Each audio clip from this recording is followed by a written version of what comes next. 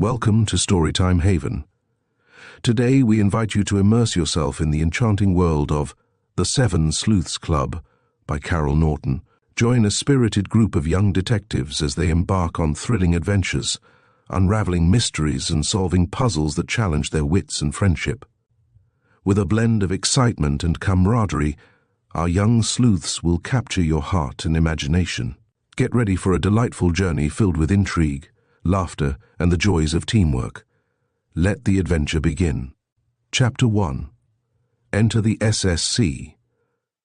A musical gong, resounding through the corridors of the Sunnyside Seminary, was the signal for the opening of doors and the trooping out of girls of all ages, in twos and threes and groups, some with ribbon braids, a few with long curls, but most of them with saucy bobs. It was a 10-minute recreation between changing classes. Had it been summer, one and all would have flocked out on the wide green lawns to play a game of toss-ball for a few merry moments, or to rest on benches under the great old elms, or to saunter up and down the flower-bordered paths. But, since it was a wild, blustery day in January, the pupils of Miss Demarest's school for select young ladies contented themselves, some of them with opening the heavy front door and uttering little screams of pretended fear or of sincere delight when a snow-laden gust brushed past them, leaving those nearest with wind-tossed hair. 6 of them, having no curiosity, it would seem, concerning the weather, gathered about the wide fireplace in the library for a few moments of hurried gossip. "Where's Mary?" Peggy Pierce asked, as she glanced toward the open door that led into the music room. "She said we were to come in here and wait for her. She's made a wild and wonderful discovery, she told me in class. If Miss Preens didn't have eyes in the back of her head, Mary would have told me what it was. But just as she was starting, around whirled that living skeleton and pointed an accusing bony finger at us as she moaned in that deep, uncanny voice of hers, "Miss Marion Lee, 1 demerit for whispering. Miss Peggy Pierce, 1 demerit for listening." "Say, can you beat that? I don't think she's human," Rosamond Wright declared, her iris blue eyes round and serious. "Honest, true, I think she has demoniacal powers." "That's too much for me," laughed little Betty Bird. "Where do you learn such long words, Rose? I'm still using monosyllables." "Sounds like it," Bertha Angel commented. To return to the subject under discussion, where do you suppose the president of the SSC is?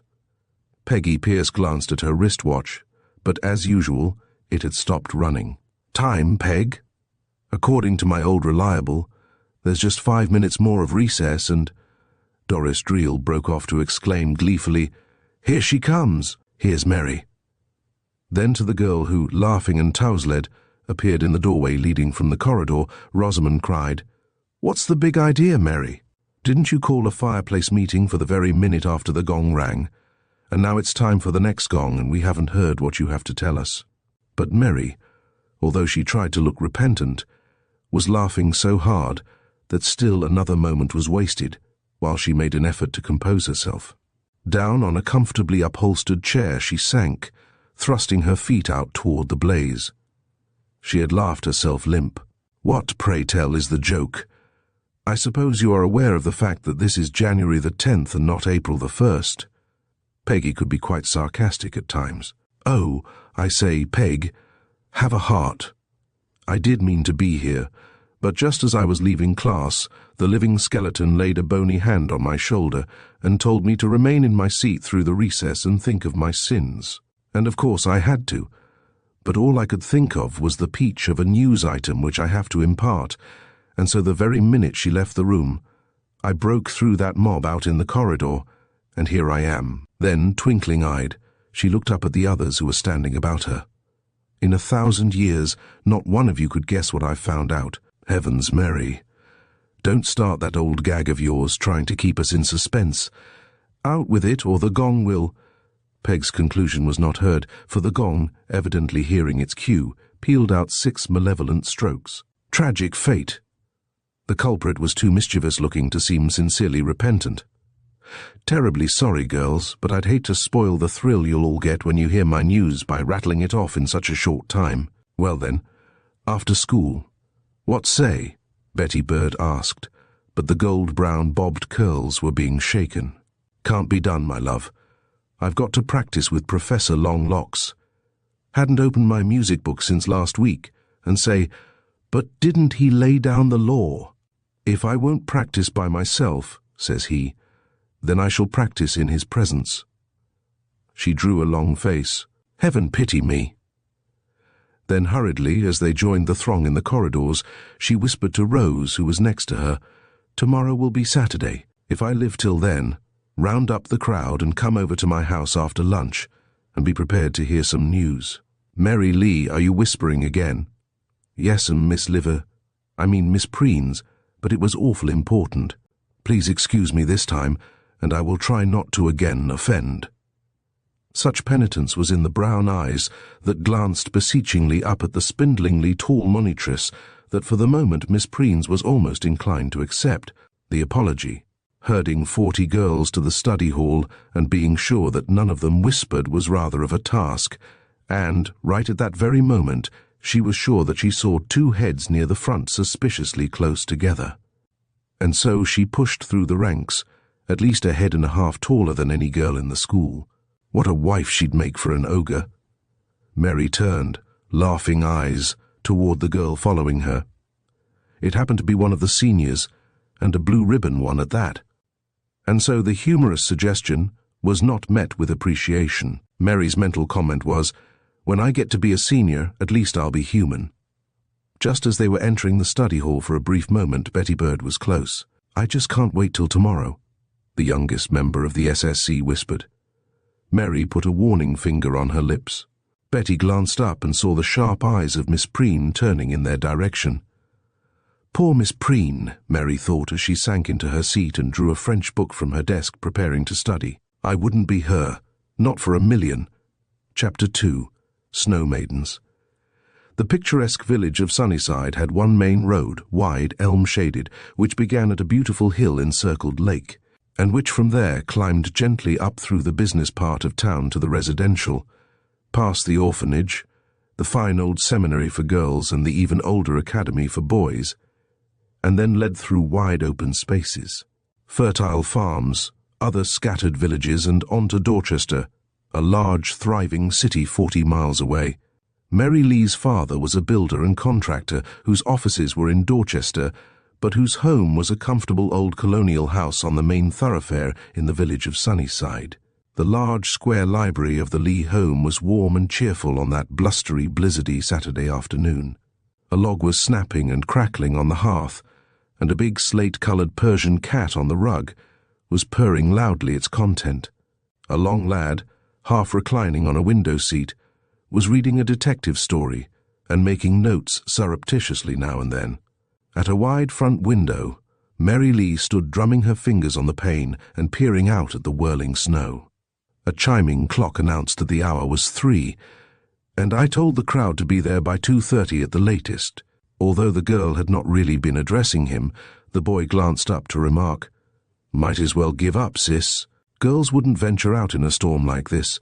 They are like cats. They like to stay in where it's warm and comfy. Hey, Muff?" The puss, upon hearing its name, opened one sleepy blue eye, looked at the boy lazily, and then dozed again. Suddenly there was a peal of merry laughter. "Oh, Jack," his sister exclaimed gaily, "do look out of the window. Did you ever before see such a funny procession?" Jack looked and beheld coming in at the front gate 5 maidens so covered with snow that it was impossible to tell which was which. Mary whirled to defy her brother. "Now, sir, you see girls aren't afraid of a little blizzardly weather. I'm certainly glad they came. I'd burst if I had to keep my secret any longer." "Secret?" Jack's voice held a rising inflection, and he looked up with interest, but Mary was on her way to open the front door that Katie, the maid, need not be summoned by the bell. A gust of wind and a flurry of flakes first entered. Then what a stamping as there was outside on the storm porch. "Hail, hail, the gang's all here," Mary sang out, but quickly added, "Oh, don't mind about the snow. Come on in." Katie put matting over the carpet. Then as she looked from one ruddy, laughing face to another, the hostess exclaimed, "But you aren't all here. What's the matter with Rose? Why didn't she come?" Then, before anyone could reply, Mary guessed, "Oh, I suppose her lady mother was afraid her precious darling would melt or be blown away. I don't see how Rose ever gets to school in the winter. Her mother coddles her so." "Drives, my dear, as you know perfectly well, but it seems that today the snowplough hasn't been along Willowben Lane, and her mother won't hear to having the horses taken out. Rose tried to call you up, but your phone is on the blink, so she called me." Peg paused for breath, then went on. "She's simply heartbroken. She said she'd give us all the chocolates we could eat, and a nice hot drink if we'd beg, borrow, or steal a sleigh somewhere, and hold our meeting out there at her house." Mary's face brightened. "Say, that's a keen idea. I was wondering how I could divulge my secret with Jack hanging around in the library, and I couldn't turn him out very well, being as it's about the only warm spot in the house except the kitchen. What's more, I'm crazy to go for a tramp in this snowstorm. Wait till I get on my leggings and overshoes." They had not long to wait, for in less than 5 minutes Mary reappeared from the cloakroom under the wide, winding stairway, a fur cap hiding her short curls, a fur cloak reaching to her knees and her legs warmly ensconced in leggings of the same soft grey. She opened the door to the library and called to her brother, who was again deeply engrossed in his book. "The cats are about to leave. We've decided to hold today's most important meeting of our secret society in the palatial home of the Widow Wright. I am enlightening you as to our destination, brother dear, so that if we happen to be lost in a snowdrift, you will know where to come to dig us out." Jack had leaped to his feet when he saw the merry faces of the 5 girls in the hall, but before he could join them, they had darted out through the storm porch, and the wind slammed the door after them. The boy laughed to himself, then shrugged his shoulders as though he was thinking that the modern girl was beyond his comprehension. Then he returned to the fireplace, dropped down into the comfortable depths of a big easy chair, and continued to read and scribble alternately. He was preparing a paper to be read that night before the secret society to which he belonged, the CDC. The boys had long ago guessed the meaning of the letters that named the girls' club the SSC. Dead Easy Bob, Angel had told them. Sunny Side Club, of course. But the girls had never been able to guess the meaning of the boys' CDC. Nor did they know where the secret meetings were held. These meetings were always at night, and although Sunnyside girls were modern as far as their conversation went, due to their parents' antiquated ideas perhaps, they were not considered old enough to roam about the dark streets of the town at night, unless accompanied by their brothers or someone older. And of course they couldn't find out the secret meeting place of the boys when the members were along, and so up to that particular date, January 11th, 1928, the Sevens SC girls had not even a suspicion of where the boys' clubrooms were located. They had vowed that they would ferret it out if it took a lifetime. Chapter 3. A Merry Adventure. The snowplough had been along on the wide street and sidewalks of the main thoroughfares of the town, and the girls had no trouble at all in making headway through the residential and business parts of Sunnyside. But when they turned toward the hills, on the west side of the village, they found that the snowploughs had not been so accommodating. Willowben Lane was covered with deep, soft snow, and when Bertha Angel, who chanced to be in the lead, tried to stand on it, she sank down to her knees. Wading was out of the question. Willowben Lane was on the outskirts of town, and it was fully a mile back to the main road. They looked ahead of them across the unbroken snow to where, on a low hill, stood the big brownstone turreted house, in which lived the wealthy Mrs. Irving Earl Wright and her daughter, Rosamond. "I wish we'd brought along some snowshoes," Mary remarked. "I hate to let a storm stump me.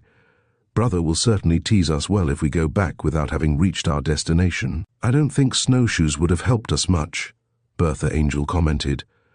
"It's quite a feat to walk on them until one gets on to the trick of it." "Hark ye," Mary exclaimed, lifting a finger of her fur-lined glove. "I hear sleigh bells. Somebody is coming, and if that somebody's destination happens to be up Willowben Lane, we'll beg a ride. What if it's somebody we don't know?" Little Betty Bird ventured to inquire, to which Mary, "How could it be? Wasn't I born here, and don't I know everybody within 1,000,000 miles?" "That sounds rather like hyperbole," Bertha exclaimed. "Like which?" Doris Drexel teased, then added, "Wouldn't Miss Preen be pleased to hear her prize pupil rattle off that fine-sounding word in shh, shh?" Mary's hand was on Dory's arm. "Our victim is now in sight. My, what a swell turnout, some cut of that, isn't it?" The 6 girls had stepped to one side of the road and were watching with interest the approach of a large sleigh, which was being drawn at a rapid pace by 2 big white horses, perfectly matched. The driver, as they could discern as it drew nearer, was a young man who was almost hidden in a big brown fur coat and cap, but his eyes were peering out and he was amazed to see a bevy of girls standing by the unbroken lane, so evidently in distress. Stopping his horses, he snatched off his fur cap and revealed a frank, boyish face that had not been seen in that neighborhood before. "Young ladies," he said courteously, "can you direct me to the home of Colonel Wainwright? In the village they told me to follow this road for a mile and then ask someone which turn to take." "Oh, yes, we can tell you," Mary replied. "This lane is a short cut to the Colonel's place." The lad thanked her and was about to drive on.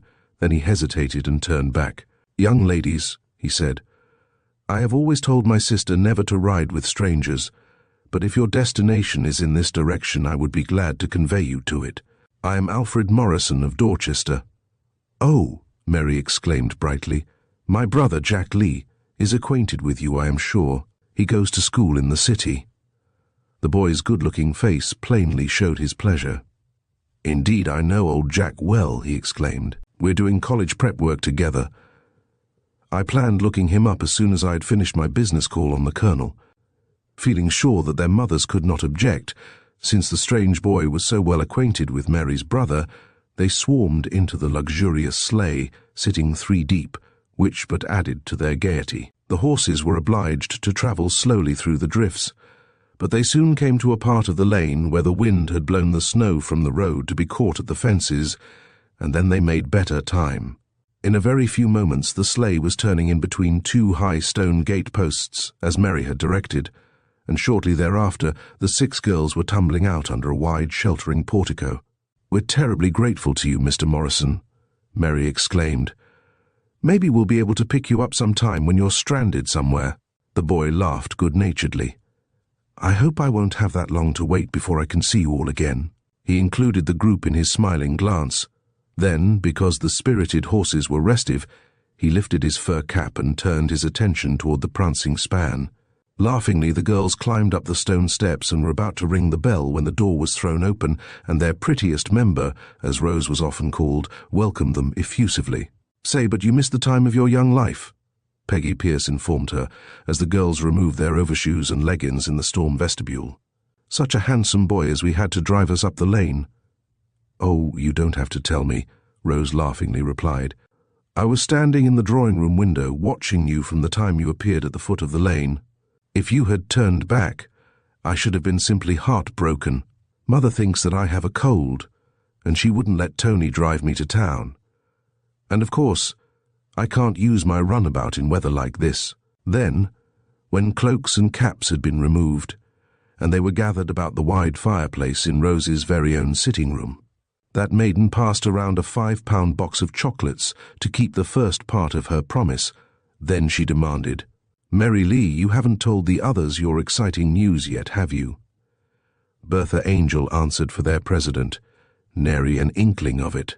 Truth to tell, we didn't even ask her. I guess we all thought we'd rather wait until the meeting was called." "Oh, I say, let's cut out formality for once, can't we?" Peggy Pierce implored. "Why read the minutes of the last meeting when all we did was entertain the little orphans with a big Christmas tree?" "All?" Gertrude West lifted her eyebrows questioningly.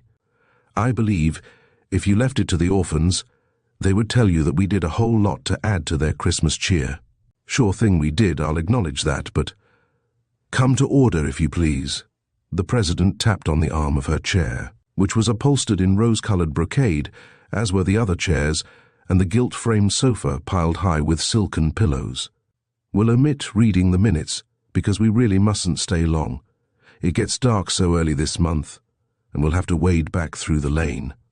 And we won't call the roll, because, of course, we know that we're all here, so, since I believe you are properly curious, I will now tell my news item."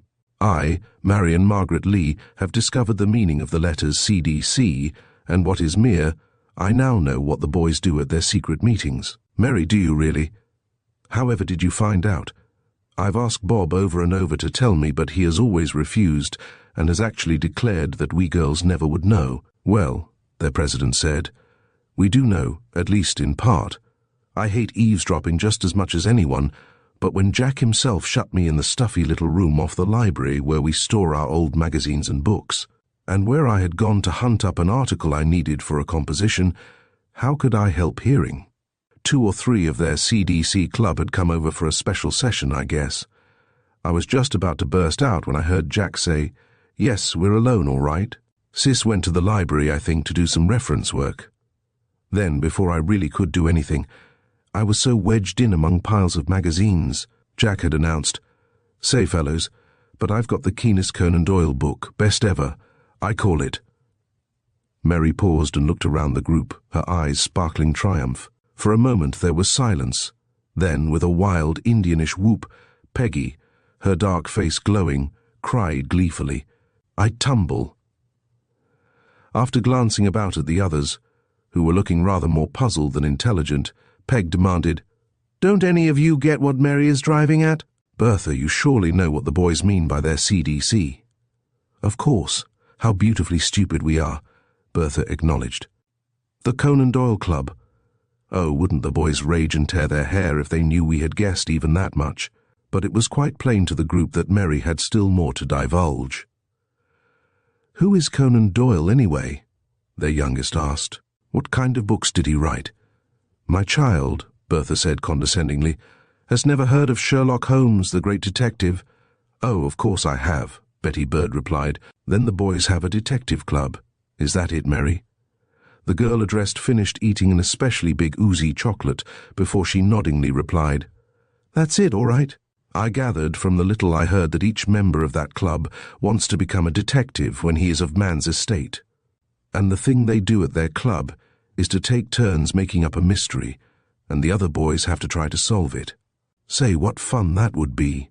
I wish they would let girls join their club," Doris Drexel remarked, but Mary put in, "You wouldn't wish it, young lady, if you knew, as I do, how little they think of our intelligences." One of them, I couldn't tell which, had written to a lawyer uncle in New York, telling about their club, and in reply their uncle had told about some young woman detective in his employ and how clever she was, at which Jack sniffed. "Well, she must be an exception, all right. I can't imagine my sister Mary or any of her crowd solving a mystery, not if the clues were spread out right in front of them." Bob laughed at that in his good-natured way, and replied that there wasn't much danger of anyone getting a chance to solve a mystery in this little lakeside town, where nothing ever happened that was in the least unusual. Then he said, "That's why we have to make up our own mysteries, since we can't unearth any real ones to practice on." All the while that Mary had been talking, Peg had been sitting on the edge of her chair, looking as though she would burst if she didn't soon get a chance to say what was on her mind. The moment their president paused, she leaped in with, "Girls, I've thought of the most scrumbunctious idea. Let's have a detective club of our own, and let's find a real mystery to solve and show those boys a thing or two. Won't they be humiliated, good and proper, when they learn that we, 7 mere girls, without intelligence, have solved the greatest mystery that ever occurred in the village of Sunnyside? Hold on, Peg. Your imagination is running away with you. Anyone would think you had already found the mystery to solve.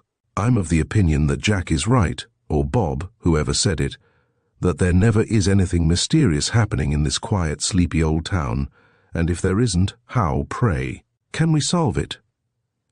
Bertha was always logical and practical. Their balance wheel, she was sometimes called. "I bet you I find a mystery." Peg stood up as though she were going to start right out on the search. "I've always been wild about mystery stories, read every one at the library, and I'll know just how to go about solving one when it's found. Sit down, friend Sleuth, and tell us your plan. There are possibilities in it, I'll agree." Mary smiled up into the olive face of their most energetic member. As she continued reminiscently, "In the beginning, we named our club the SSC because we lived in Sunnyside. Then we gradually added a second meaning to please our saintly Gertrude." "You're a tease." The sweet-faced girl, their minister's daughter, smiled lovingly at the speaker, who continued as though unconscious of the interruption, which was Spread Sunshine Club. We proceeded to sew for missionary barrels, though heaven help the heathen who had to wear the clothes I made if they care anything about a stylish fit. A burst of merry laughter proved that her listeners were recalling some garment made by their president that had not come up to specifications. Then we decided to center our spreading sunshine efforts on our home orphanage. Shh! Don't say anything, Trudy. I know we've done nobly and all that. But now I feel about the way Peg does, that if we keep on being so saintly, I'll be drawn up heavenward before I've had a real fling. So what I am going to suggest is that we add a third meaning to our club letters, which shall be, "Oh, Madam President, may I say what?" Peggy was again on the edge of her chair, waving a frantic hand as though she were a child in school. "Sure thing. Shoot." How would Seven Sleuths Club do for the new meaning? Actually inspired, I should say. Now, all that is left is to find a mystery to solve. Peggy Pierce, I appoint you and your twin friend, Doris Drexel, a committee of 2 to find a mystery before our next meeting, which is to be held at Bertha Angel's home 1 week from today. If by that time you have failed, I will appoint. Fail? Dory and I don't know the meaning of the word, that slender maid retorted. Bertha, who was nearest the window, then exclaimed, "Someone is driving in. Why, if it isn't that nice Alfred Morrison." "Great," Mary declared. "Now we can get a ride out of the lane. I do believe that is why he is coming." And she was right. Rose answered the ring before a maid could appear, and the youth, cap in hand, informed her that he had happened to think that since the young ladies had had no way to get into the lane, perhaps they had no way to get out. Rose replied in her pretty manner that she knew the girls would be glad to go with him. Then she invited him in to have a cup of hot chocolate, which, even then, a maid was passing to the club members, having been told to appear at that particular hour. Without the least sign of embarrassment, the boy joined the girls in the cozy little sitting room off the big library and drank a cup of chocolate as though he really enjoyed it. Half an hour later, as the sun was setting, Mary said with apparent solemnity, "We will now adjourn the meeting, which I believe has been most satisfactory. And let me urge each and every one of our members to remember that all that has passed today is most secret, and that no matter how the boys of the sea, DC, may pry, not an inkling of what has here occurred is to be divulged to them." Then, twinkling-eyed, she changed her tone to one more natural. "Won't they have the surprise of their young lives, though, if we do succeed?" "No ifs," Peg interjected with determination. "We will." Chapter 4. Interesting news. The midwinter blizzard continued, and so intense was the cold and so unceasing the cutting, icy blast that Miss de Morest, at the request of several parents, sent forth a messenger to inform the day pupils that classes would not be resumed until the storm had subsided. But wind, ice and snow had no terrors for the members of this SC, and since important matters were afoot in the reorganization of their club, it was decided, by those whose phones had not been put out of use by the tempest, to beg or borrow a sleigh and hold the meeting at the home of Bertha Angel on Monday instead of the following Saturday. Mr. Angel, being a grocer, possessed several delivery sleighs, and since Bertha could drive as well as her brother Bob, Mary, whose phone was out of order, was amazed to see such an equipage draw up in front of her door at about 2 on that blizzardy afternoon. Her first thought was that Bob was delivering groceries, but why at the front of the house, since he always went in at the side drive? Then, as the snow curtain lifted a little, she discerned the forms of several persons warmly wrapped and actually huddled on the straw-covered box part of the delivery sleigh. The driver was tooting on a horn and looking hopefully toward the house. Then it dawned on Mary that it was Bertha who was driving, and not Bob, as she had supposed. In a twinkling, she leaped to the door of the storm vestibule and called that she would be right with them. And she was, clad in her warmest. An Eskimo girl could not have been more hidden in fur. How her brown eyes sparkled as she climbed up on the front seat by the driver. Which place had been reserved for her since she was president? Of all the grand and glorious surprises, she exclaimed, glancing back at the laughing huddle as Bertha drove out of the gate. "Why, I declare to it, you've even got our rosebud." "How did you manage that?" "I didn't think her mother would let her out of the house again until next summer. It took lots of loving suasion, I can assure you," Rose replied. "And I don't even know if that would have worked had it not been that an old friend whom Mother hadn't seen in years arrived in a station sleigh to spend the afternoon, and in order to be freed from my teasing, the lovely lady said, 'Wrap up well and take a foot warmer.'" "3 cheers for the friend," Mary said, then added, drawing her fur coat closer, "My, how dense the snow is. Give me that horn, Bercy. I'll toot so that other vehicles will know that we are coming." The comfortable old white house set among tall evergreen trees that was the Angel's home was in the center of town on the long main street and not far from the Angel grocery, the best of its kind in the village. Bertha drove close to the front steps, bade the girls go right in and wait for her in the sitting room while she took the delivery sleigh back to the store. But hardly had they swarmed out when a merry whistle was heard through the curtain of snow, and the form of a heavy-set boy appeared. "Oh, good, here comes Bob," his sister called. "I'd know that whistle in darkest Africa. It out-robins a robin for cheeriness. Hello, SSC. S, a jolly voice called. And then a walking snowman stopped at the foot of the steps and waved a white arm to the girls who were standing under the shelter of the porch roof. "Going to spread some more sunshine today?" "Well, it sure is needed." Bertha, having climbed down, Bob leaped up on the high seat and took the reins, then with a good-natured grin on his ruddy, freckled face, the boy called, "It was shabby of us to guess what your SSC meant, wasn't it? Boys are clever that way, but girls aren't supposed to be very clever, you know. If they're good-looking and good cooks, that's all we of the superior sex expect of them." "Indeed, is that so, Mr. Bob?" Peggy just could not keep quiet. "I suppose you think we never could guess the meaning of your CDC. "I know you couldn't," Bob replied with such conviction that Mary, fearing it would tantalize Peg into betraying their knowledge, changed the subject with, "S'pose you'll take us all home, Bob, before dark sets in." "Righto," was the cheery response, as the boy started the big dapple horse roadward. 15 minutes later the girls were seated about the wide fireplace in the large, comfortably furnished living room. This home lacked the elegance that was to be found in the palatial residence of Rose, nor did it have the many signs of culture that Mary's father and mother had collected in their travels. But there was a homey atmosphere about it that was very pleasant. Mrs. Angel, short, plump, cheerful, whom Bob closely resembled, appeared for a moment to greet the girls and then returned to a task in another part of the house. Bertha, who had disappeared, soon returned with a huge wicker basket. "I thought we might just as well keep on with our spread sunshine activities," she explained, "even though we have added a new meaning to ours, SC. She was taking out small, all-over aprons of blue gingham as she spoke. The name of a girl was pinned to each one. "Sure thing." Mary reached for her garment. "Our fingers can sew for the orphans, while our tongues can unravel mysteries if—" Her eyes were twinkling as they turned inquiringly toward Peggy Pierce. "Our committee of 2 has unearthed one as yet." "Of course we haven't," was the maiden's indignant response. "How could we find a mystery in a snowstorm like this?" "True enough," Mary said in a more conciliatory tone.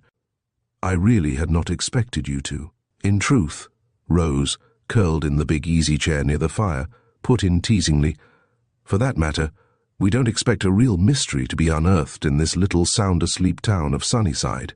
Goodness, don't we know everybody in it? And don't our parents know their parents and their grandparents and—" "Well, somebody new might come to town," Doris, the second member of the sleuth committee, remarked hopefully. "Sure thing," someone Mary said with such emphasis on the last word that Bertha dropped her work on her lap to comment, "You speak as though you knew that someone new is coming." "I do," Mary replied calmly, bending over her sewing that the girls might not see how eager she was to tell them her news. "Stop being so tantalizing, Mary. What in the world do you know today that you didn't know Saturday?" Peg inquired. "Oh, I know," Rose sang out. "It's something that handsome boy, Alfred Morrison, told you when he went to call on Jack. Out with it, Mary. Don't keep us in suspense." "Of course." How stupid we didn't think to ask what happened after you and Alfred Morrison had left us at our homes," Doris put in. "We knew he was going with you to call on Jack. Is he coming to live in Sunnyside? Say, wouldn't it be keen if he did?" "Well, you are all warm anyway," Mary conceded. "The someone who is coming to live in Sunnyside, I mean the someone to whom I am referring, is a girl. But I guess we won't want to cultivate her acquaintance at all. At all. Mary Lee, if you don't tell us, I shall come over there and shake you until you do." Betty Bird was so tiny that this threat made the girls laugh gaily, but it had the desired effect, for their president ceased teasing and told them a story which interested them greatly. Chapter 5. A Mischievous Plan. Well, to begin at the beginning, Jack was pleased as punch to see Alfred Morrison, and for the first 15 minutes they talked of nothing but college prep, athletics, fraternities and the like. Then Mother called me and I left them alone in the library. When I returned, half an hour later, Alfred was gone, but this is the tale Brother told me. It seems our new friend has a sister about our age, Geraldine by name. "Oh ho," Bertha put in. "Then that is who the newcomer to our town is to be." Peg laughed. "We'll have to put you on the sleuth committee, Bercy, but do hurry and tell us the worst." "Perhaps it's the best," Gertrude suggested, but Mary shook her head. "Worst is more like it. But here goes. Mr. Morrison, their father, lived in this village when he was a boy. He was mischievous and willful, and he had trouble with his father, who was stern and unrelenting.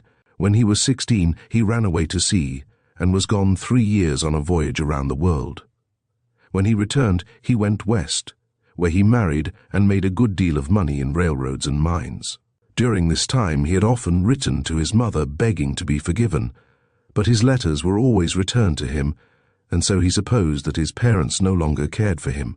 At last, however, when his wife died, leaving him with 2 small children, he came back to Dorchester only to find that his father and mother were gone, and the old home falling into rack and ruin. Sad at heart, he settled in the city where Alfred and his sister were brought up by tutors and governesses. "Oh, the poor things," Doris Drexel said pityingly. "My heart aches for any boy or girl brought up without knowing the tenderness of a mother's love." "That brings the story up to the present," Mary continued. "Last week Mr. Morrison left very suddenly for Europe in the interests of his business, and he may be gone all winter. He did not want to leave his son and daughter alone in the city house with the servants, and so he sent Alfred down here to see Colonel Wainwright, who was his pal when he was a boy, to ask him if they might remain with him for a few months. The colonel was delighted, Alfred told Jack, and so they are both coming to our village to spend the winter. But Mary, why do you think that is not good news? I think it will be jolly fun to have another girlfriend. There's always room for one more." Gertrude said this in her kindly way, but Peg protested. "There certainly isn't room for one more in the Seven Sleuths Club." "Indeed not," Mary seconded. "But don't worry. The haughty Miss Geraldine won't want to associate with simpering country milkmaids." "With what?" Every girl in the room dropped her sewing on her lap and stared her amazement. Mary laughed as she replied, "Just that, no less. I knew how indignant you'd all be. I would too if it weren't so powerfully funny. I'd pity the cow I'd try to milk. What reason have you for thinking this girl, Geraldine, will be such a snob?" Gertrude asked, as she resumed her sewing. "Reason enough," Mary told them. "Alfred said that his sister was very angry when she heard that her father was going to send her to such a backwoodsy place, meaning our village, and she declared that she simply would not go. She, Geraldine Morrison, who was used to having 4 servants wait upon her, to live in an old country house where she would probably have to demean herself by making her own bed? No, never. She raged and stormed, Alfred said, and declared that she would go to visit some cousins in New York. But to that her father would not listen. He told her that he wanted his little girl, who is none too robust, to spend a winter breathing the country air in the village where he was a boy. Of course, since Geraldine is only 16, she had to give in, and so next week she is to arrive, bag and baggage. She told Alfred that he needn't think for one moment that she was going to hobnob with silly, simpering country milkmaids. Alfred said that he hated to tell Jack all this, but he liked us so much he wanted us to be prepared, so that we would not be hurt by his sister's rudeness. There were twinkles appearing in the eyes of the mischievous Peggy. "Oh, girls," she said gaily, "I've thought up the best joke to play on this haughty young lady who calls us simpering milkmaids. Let's pretend that is what we really are, and let's call on her and act the part. We're all crazy about private theatricals. Here's our chance." "Say, but that's a keen idea," Mary agreed chucklingly. Then they chattered merrily as they laid their plans. They would give the new girl a few days to become used to the village. Then, en masse, they would go up to Colonel Wainwright's and call upon her. There was so much laughter and such squeals of delight in the next half hour that Mrs. Angel, appearing in the doorway with a platter heaped with doughnuts, was moved to inquire, "What mischief are you girls up to? I never before heard so much giggling." Her beaming expression proved to them that she was not displeased. "Oh, Mrs. Angel, you surely were well named." "Such doughnuts. Do leave the platter, please. This one has melted in my mouth already." "I do hope Bob won't come before we have them eaten," were among the remarks that were uttered as the doughnuts vanished. Bertha, her eyes brimming with laughter, had disappeared to return a second later with a tray of glasses and a huge blue crockery pitcher. "This drink is appropriate, if nothing else," she announced gaily, as she placed her burden on the long library table and began to pour out the creamy milk. "It didn't take you long to milk a cow," Peg sang out. "Yum. This puts the fresh into the refreshments." "Oh, ooh, Peg, don't try to be funny." "Can't be done, old dear," Mary teased, then held up a warning finger. "Hark! I hear sleigh bells coming. It's Bob, and Jack is with him. Alec for us and the 6 left doughnuts. Oh well, they deserve them if anyone does, coming after us in a storm like this," Gertrude remarked as she folded her sewing. "I'm glad they have come, for Mother doesn't feel very well and I wanted to be home in time to get supper."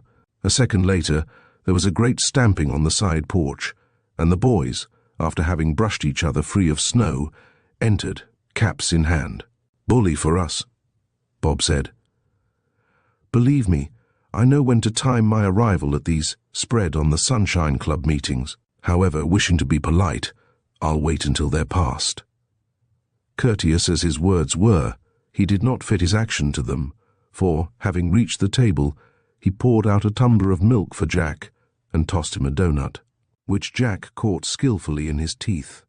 The girls, always an appreciative audience, laughed and clapped their hands. "Bertha, it was nice of you to provide a juggler to amuse your guests," Rose remarked. "Jack must have been a doggy in a former existence," Peg teased. "Sure thing I was," the boy replied good-naturedly.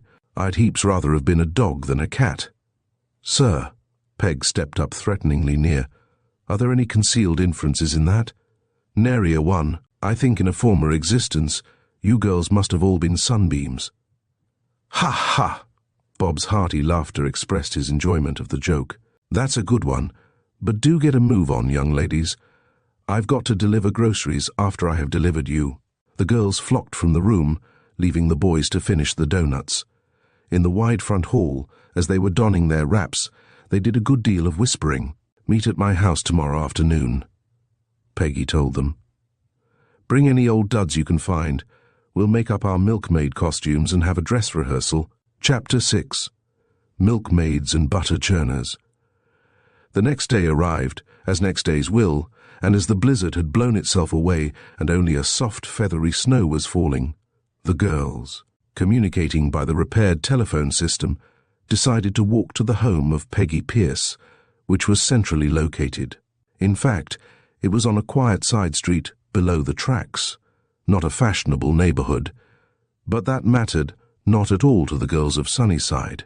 The parents of some of the 7 were the richest in town, others were just moderately well off, but one and all were able to send their daughters to the seminary, and that constituted the main link that bound them together, for they saw each other every day and walked back and forth together.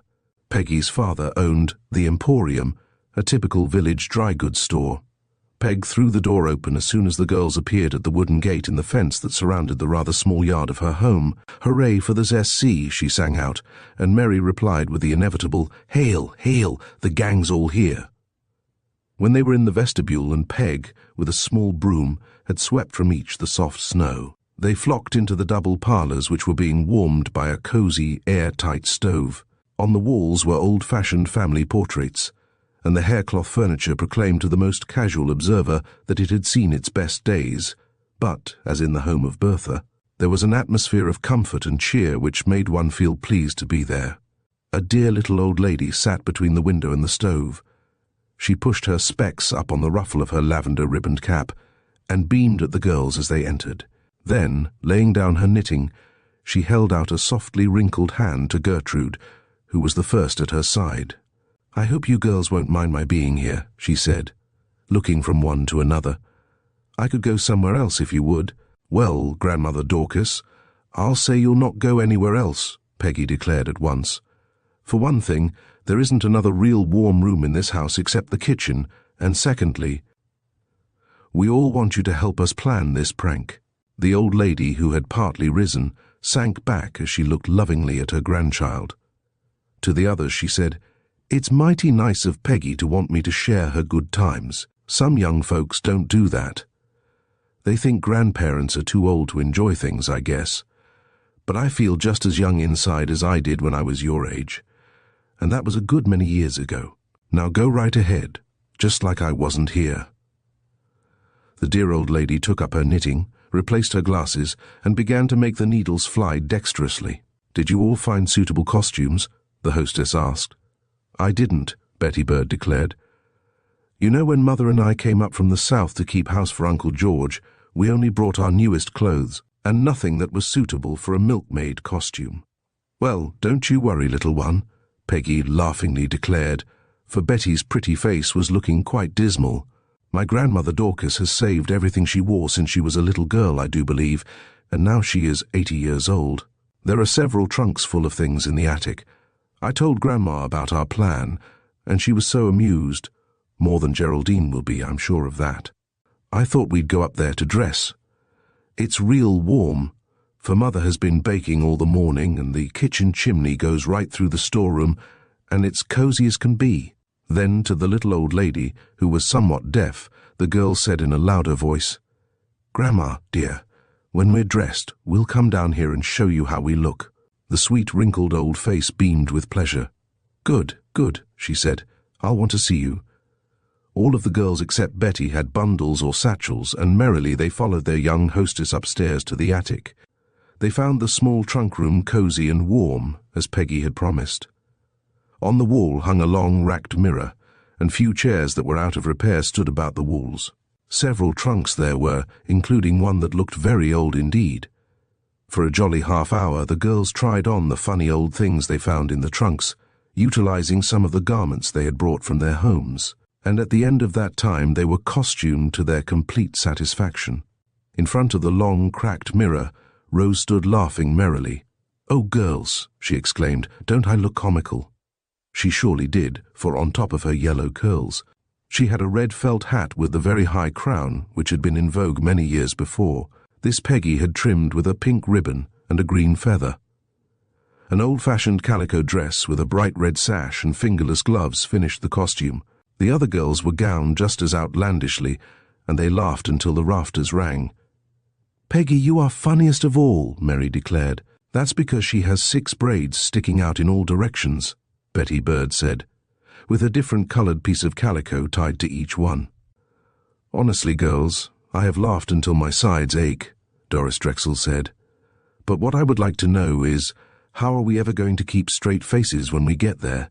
If one of us laughs, that will give the whole thing away." "We had practice enough in that comedy we gave last spring at school," Bertha Angel said. "Don't you remember we had to look as solemn as owls all through that comical piece?" "Well, what we did once, we can do again." "I did giggle just a little," their youngest confessed. "Betty Bird, don't you dare giggle." Peggy shook a warning finger at the little maid. Then she added, "It's such a lot of work to get all decked up like this. I wish we could make that call today." Mary's face brightened. "We can. I actually forgot to tell you that Alfred Morrison was over last night to see Brother, and told him they had arrived a day sooner than they had expected." "Hooray for us," Doris sang out. It does seem like wasted effort to get all togged up this way just for a rehearsal. Let's go downstairs and speak our parts before Grandma Dorcas. Then we'll find someone to drive us out. I'll phone the store and see if I can borrow Johnny Cowles. He's delivering for the Emporium now, and I guess this snowy day he can spare the time." This being agreed upon, they descended to the living room. The girls pretended that Grandma Dorcas was the proud Geraldine, and that they were calling upon her. The old lady enjoyed her part and did it well. Then Johnny appeared with the sleigh, and the girls gleefully departed. Chapter 7. An Unwilling Hostess. Meanwhile, in the handsome home of Colonel Wainwright, on the hill road overlooking the distant lake, a very discontented girl sat staring moodily into the fireplace of a luxuriously furnished living room. Her brother stood near, leaning against the mantelpiece. "I won't stay here," Geraldine declared, her dark eyes flashing rebelliously. I won't. Father has no right to send me to this backwoods country village. What if he was born here? That surely was his misfortune, and no sensible reason why I should be condemned to be buried here for a whole winter. But, sister mine," the boy said in a conciliatory tone, "I've been trying to tell you that there are some nice girls living in Sunnyside, but you won't let me. If you would join their school life, you would soon be having a jolly time. That's what I mean to do. Alfred Morrison, I don't see how you came by such plebeian ideas. I should think that you would be ashamed to have your sister attending a district school when you know that I have always been a pupil at a most fashionable seminary, and have associated only with the best people. What makes them the best, sister?" The girl tapped one daintily slippered foot impatiently as she said scathingly, "Alfred, you are so provoking sometimes. You know the Ellingsworths and the Drexels and all those people are considered the best in Dorchester." Alfred was about to reply that there was a family of Drexels living in Sunnyside, but luckily, before he had said it, his attention was attracted by the ringing of a cowbell which seemed to be out in the driveway. Geraldine also heard, but did not look up. Some delivery wagon, she thought, but Alfred, who stood so that he could look out of the window, understood what was happening when he saw the village girls descending from a delivery sleigh. They slipped out of their fur coats, leaving them in Johnny's care, and appeared in shawls and old-fashioned capes. For a puzzled moment, Alfred gazed. Then, as something of the meaning of the joke flashed over him, he almost laughed aloud. Luckily, Geraldine continued to stare moodily into the fire, nor did she look up when Alfred left the room. Before the girls on the porch had time to ring the bell, the boy opened the door, and stepping out, he asked quietly but with twinkling eyes, "Why the masquerade?" "Don't you dare to spoil the joke," Mary warned, when she had told him that since his sister had expected them to be milkmaids, they had not wanted to disappoint her. Then she informed him, "My name is Miss Turnip. You introduce me and I'll introduce the others." Alfred's eyes were laughing, but in a low voice he said, "I'm game." Then aloud he exclaimed, "How do you do, Miss Turnip? I am so glad that you came to call. Bring your friends right in. My sister will be pleased to meet you."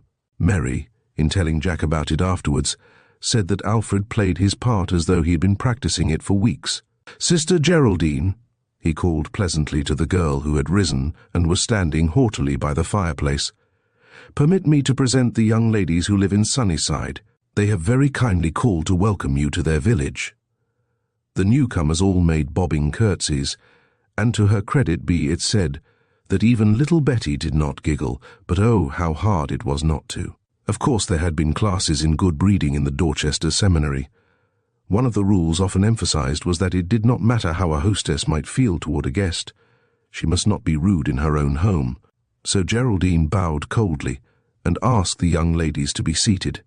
Alfred, daring to remain no longer, bolted to his room and laughed so hard that he said afterwards that he couldn't get his face straight for a week. Peggy Pierce, being the best actress among the Sunny Seven, had been asked to take the lead, and so when they were all seated as awkwardly as possible, she began, "My name is Mirandy Perkins. We all heard as how you had come to town, and so we all thought as how we'd drop in and ask if you'd like to join our literary society. We do have the best times. Next week we're a-goin' to have a pumpkin social. Each gal is to bring a pumpkin pie, and each fellow is to bring as many pennies as he is old, to help buy a new town pump for the square. That's why it's called Pumpkin Social. This remark was unexpected, not having been planned at the dress rehearsal, and it struck Rosamond as being so funny that she sputtered suspiciously. Then, taking out a big red cotton handkerchief, she changed the laugh into a sneeze. Geraldine sat stiffly gazing at her callers with an expression that would have frozen them to silence had they been as truly rural as they were pretending. But, if she had only known it, these country girls had been attending a school every bit as fashionable as the seminary of which she so often boasted. "I thank you," that young lady replied, "but it is not my intention to remain in this backwoodsy place. I plan leaving here next week at the latest." "Wall now, ain't that too bad? We thought as how you'd be such an addition to our society," Peggy continued her part. "Of course, we all feel real citified ourselves. We get the latest styles right from Dorchester for our toggins." "Toggins?" Geraldine repeated icily. "Just what are they?" There surely was a titter somewhere, but Peggy, pretending to be surprised, remarked, "Why, toggins are hats and things like jerseys here." She nodded at the caricature of a red hat with green and pink trimmings which was perched on Rosamond's head. Mary returned to the rehearsal lines from which they had sidetracked. "You'd enjoy our literary society, I'm sure," she said, "being as you have a literary sort of a look. We meet onct a week around at different houses. We sew on things for the missionary barrel, and then one of us reads aloud out of the Farmer's Weekly." Just then the clock on the mantelpiece chimed the hour of 4, and Peggy sprang up. "Crickets!" she exclaimed. "Here 'tis comin' on dark most, and me not home to milk the cows, and I've got to churn yet before supper." Doris Drexel ventured her first remark. Luckily, Geraldine did not glance at the soft white hands of the speaker. They were all smiling in the friendliest fashion, but as soon as they were outside and riding away in their queer equipage, they shouted and laughed as they had never laughed before. "Her Highness will probably leave town tomorrow," Doris remarked. "But if she does, the town will be well rid of her." "I wonder if we put it on too thick?" Bertha questioned as they were slipping on their fur coats, which they had left in the sleigh. "I was afraid she would see through our joke." "I don't believe she did," Mary said. "Alfred told Jack that his sister got her ideas of girls who live in country villages from the moving pictures, and they are always as outlandishly dressed as we are." "Well, it will be interesting to see what comes of our nonsense," Gertrude remarked. "On the whole, I feel rather sorry for that poor unhappy girl." When Alfred saw the queer equipage disappearing, he descended to the library. "Oh, hello, sis," he said. "Have your callers gone?" Geraldine's eyes flashed, and she stamped her small foot as she said, "Alfred Morrison, I just know that you asked those dreadful creatures to call on me. I suppose you would like to have me attend their pumpkin social, which is to be given to raise money to buy a town pump." This was too much for Alfred, and he laughed heartily. "Well," he said at last, when he could speak, "I take off my hat to the young ladies of Sunnyside. They are the cleverest damsels that I ever met." So saying, he disappeared, fearing that he would break his promise to Mary, and reveal that it was all a joke if he remained any longer with his indignant sister. Geraldine would probably have packed her trunk that very night, and departed the next day if she had had sufficient money with which to buy a ticket, but for some reason her monthly allowance from her father had been delayed. Chapter 8. 3 Letters. The following morning Colonel Wainwright called the girl into his study, and laying his hand on her shoulder he said, "Little lassie, why don't you try to please your daddy and go to school in the village here, at least until the spring vacation? Then, as you know, you will be able to return to Mrs. Potter's seminary if you wish." "If I wish, Colonel Wainwright," the maiden exclaimed. "Why, of course I wish to go back there this very minute, where I can associate with girls who are my equals. I am sorry to seem ungrateful to you, Colonel, but I simply must leave this horrid village. I wish you could have seen the outlandish girls who called on me yesterday. What would Adelaine Drexel or Muriel Ellingworth think if they knew I was associating with milkmaids and butter churners?" Alfred had told the older man about the joke which had been played on poor Geraldine, and he had been much amused. Before he could reply, however, the doorbell rang. "The postman, I expect," the colonel said as he went into the hall. "Good," Geraldine exclaimed. "I do hope he has a letter for me from Papa. It is long past time for my allowance, and I simply must have it. There were 2 letters for the girl, but neither bore the desired postmark. "Oh dear, it is so provoking," she declared, and then she climbed the stairs to her room. Colonel Wainwright did not tell her that one of his envelopes bore her father's handwriting. Again in his study, he opened and read the letter. "Dear old pal, your report of my little girl is discouraging, but we must remember that she was brought up without a mother and has undoubtedly received false ideas of life from her associates, a few of whom I do not approve. Geraldine had, while in Dorchester, 2 intimate friends who were very unlike. Adelaide Drexel is a very nice, wholesome girl whose ancestors have been gentry for generations, but my chief reason for sending my daughter to Sunnyside was to separate her from her chosen companion, Muriel Ellingworth. Alfred has been much concerned about this friendship. He has often told me that Muriel, who is pretty in doll fashion, makes secret engagements with boys of whom her mother would not approve. And she invites my little girl to join them. Now I want Geraldine to have boyfriends in a frank, open way. But of this sub-rosa business, my son and I heartily disapprove. And since my daughter hasn't a mother to guide her, I decided that nothing would do her as much good as a winter spent in the wholesome atmosphere of Sunnyside, where the rich and poor play together in a happy, healthy way. Geraldine will feel terribly about it at first, but I am hoping that she is intrinsically too much like her splendid mother to remain a snob when she is convinced that among that class she will not find the worthwhile people. It was mighty good of you, old pal, to help me out in this matter, but if you find the task a troublesome one, pack her up and send her to a good boarding school until I return. I am enclosing a check. Do not give my little girl much at a time, just sufficient for her needs. Some day I will do something for you. Yours, Al." The colonel reread the letter, and then, leaning over the fireplace, he carefully burned it. The check he placed in his long pocketbook. "Poor girl," he mused, as he watched the last bit of white paper charring among the coals. "How disappointed she will be just at first. She has many hard lessons to learn, but her father was wise to send her here, where the girls are all so wholesome and still children at heart." Then his pleasant face wrinkled into a smile as he thought of the prank which those same wholesome girls had played only the day before upon the poor, unsuspecting city maiden. "I wonder if she will ever forgive them when she finds out that it was all a joke. She'll probably be very indignant at first. Well," he added, as he turned away and put on his great coat, preparing to take his daily constitutional into town, "this winter's experience will prove of what fibre the girl is really made, and somehow, in spite of her present snobbishness and vanity, I have faith in her."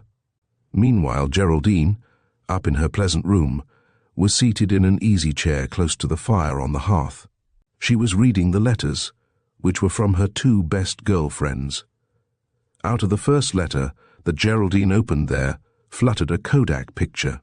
A pretty yet weak face smiled out at her. It was Muriel Ellingworth, and it had been taken at the public baths. Tom Blakely was also in the picture, and, as Geraldine well knew, Muriel's mother had forbidden her daughter to go either with that boy or to the public bathing pool. In a languid scrawl, the letter assured her dearest friend that she was just terribly missed, and suggested that Geraldine run away. "I do wish I had some money to send to you, poor dear, but I haven't. I spent the last penny of my allowance buying a pair of silk stockings. They are simply adorable. They've open work edged with gold thread, and of course I had to buy the slippers to match, and they have gold buckles. You remember Mother said positively that I must not have them, and so I keep them over at Kitty Beverley's, and when I go out with Tom, I stop there and put them on. As usual, I was asked what I had done with my allowance, but I was expecting it and had an answer ready. I said that I had given it to the poor baby's milk fund." Geraldine dropped the letter in her lap and gazed at the fire. Lying was repugnant to her. She had always told the truth fearlessly and had taken the consequences.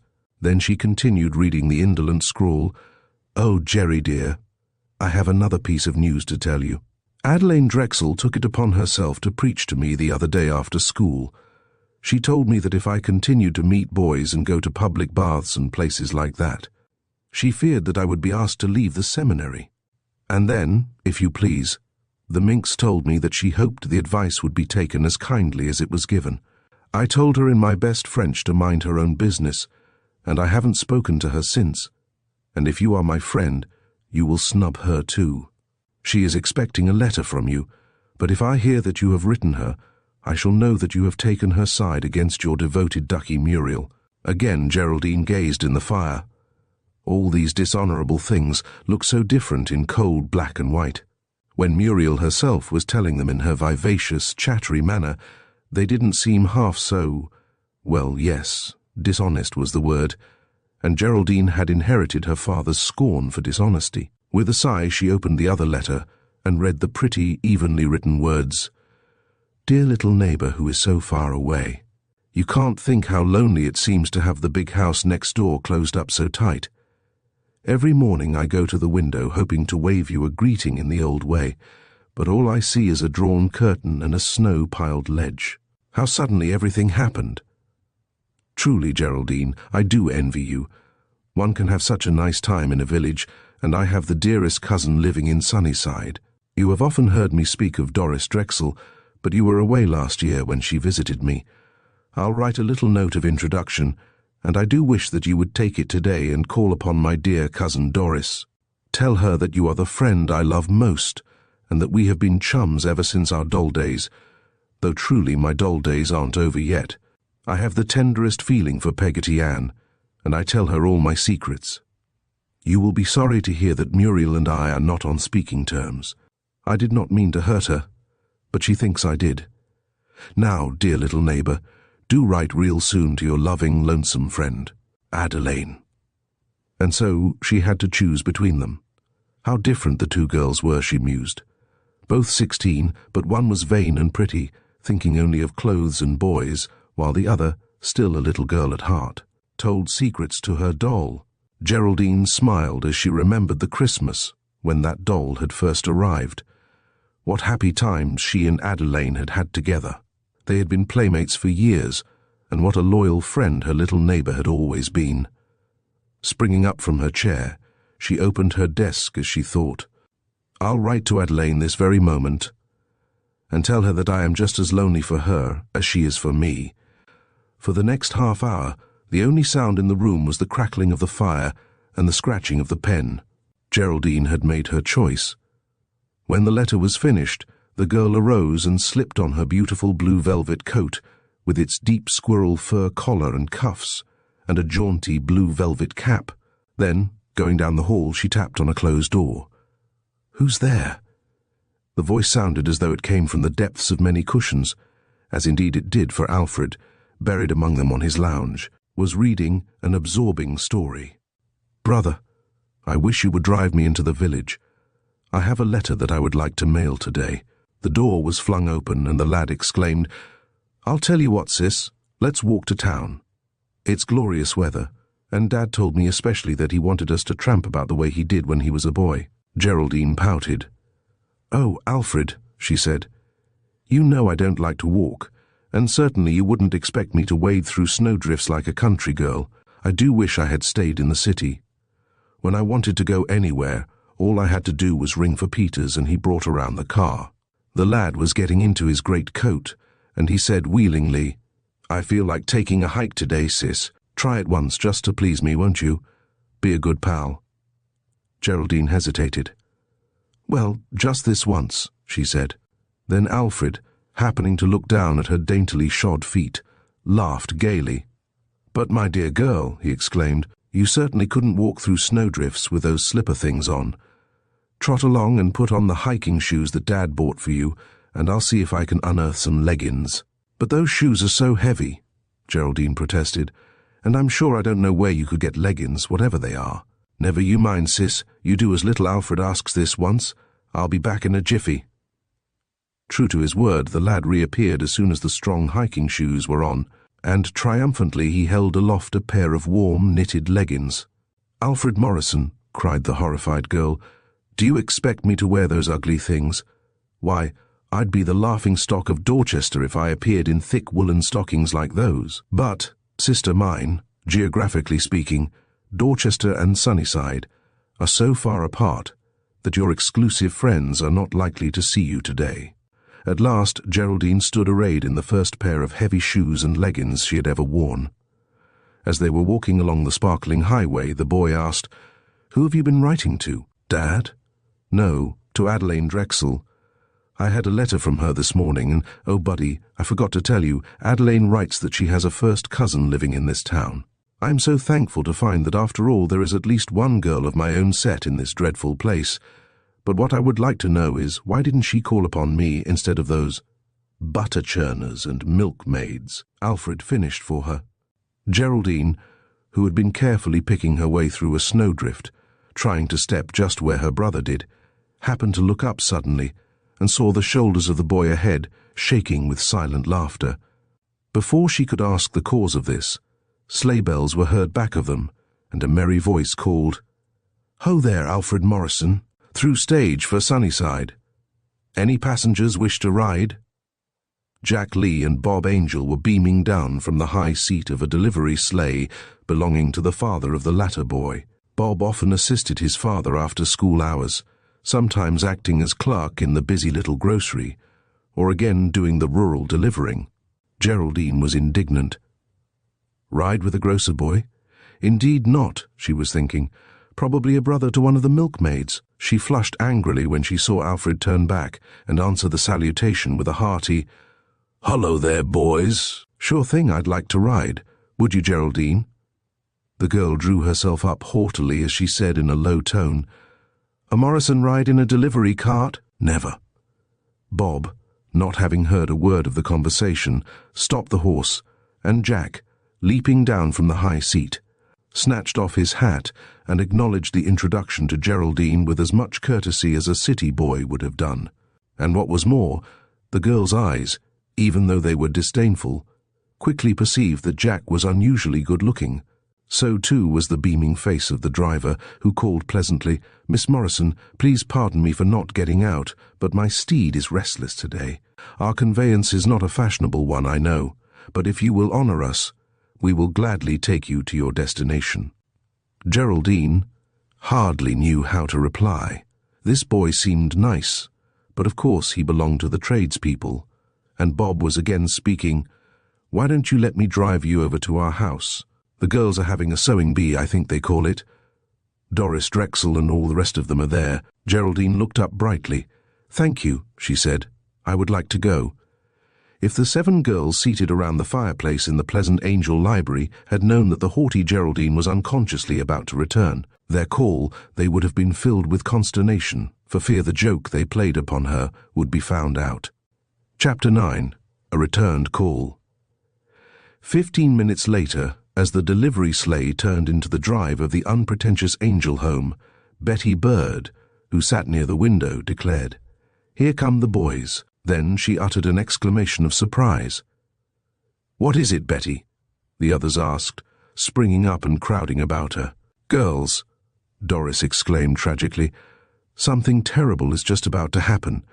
Alfred Morrison and his sister Geraldine are in the sleigh. What shall we do?"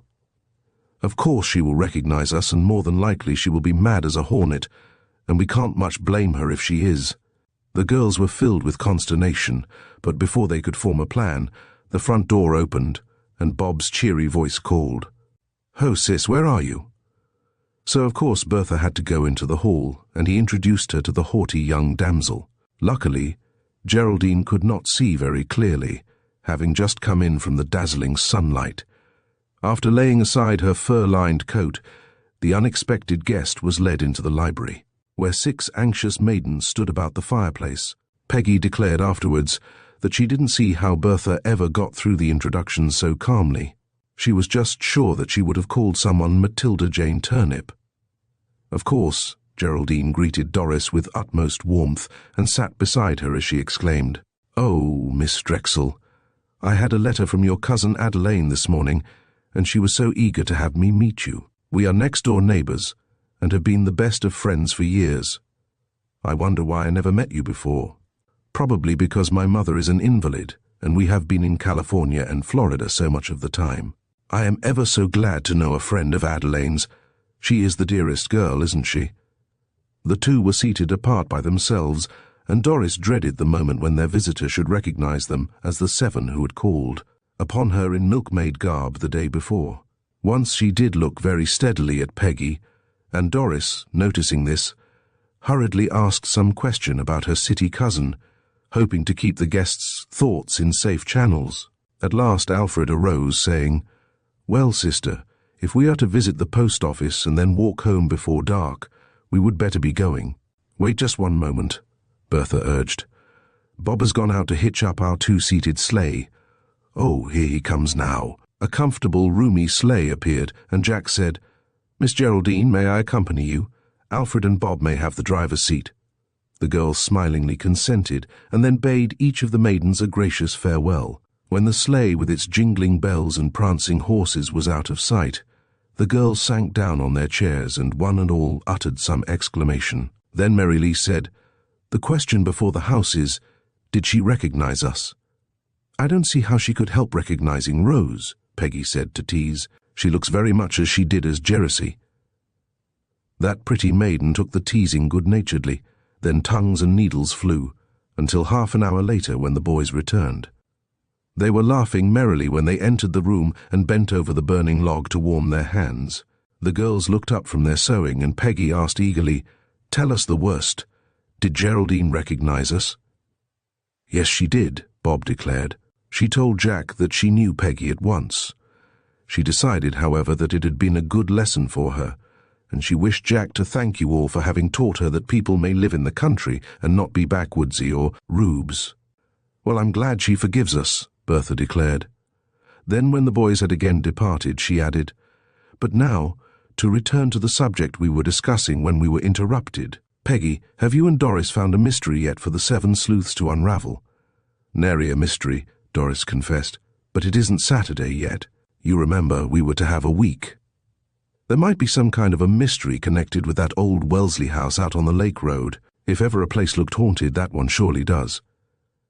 "Righto, my dear little Betty, but ghosts and mysteries are two different things.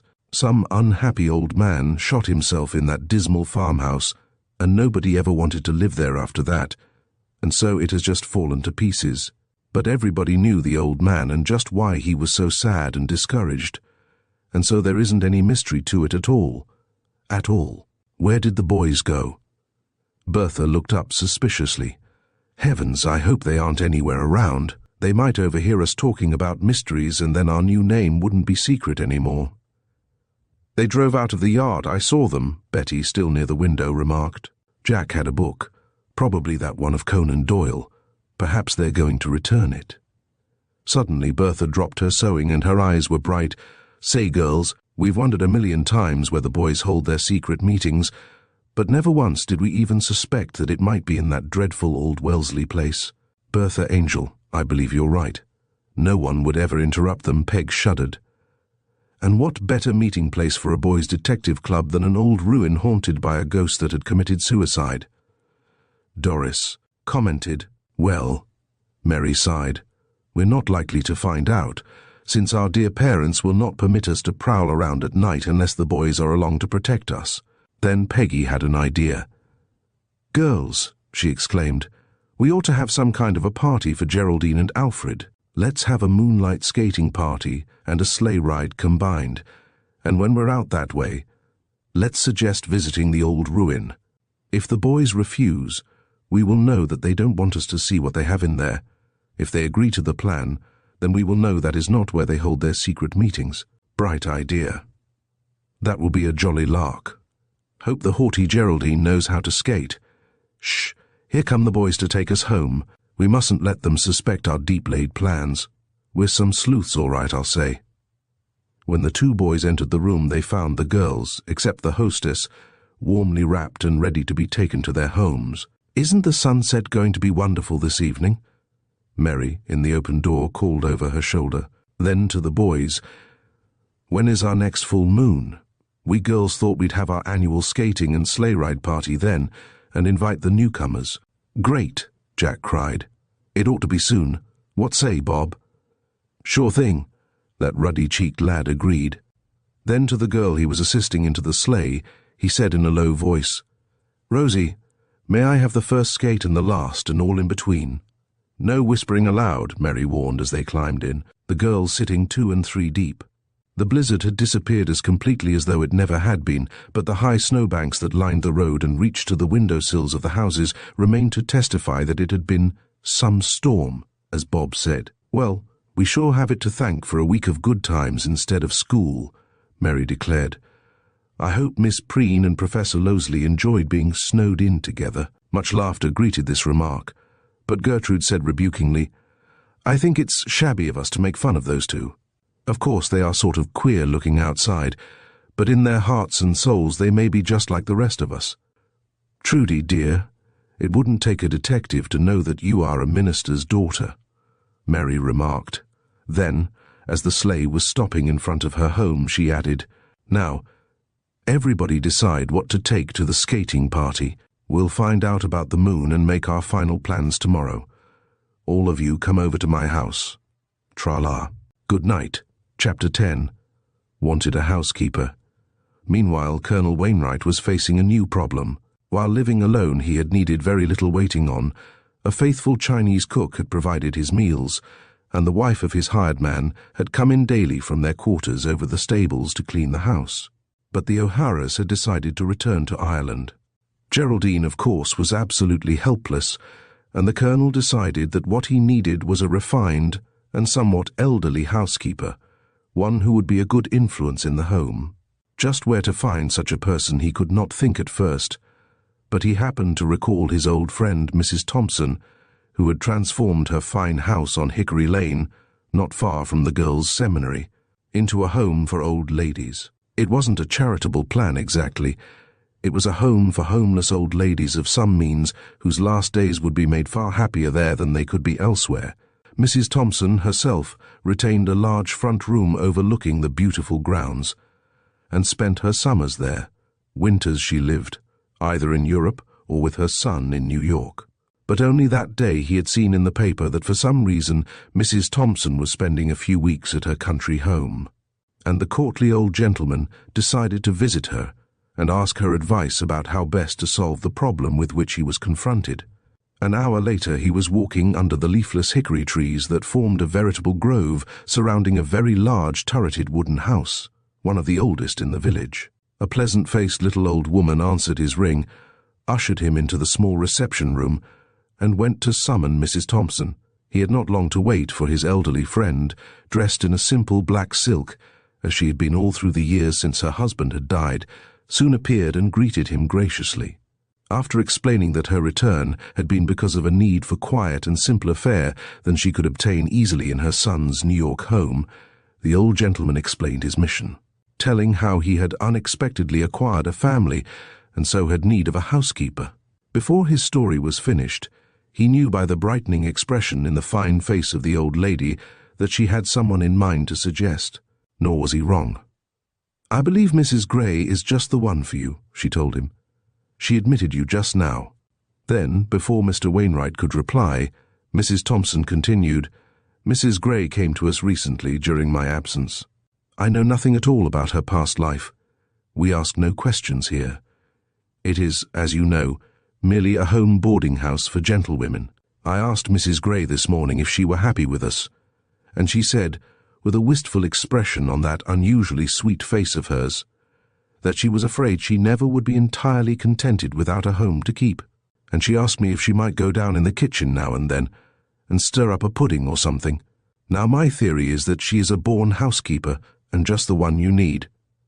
Colonel Wainwright agreed, and the little old lady who longed to putter about a kitchen was called, and the proposition was made to her. The other two knew by the brightening of her softly wrinkled face that she was delighted to accept. The Colonel had told about the two Morrison children, as he called them, who had come to spend the winter with him, and by the tender light that glowed in her eyes, he was assured that she loved young people, and would have for them an understanding sympathy. "Mrs. Gray," he said, when the arrangements had been completed, "there is about you a haunting suggestion of someone whom I once knew. Ever since you admitted me an hour ago, I have been trying to think who it is that you resemble, but I have given it up." The little old lady smiled pleasantly as she replied, "It does seem that everywhere I go, folks think I look like somebody they've known. Well, that's about all there is to it. the old man acknowledged. "I have had the same thing happen to me. Judge Crow up in Dorchester and I are supposed to be doubles." Then, holding out his hand, first to one, and then another of the old ladies, he expressed his deep gratitude to them both, ending with a promise to send for Mrs. Gray and her baggage that very afternoon. And so it happened that on the third day after the arrival of the young people, another member was added to their household. Colonel Wainwright had welcomed the little old lady and had at once introduced her to Geraldine and Alfred. Then he had walked to town, leaving them to their own devices. It was quite evident that Geraldine's good humour of the day before had departed, for she acknowledged the introduction with a barely perceptible nod and had risen at once to go to her own room. Never before had she been introduced to a housekeeper as though she were one of her own class. Colonel Wainwright was certainly old-fashioned. Servants were servants, she considered, whatever they were called. Alfred, who had promised to go skating with Jack and Bob, had welcomed the old lady in the friendliest manner. And she knew at once that she was going to love the boy, but the girl, that was quite a different matter. The colonel had shown the housekeeper to her pleasant room overlooking the orchard when her trunk and bags had been taken there. He had also introduced her to Ching Li, the plump, smiling Chinese man in the kitchen. When she was quite alone, the old lady stood by a window in her room, gazing out at a sparkling, snow-covered scene, and her eyes were misty. How happy she had been when the colonel had told her she was to make a home, a real home, for a boy and girl. One of the unfulfilled desires of her life was to have had grandchildren. She blinked a bit, then wiped her eyes with her handkerchief, and smiled at the scene before her. Well, she comforted herself by thinking, I'll pretend these two are my grandchildren, and I'll treat them just as lovingly as though they really were, and I'll begin that game right now. Putting a clean white apron over her soft grey dress, she went down the wide upper hall toward the front room, which was Geraldine's. Meanwhile, that rebellious girl was unpacking her trunk in a manner which showed that it was a most distasteful task. Never before had she lifted her finger to wait on herself. Susan, her maid, had always done everything for her. She had asked her father to permit her to bring Susan to Sunnyside with her, but he had said that he could not ask his old friend to take 3 people into his home. As she thought of this injustice, her anger mounted higher and higher, and she took things from her trunk and actually threw them over the bed, chairs and lounge. Every conceivable spot was littered when there came a tap on the door. "Come in," the girl said sullenly, supposing that it was her brother who wished to speak with her. Instead, a smiling little old lady opened the door. "Why, Geraldine, child," she said kindly, "you are busy, aren't you? Unpacking and hanging things up is quite an undertaking, but I think folks like to do it themselves, then they know where things were put." The girl's face reddened in very evident displeasure. "Well, I don't like it," she said coldly, "and I don't see why I should have to. I've always had a maid to wait on me, and I've simply got to have one. Now that you've come, I suppose you'll make my bed and keep my room in order." The old lady had had a talk with the colonel about this very matter, and he had definitely said that waiting on the girl was not one of her duties, explaining that Mr. Morrison had especially requested that she learn how to care for herself. Very quietly, Mrs. Gray replied, "No, little girl, that is not one of my duties." Then, as the front doorbell was ringing, the housekeeper went to answer it. Geraldine, standing among the confusion and litter, watched the retreat with flashing eyes. Little girl indeed. Our housekeeper always addressed me as Miss Geraldine. Country ways and country servants are certainly hard to understand. Her torrent of angry thoughts was interrupted by a sweet voice calling, "Geraldine, 2 girls are coming up to see you." Geraldine looked around the room wildly, but before she had time to decide what she could do to prevent the girls from entering, they were standing in the open door. "Oh, good morning, Miss Drexel and Miss Lee," the unwilling hostess exclaimed, with a quickly assumed graciousness which had been acquired at the young ladies' select seminary. "Wait until I remove a few dresses from the chairs, and I will ask you to be seated." Doris and Mary exchanged puzzled glances. They felt Geraldine's true attitude of mind, and the former said, "Oh, Miss Morrison, we really ought not to have made so early a morning call, but we have decided to go to the Drexel Lodge on Little Bear Lake tomorrow." and there are so many things to talk about. We did try to telephone, but the line is out of order. But first, do let us help you put away your things." To Geraldine's amazement, the two girls removed their wraps, laughing and chatting the while in a most social fashion. "I'm going to suggest that we drop formality," Mary said, "and call each other by our first names. And now, Geraldine, I just know that you are ever so tired with unpacking. So you sit here and tell us where you want these dresses hung, and presto, we'll have them up in a twinkling." "But I cannot permit you girls to wait upon me," the hostess protested. "Why not?" Doris inquired. "My mother says that the most beautiful thing that we can do is loving service for one another. Oh, what a darling dress this is. It glows like jewels, doesn't it, Mary?" The city girl was rather pleased to be showing off her elaborate wardrobe to these village girls, who were evidently quite impressed. "Oh, that's just one of my party gowns," she said indifferently. "I have several." Then she confessed, "I honestly don't know how to go about hanging them up. I have just stepped out of my clothes and Susan, my maid, has put them away." "My, how I would hate to have anyone tagging me around all the time like that," Mary exclaimed, not any too tactfully. "It would get on my nerves." Geraldine drew herself up haughtily and bit her lip to keep from replying. Her two guests, with many exclamations of admiration for the dresses, hung them up in the long closet. And then, when that task was finished, Mary announced, "Now I will show you my latest accomplishment, of which I am real proud." Her chum laughed as she explained, "You see, Geraldine, my mother has a companion who is also a trained nurse, and last week she taught Mary how to make a bed in hospital fashion. And the next day when I went over to the Lees, Mary had made and unmade her bed 7 times trying to get it perfect. There's quite a knack to it," that maiden smilingly declared, as she stretched, smoothed and tucked in sheets and blankets. Then, as she stood back proudly and surveyed her accomplishment, she said, "Mother thinks my bed-making is a work of art." Geraldine wanted to say that she did not consider menial labor of any kind an art, but she refrained from making the comment. Mary sank down in an easy chair by the fireplace and looked around with a radiant smile. "Everything was cleared away like magic, wasn't it?" she said sociably. Then she added philosophically, "If one dreads a thing, that makes the doing of it doubly hard, but when one pretends that it is going to be great fun, it gets done much more quickly. Don't you think so, Geraldine?" Poor Geraldine's head was in a whirl. Somehow, she could not adjust herself to the view of things held by these country girls. The Colonel had told her that Mr. Lee was the wealthiest man in the countryside, and of course she knew the financial and social standing of the Drexel family.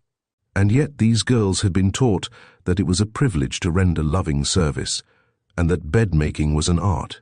"Now we must tell you all of our grand and glorious plans for tomorrow's lark," Doris began, as she drew her chair up cosily. Then they chattered about the sleigh-ride and the skating party, and when at last the little clock on the mantel chimed the hour of 12, Mary sprang up and looked out of the window. "Here come the boys," she said.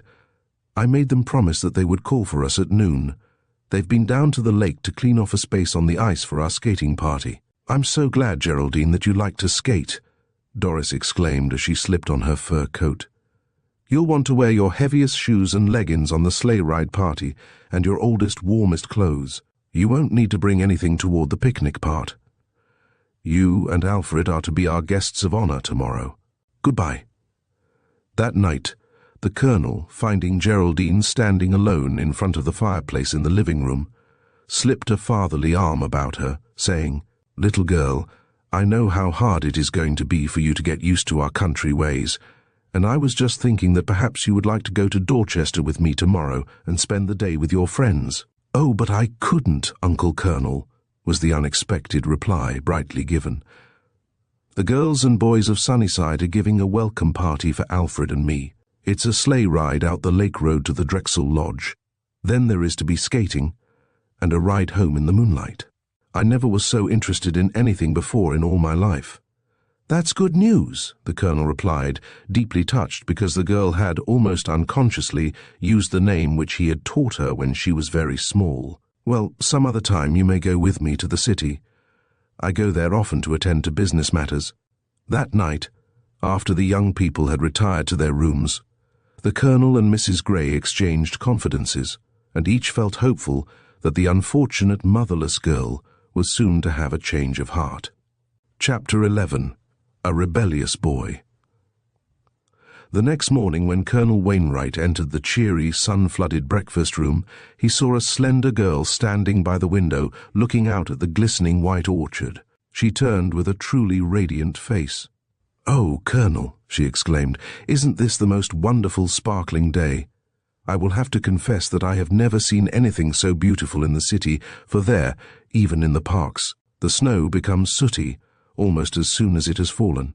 The elderly gentleman was indeed pleased, and he said heartily, "Well, little lady, I am glad that there is at least one thing that you like in our country village. Aha! Here is Alfred. Good morning, lad. I judge by your ruddy face that you have already been out of doors." "Indeed I have," the boy replied as they took their places at the table. "I saw a chap shoveling, and so I went out to help him. Who is he, Colonel?" "Sort of a surly boy, I thought. He only grunted when I asked if he didn't think the snow was great." "He is Danny O'Neill," the old gentleman replied. "His father is a tenant on one of my farms, and he has had a great deal of trouble with the boy, he tells me. Danny is 17, and has sort of taken the bit in his mouth. He doesn't want to go to school nor help his father on the farm. Mr. O'Neill came to me yesterday and asked my advice about sending Danny to a reform school. I advised him not to do so unless he feared the boy might do something really criminal. Then I suggested that he send the lad over here to take the place of my man Patrick, who has gone to Ireland to visit his old parents. I thought perhaps if Danny were earning good wages, that might straighten him out. I wish you would talk with him, Alfred. I'm sure it would do him good." "I will, sir," the boy replied. "There must be some reason that doesn't show on the surface for Danny O'Neill's rebelliousness. Perhaps his father doesn't understand him." Mrs. Grey smiled over the silver coffee urn at the boy and nodded encouragement. "That often leads to a lot of trouble and unhappiness, as I have reason to know," she replied. An hour later, true to his promise, Alfred tried to make friends with Danny O'Neill. Having procured another wooden shovel from the tool shed, he was tossing snow from the front walk, which had not been entirely cleaned off since the blizzard. He did not wish his efforts to become acquainted with Danny to seem too pointed, and so he had taken this way to make them appear natural, but the other boy was taciturn, giving no information about himself or his plans. Answering all direct questions with monosyllables, discouraged, Alfred was about to give up when he heard the jolly jingling of sleigh bells, and to his surprise saw a two-seated cutter, drawn by a familiar big dapple mare and driven by Bob. Rose sat at his side, while Doris and Jack were on the back seat. They sang out merry greetings as they approached and came to a halt near where the two boys were working. Jack leaped out, and after a wave of his hand toward the Morrison boy, he turned to the other with, "Hello, old Dan, how are you? I haven't laid eyes on you in 20 moons. Why don't you ever come around?" Adding by way of explanation to Alfred, "Danny O'Neill and I were champion snowballers when we were kids. I always chose him to be on my side when I was captain of the brick school gang." Then to the still sullen-looking boy who kept on shoveling, "I haven't seen a thing of you since you stopped going to school. You made a mistake to drop out, Dan." Fearing that he was embarrassing the still silent boy, Jack turned to explain their early visit. "We four are a committee on arrangement. Stopped by to tell you and your sister to be ready along about 2. We'll call for you." Doris, seeing Geraldine in the doorway, skipped up the front steps for a few words, and on her return, seeing that Danny was alone, she stopped and spoke to him in a low voice. "Danny O'Neill," she said, "I've often wished I could see you to tell you how my heart aches for you since your mother died. Every week, when I drove out to your little farm to get fresh eggs for my mother, Mrs. O'Neill was so cheerful and brave, although we know now that she must have been suffering for a long time. She was always telling me that her one desire was to save enough money to send you up to the Dorchester Art School. She showed me things you drew, Danny. I'm sure you have talent. I hope you'll carry out her wishes. Won't you try, Danny, for her sake?" The boy for a moment seemed to find it hard to speak. Then he said in a tone gruff with emotion, "If I can get hold of any money, I will. It's all that's left, now Ma's gone." "But Dan, if you're working for the Colonel, You can save that money, can't you?" "Not much I can't. The old man gets it paid to him. That's how much I'll get it." His voice expressed bitterness and hatred. Rose was calling, and so, with a pitying expression in her eyes, Doris said, "Goodbye, Danny," and skipped away. After they were gone, Alfred tried once more to be friendly, but found the surly lad even less inclined to talk than before, and so he went indoors to prepare for the afternoon frolic. Chapter 12. A Sleigh-ride Party. Promptly at 2, Geraldine and Alfred, well bundled in furs, were waiting in the hall when a joyous shouting, ringing of bells and blowing of horns announced that the merry sleigh-ride party was coming up the drive. Alfred threw open the door and gave an answering halloo. Then, turning, he assisted Geraldine down the icy steps. "I wonder where Danny O'Neill is," the Colonel exclaimed. "I told him to put ashes on the icy places, but he has not done so." The girls graciously welcomed Geraldine and made room for her on the deep, blanket-covered straw between Doris and Mary. "This is for you to blow upon," the former maiden said, producing from her coat pocket a small tasselled horn. For one moment, Geraldine hesitated. Then, as the two big white horses raced along the snowy road with bells jingling, she soon caught the spirit of merriment and found herself tooting upon a horn as gaily as the rest of them. Never before had she had such a jolly time, and she was actually feeling a bit sorry for the city girls who had never been on a straw ride. The sun was bright, and long before they reached their destination they could see the ice glistening on Little Bear Lake. As they drew up at the inn, to rest the horses a moment before turning up the seldom-travelled East Lake Road, Mr. Wiggin, who lived in that lonely spot all the year round with only now and then an occasional guest for a weekend, came out to greet them. Usually his face beamed when he saw these young people, but today he looked greatly troubled. "What's up, Mr. Wiggin?" Bob drew rein to inquire. "You look as though you'd seen a ghost." "Well, I came out to warn you young people you'd better turn back. Old man Bartlett, who lives a mile up the wood road, was robbed an hour ago. He'd been to town to get $500 he had in the bank, got a queer notion that the bank was going to pieces. He had the money in an old bag. Someone must have seen him getting it out of the bank and followed him. Anyway, when he reached the wood road, he was held up and robbed. Well, with all the unbroken snow there is about here, it will be easy enough to catch the thief," Bob said. "You're wrong there," Mr. Wiggin replied. "Several teams have been along the lake road since the blizzard, and he could walk in the ruts." "Was poor old Mr. Bartlett hurt?" Gertrude asked anxiously. "No, not at all. He was blindfolded and tied to a tree, but he worked himself loose before long, but the robber was gone.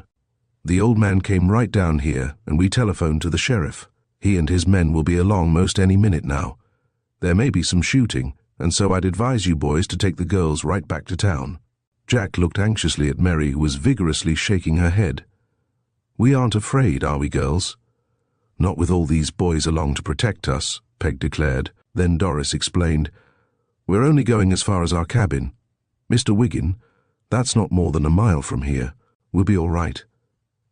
"That crook is probably headed for Dorchester by this time," one of the boys put in. "We don't want to miss our fun for him." The innkeeper watched the sleigh load of young people until they had disappeared over a rise on the East Lake Road. Then he shook his head solemnly, and having entered the inn, he said to his wife, "That's what I call a foolhardy risk. It might be all right for the young fellows if they were alone, but to take a parcel of girls into nobody knows what, I call it downright foolishness and maybe worse. Why, if they cornered that highwayman, he would shoot, of course, and there's no telling who he would hit. Well, not being their guardeen, I couldn't prevent their going, and so they'll have to take their chance." Meanwhile, the two big white horses were slowly ploughing their way along the east side of the lake. In some spots the road was quite bare where the wind had swept across the fields, but in other places the horses floundered through deep snowdrifts. The road, which led close to the lake, was hilly and winding, and as it neared the cabin, it entered a dense wood of snow-covered pines. "Girls, why don't you blow on your horns?" Bob called as he looked back. "There's nothing to be afraid of. That highwayman would make straight for Dorchester, where he could lose himself in the crowd." Suddenly Mary called out excitedly, "Bob, stop a minute. Look there." That highwayman must have been riding on a horse. If he was, this is where he turned and cut through the pine woods to the old Dorchester road. Jack and several other boys leaped over the side of the sleigh and followed the tracks for some distance through the woods where there was little snow on the ground. "Say, boys, I believe Mary's got the right idea," Jack said as he climbed back to his former place next to Geraldine. "Glad we saw those tracks," Alfred put in. "Now we know for sure that the highwayman won't be lurking around the Drexel cabin. Sure thing. Let's proceed to forget about him and have a good time," Bob called in his cheerful way. "Blow on your horns, girls. Make this silent pine wood ring. Oh, hoo! Isn't it silent, though, and dark, too? Hurry up, Bob. We'll blow hard enough when we get out into the sunshine," Betty Bird said as she huddled close to Mary. Peggy took occasion to say to Doris in a low aside that the boys of the CDC probably thought they now had a mystery to solve, but they wanted the girls to think that they weren't interested. "That's what I thought," was the whispered reply. "Wouldn't it be great if we solved the mystery first?" "Say, cut out the secret stuff," one boy across from them called. Then, taking his companion's horn, he blew a merry blast. The others did likewise, and so noisily they emerged into the sunshine. But some of the girls glanced back at the silent, somber woods, as though fearing that the robber had been there all of the time. Just in front of them and built close to the lake was a picturesque log cabin. "Hooray for the Drexel Lodge," someone called. "You girls stay in the sleigh," Bob said, "while we boys see if the robber is hiding in the cabin." 5 minutes later the lads reappeared. "He certainly isn't here," Jack declared. "The heavy wooden doors and blinds are all padlocked just as they were left last fall, and there is no other way of entering. So let's forget the highwayman and have the good time we planned." "Jack is right," Bertha said as she leaped from the sleigh. "Doris, you have the key. Let's open the doors while the boys get wood from the shed. Isn't the ice just great? I can hardly wait to get my skates on, can you, Geraldine?" The young people were convinced that the highwayman was not in their neighborhood, and, with fear gone, they resumed their merrymaking. The blinds were opened, letting in a flood of sunlight. A big dry log was soon burning on the wide hearth, and a fire was started in the kitchen stove. "Now, girls," Doris announced, "I want you all to go skating with the boys while I prepare our supper." "Why, won't you be afraid to stay here alone?" Betty Bird, the timorous, inquired. "I wouldn't do it for worlds." "No, I'm not afraid," Doris replied. "The house was locked, so why should I be?" "Sure thing, you're safe enough," Bob declared. "But if you do get frightened, blow on your horn." 10 minutes later, Doris was alone, or at least she thought she was alone in the log cabin. Chapter 13. A Bag of Gold. Doris sang softly to herself as she busily unpacked the lunch baskets and spread the long table in the living room. The tea kettle was soon humming on the stove, and bacon was sizzling in the frying pan. "We'll have an early supper," she was thinking, "and I'm going to suggest that we start home early too. Our parents will have heard about the hold-up, and they'll be terribly worried. I do hope Mother, ill as she is, won't hear of it, but of course she won't. That's the advantage of having a trained nurse with her all the time." Then she glanced at her skates lying near the door. "I suppose they're disappointed not to get out on the ice." "Well, so am I, but my ankle doesn't feel as strong as I had hoped it would. I turned it a little getting into the sleigh, and I don't want to sprain it again as I did last winter." She opened a box which Bertha had brought. "Yum, yum," she said aloud. "What delicious tarts." Then she counted them, 2 apiece. "I'm glad they're big ones." Carrying them into the living room, she placed them around on the long table. Then, stopping to sniff, she darted back into the kitchen to turn the strips of sizzling bacon. A few minutes later she returned to the living room with a huge plate of sandwiches. Suddenly she stood still and stared at the door of a small closet. She thought she had seen it move just ever so slightly. She knew that it had been locked, for Bob tried it just before he went out to skate. The crack widened, and Doris saw eyes peering out at her. Wildly she screamed, but the windows were closed and no one heard. She started to run, when a familiar voice called, "Doris, don't be frightened, I won't hurt you. It's Danny O'Neill." The girl turned in amazement toward the boy to whom she had been talking not 6 hours before. "Danny," the girl gasped. "What are you doing here?" The boy looked around wildly. I was the one who robbed old Mr. Bartlett," he said rapidly. "I didn't set out to do it, Doris. Honest, I didn't. I was just running away from home. Pa has been so hard on me ever since Ma died, and so I thought I'd clear out of it all, but I didn't have any money. And then this morning, when you told me how Ma wanted me to get money and go to art school, well, I don't know, Doris, what did happen to my brain, but I was just crazy mad to get money and get away from that man who calls himself my father. After you left, I started walking to town. I didn't even know I was doing it till I got to the bank. Then I saw old man Bartlett stuffing all that money in his handbag, and I followed him, hiding behind trees, till he got to the wood road. Then I don't know what I did. Knocked him over, I guess. There was a long rope, one end tied to a tree, and I wound it about him. Then I took his bag and ran. But how did you get in here, Danny? The doors and windows were all locked and we didn't see any tracks. I know. I stepped on the places where the snow was blown away, and I climbed to the roof and came down the chimney. Then I went in that closet and locked the door on the inside. But Doris, I don't want the money. All these long hours there in the dark, I've been seeing Mom's face looking at me so reproachful, and she kept saying, "Danny boy, you promised me you'd go straight." If she'd a lived, Doris, I'd have been different, but 'tisn't home without her. The lad drew his coat sleeve over his eyes. Then he said gloomily, "The sheriff will be hunting for me, and they'll put me in jail, but anyhow, here's the money. Take it back to old man Bartlett, and tell him I didn't really mean to rob him. I did it just sudden-like, without thinking." There were tears in the eyes of the girl, and she held out her hand.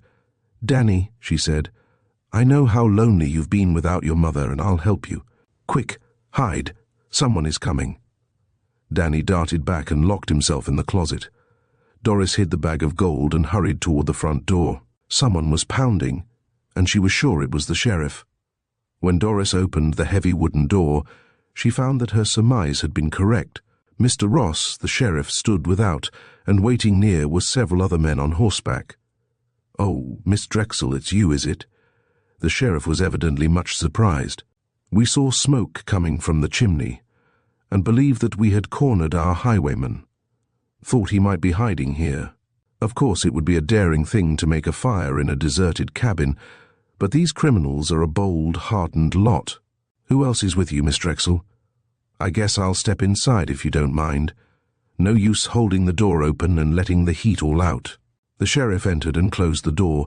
Then he went to the fireplace and held his hands over the blaze. Doris's heart was filled with a new fear. What if Danny should make a sound of some sort and betray his hiding place?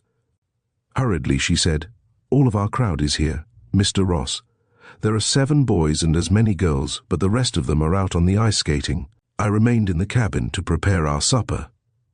The sheriff straightened and leaned his back against the closet door as he said, "Miss Drexel, because of this robbery, I feel it my duty to tell you and your friends that you would better return to town as soon as you have had your lunch. It gets dark early these wintry days, and there's no telling what might happen." "Thank you, Mr. Ross." Doris said, "I will tell the boys when they come in." When the sheriff was gone, the girl closed and bolted the front door. Then she tapped on the closet, saying softly, "Come out, Danny. I have a plan to suggest.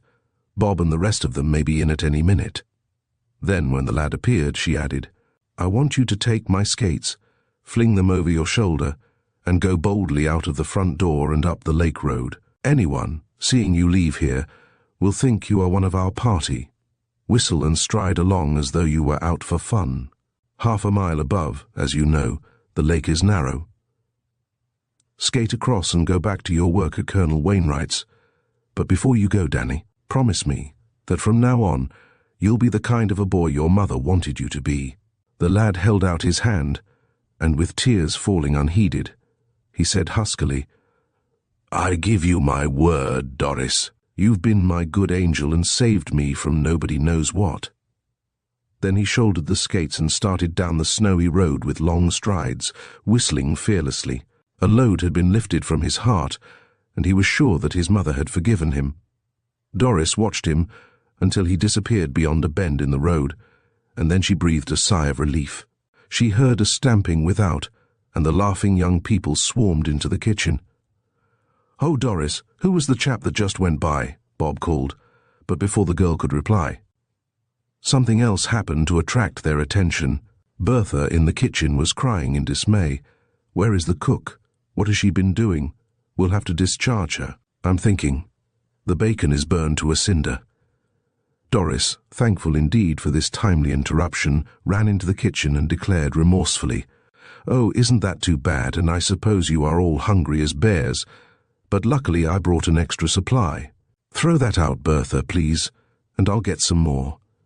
Then, as she searched in her basket, she added hurriedly, "I suppose I left it burn while the sheriff was here." "The sheriff?" was the surprised chorus. "Why, what did he want?" Jack asked. "He didn't suppose that we had the highwayman here as one of our guests, did he?" Doris purposely did not look at any of them as she put the strips of bacon into the pan which Bertha had prepared. "Oh, Sheriff Ross and his men were just passing by," she said with an effort at indifference. "And so he thought he would stop and ask us if we had any idea where the bold robber might be." "He is wasting his time," Bob declared. "I am positive that Dorchester holds his man by this time." Peggy and Dick Jensen entered the kitchen at this moment, and the girl exclaimed, "Oh, Doris, I've had bad luck. I broke one of my straps. But since you aren't going to skate today, may I take one of yours?" What could Doris say? How could she explain the absence of her skates? She was busy at the stove, and she pretended that she had not heard. But before the other girl could repeat her question, Bob called, "Here's one for you, Peg. I always carry an extra strap in my pocket." Doris again breathed a sigh of relief, but it was a short one, for a second later she thought of something which set her heart to throbbing wildly: the bag of gold. She had hidden it under a cushion on one of the chairs when the sheriff was knocking. The 7 boys were now in the living room, and she heard Bob teasingly say, "Jack, you're the oldest. Sit down in this grandfather's chair and see what you're coming to." That old-fashioned armchair was the very one where the bag of gold was hidden. In another moment, Jack would be sitting on it. "Here, Bertha," Doris called wildly. "Please turn the bacon. I must sit down for a moment. I feel faint." Rushing into the living room, the girl sank into the grandfather's chair just as Jack was about to occupy it. "Why, Doris," Dick exclaimed, "you look as white as a sheet. Are you ill?"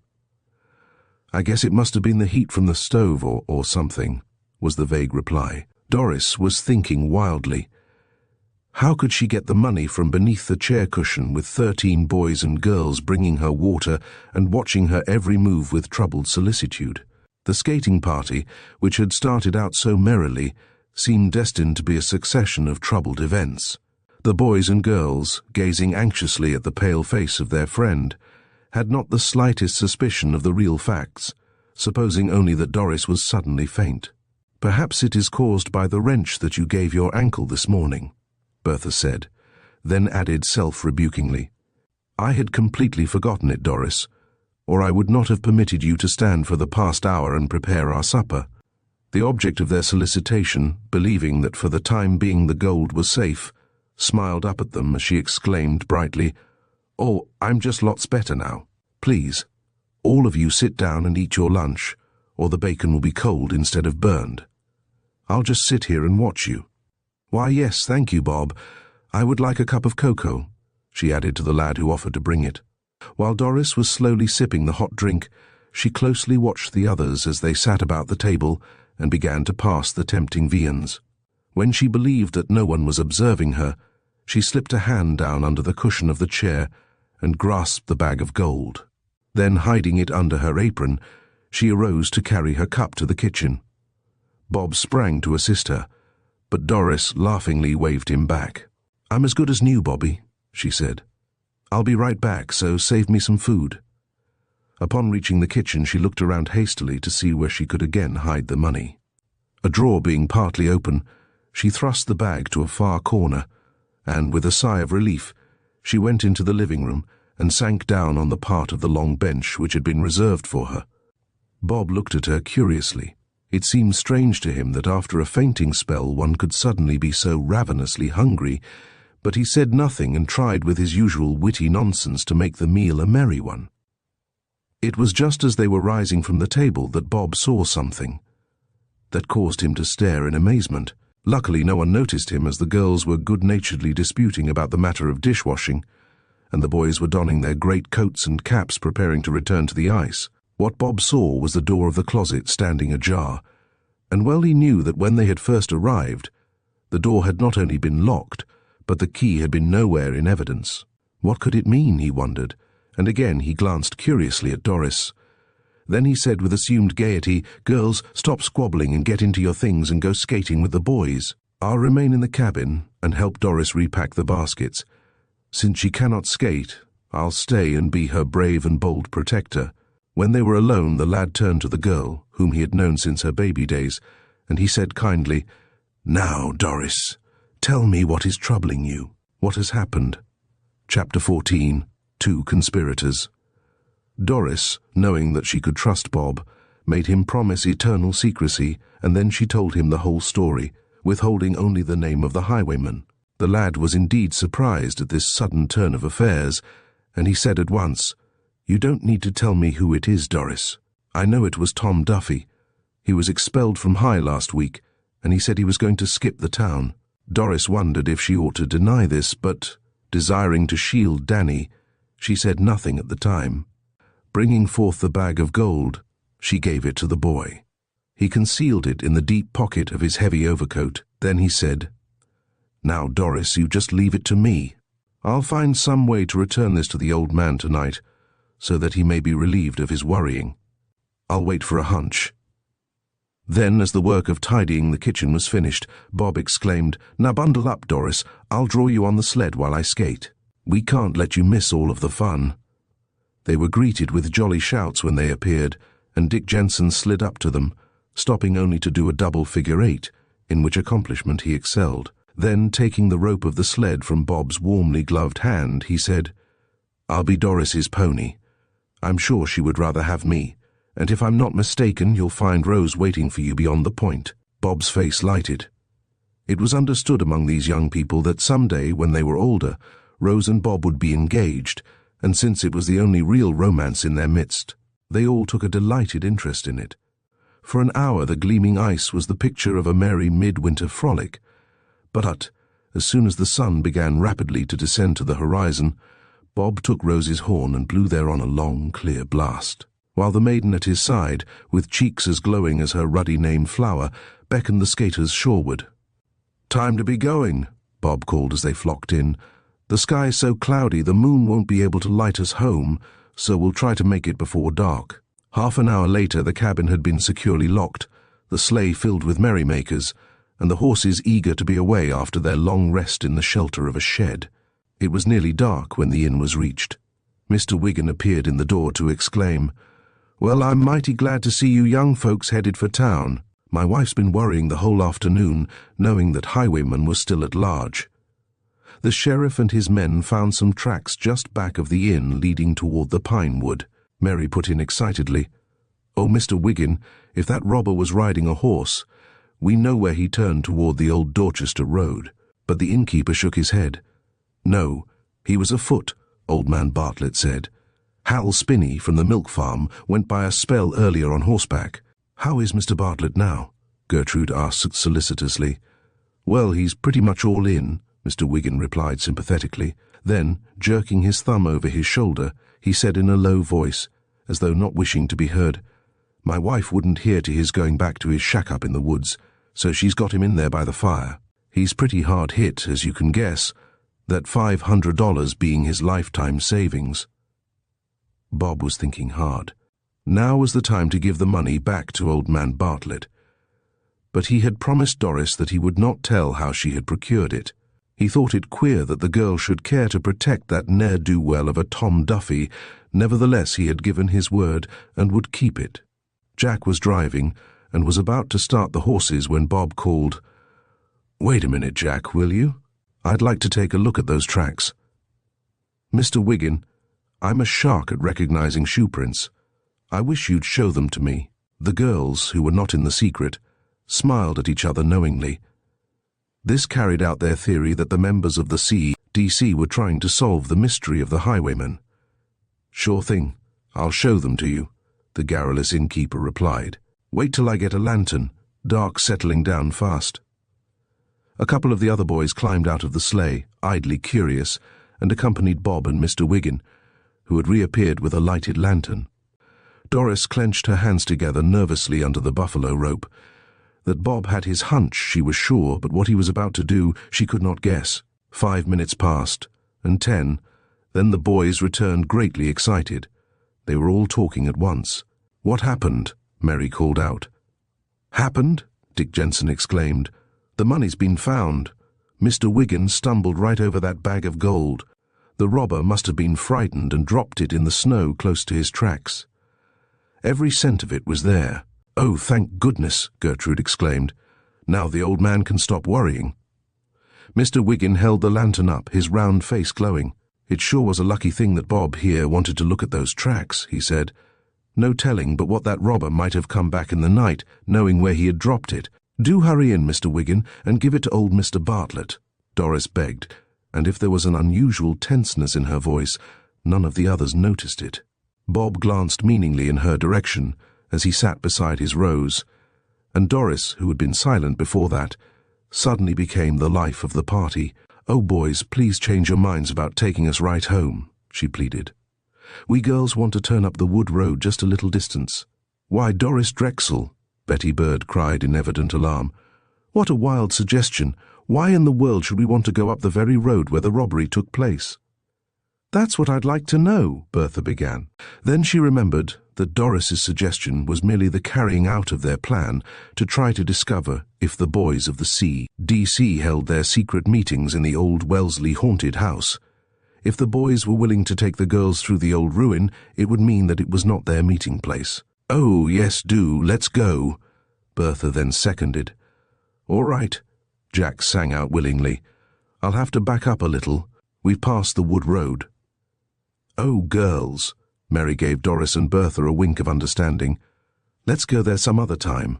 I think we've given our guests of honor enough thrills for tonight." To which Geraldine heartily agreed, and so the horses were turned out upon the highway. When the girls had been left at their homes, the boys laughed and shouted, as though at a good joke. The girls would indeed have been mystified if they had heard them. Chapter 15. A Boy's Repentance. Danny O'Neill, meanwhile, having skated across the lake, had returned to his work, as he had promised Doris that he would. The colonel was away, and the lad hurriedly did the tasks expected of him. When these were finished, he went to his barren room over the garage, and throwing himself down on his bed, he sobbed and sobbed. "Oh, Mom," he said aloud, "I don't know how I'm going to get on without you. There's nobody now that cares, but I promised you I'd be brave and go straight, and I'll try, Mom, but it's hard. Hard!" There was a light tap on the door, and the boy sat up and hurriedly drew his coat sleeve over his eyes. Then he rose and opened it. There stood the dearest little old lady dressed in grey. She was smiling at him in a most loving way, and she said, "Danny, I'm the Colonel's new housekeeper. I want to look after everyone living on the place, and so I came out to see what I can do for you." The lad wondered if this little woman had heard what he, believing himself to be alone, had said but a moment before. Mrs. Gray had indeed heard, and she longed to take the lonely, motherless boy in her arms and try to comfort him. But since she could not do this, she hurriedly planned to try in some measure to fill the place of the dear one the lad had so recently lost. Mrs. Gray took the colonel into her confidence, and that kindly man said, "Well, well, I might have known how lonely the boy would be without his mother.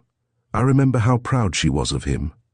And come to think of it, she asked me at one time if there wasn't some school where he could go without much expense and study drawing.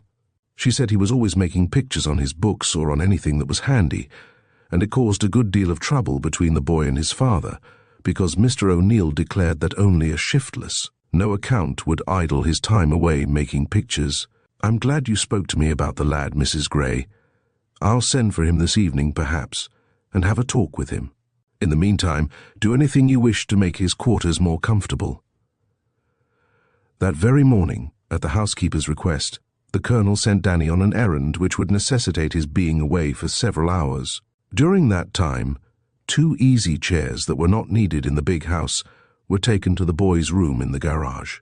Curtains made of colored prints were hung at the windows, and another piece covered the bureau on which stood a picture of the mother who had so loved her son.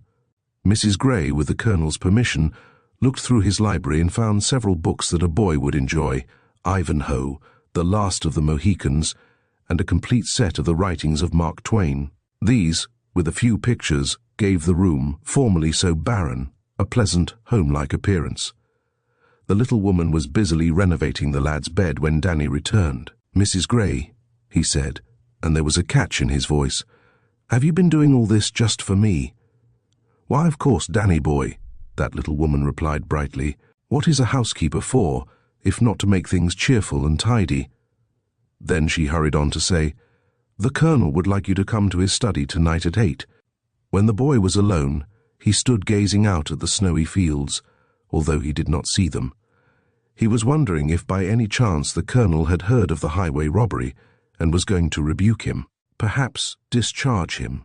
Half an hour later he was called to the house by Mrs. Gray. "You're wanted at the phone," she said. "It's a lassie with a sweet voice as is asking for you," she added. The boy was sure that it must be Doris who wished to speak to him, and he was right. "Danny, come over to my house tonight at 8 o'clock, promptly. I have something important to tell you." The lad turned away. Perhaps Doris knew that the sheriff was again on his trail and wanted to warn him. What should he do? And how could he explain his absence to the Colonel? As Danny was leaving the telephone, he met the housekeeper, who smiled at him pleasantly.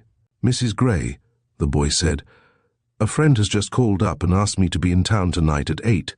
Do you think the Colonel would be willing to see me at another hour?" "I'm sure of it," the little old lady replied.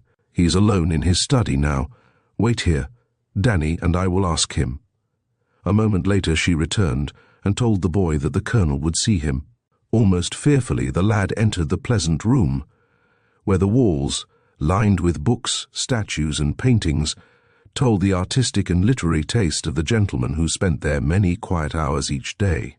The kindly welcome that Danny received banished his fear, and when he left the study half an hour later, in his heart there was a new hope and a strengthened resolve. He whistled as he tramped into town that evening, and when Doris opened the door at his ring, his radiant face was so unlike the one she had last seen in the cabin, she marveled at the change. "Do tell me what has happened," she said, as soon as they were seated. "It's almost too wonderful to believe," the boy exclaimed. "It seems that last year my mother asked the Colonel's advice about sending me to some inexpensive art school, and today he told me that if I still desired to go, he would help me accomplish that end. I'm to prove that I can stick at a thing by working for him faithfully all winter, and then, in the spring, he will permit me to go to the Dorchester Art Institute. The days will be long, and I can be up with the birds and work in the garage and garden before I go to the city, and again when I return. I want to do commercial drawing of some sort." Then the boy paused, and a deep flush mounted his face. "Good angel," he said. "I forgot that you probably think of me as a criminal and a highwayman." "Indeed I do not," Doris protested. "I'm so happy for you, and I just know that you will make good.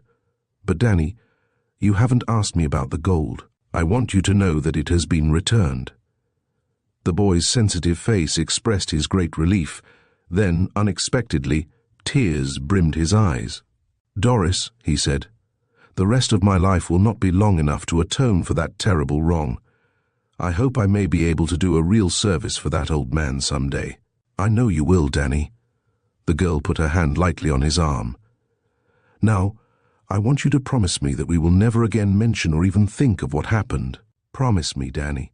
Before the boy could reply, the doorbell had pealed and laughing voices were heard without. The lad rose at once. "Danny, don't go," Doris urged. "Geraldine and Alfred and some of the others are out there, and they would be glad to meet you." The brightness left the boy's face, and he said bitterly, "You are wrong, good angel. Geraldine Morrison has never spoken a pleasant word to me. You must remember, I am only their gardener." The bell was ringing insistently, and so Doris swung open the door. A laughing crowd of girls and boys trooped into the hall. Danny tried to leave, but Bob stopped him. "Hello, Dan," he said good-naturedly. "Don't hurry away on our account. The more the merrier, you know. Have you met Miss Morrison? He asked, then quickly added, Of course you have. I forgot at the minute that you both live at the Colonel's. Geraldine, pretending not to have heard her name, was talking to Doris, and her back was toward the boys. Bob noticed this, and then he realized that the proud city girl might consider Danny's position in the Wainwright home a menial one. Sorry you are going, Dan. Alfred now came forward. Why don't you wait and ride home with Sis and me? Thanks, the other replied as he reached for his greatcoat. I think I would better be going now. Suddenly there was a crashing noise in their midst, and a loosely wrapped bundle containing a pair of skates fell to the floor from beneath Danny's coat. Why, Doris, Peggy exclaimed in astonishment. Those are your skates, aren't they? This morning when I asked if I might borrow them, you said you weren't able to find them. Bob hurried to the rescue. Guess you must have left them in the sleigh. Good thing Danny found them for you. Well, so long, old man, if you must go. See you again. When the Irish boy had gone, Doris glanced at Bob, wondering if he had surmised that Danny O'Neill was the real highwayman. But that boy said nothing to confirm her suspicion that evening, nor ever after. However, Bob did know, and he determined that he would do all he could to help Danny O'Neill. Take off your things and stay a while, Doris urged, but Mary shook her head. No, we just came to get you. We're so noisy when we're all together. I know we would disturb your mother. Mums and Dad have gone to a concert, and good old Katie doesn't mind how much noise we make, so put on your duds and let's go through the hedge. Jack shoveled a path today from your door to ours, one of his daily good deeds. The Drexels and Lees were next-door neighbours with a pine hedge between them, but of course there was a gate in it. 15 minutes later they were in the big comfortable Lee library, with the Victrola turned on. Jack at once asked Geraldine to dance with him, and since she thought him nicest of all the boys, she was pleased to accept. After a time, he led her to the settee in front of the fireplace, on which a log was burning. I'd rather talk a while, he said, but instead of talking, he sat looking into the fire. Geraldine, glancing at him, thought how good-looking he was. At last she asked lightly, Are your thoughts worth a penny? Then she added, I don't believe that you even know that you are here. The boy laughed as he replied, I will have to confess that my thoughts had taken me far away. I was travelling years into the future when you recalled me to the present. Then, because of the girl's very evident interest, the lad continued. Dad and I had a heart-to-heart talk this morning. He thinks that if I plan taking up his business of building and contracting, I would better begin to specialize along those lines. But I told him that first of all, I want to go west and try cattle ranching. Oh, Jack, what a dreadful thing to do, the girl protested. The boy's face was radiant as he replied, You are mistaken. It's great out there. But it was quite evident that his companion did not agree with him.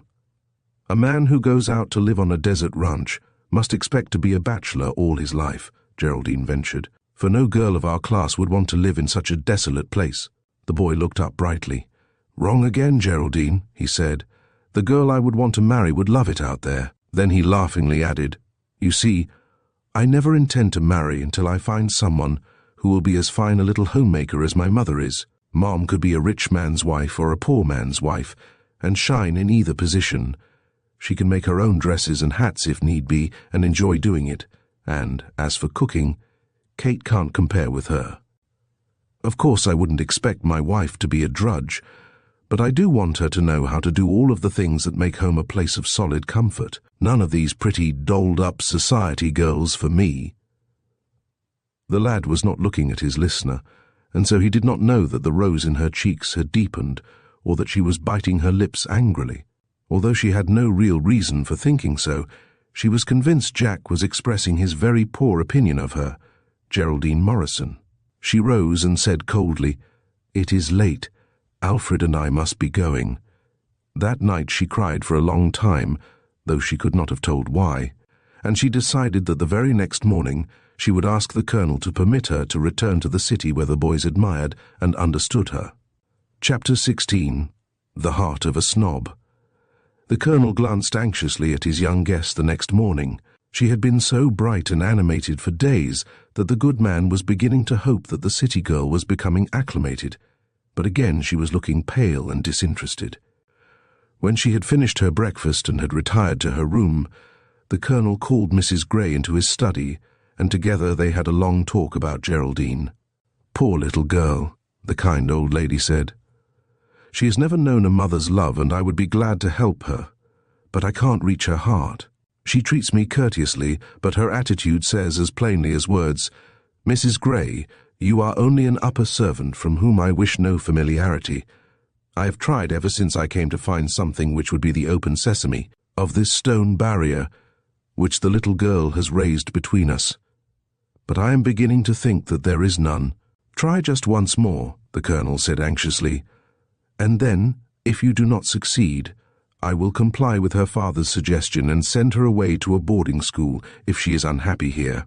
The little old lady went directly to Geraldine's room and tapped on the door. There was no reply, and so she softly entered. The girl had thrown herself down on the window seat, and her shoulders were shaken with sobs.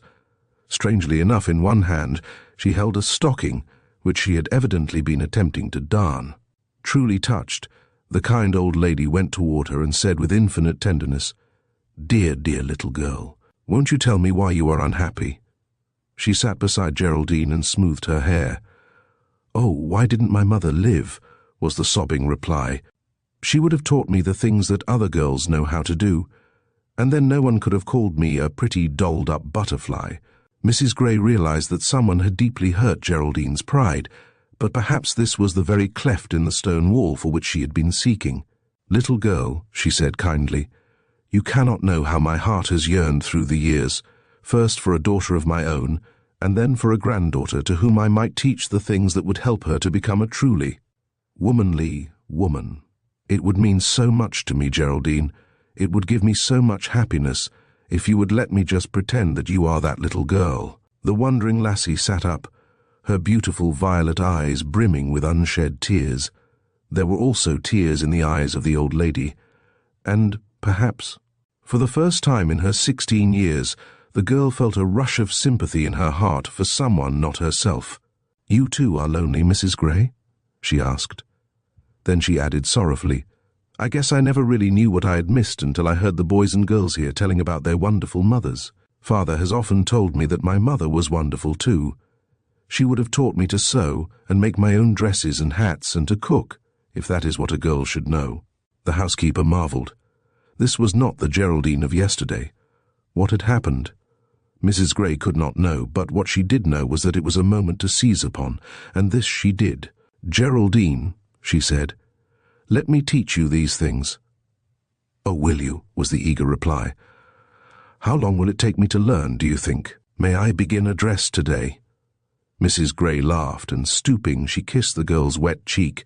Then she said, "Get on your coat, dearie, and we will go into town and buy the material." This was the beginning of happy days for these two.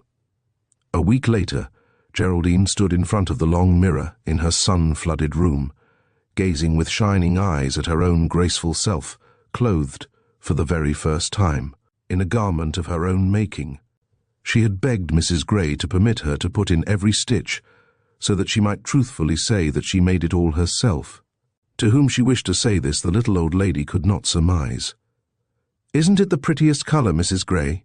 Geraldine asked for the 20th time as she looked at the clinging folds of soft blue cashmere. "It is indeed, dearie," the housekeeper replied, "and it's the blue that makes your eyes look like two lovely violets." The girl's gaze wandered to the reflection of her face, and she smiled. "Daddy says that my eyes are just like Mother's. I'm so glad." Then she added happily, "It's all done, isn't it, Mrs. Grey, except a collar, and we haven't decided how to make that yet, have we?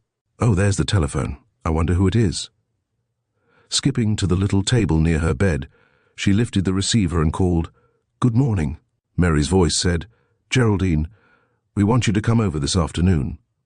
"I'll be there," the seamstress replied, and then whirling around, she exclaimed, "It was Mary Lee. She wants me to be at her house about 3. How I wish I could wear my new dress."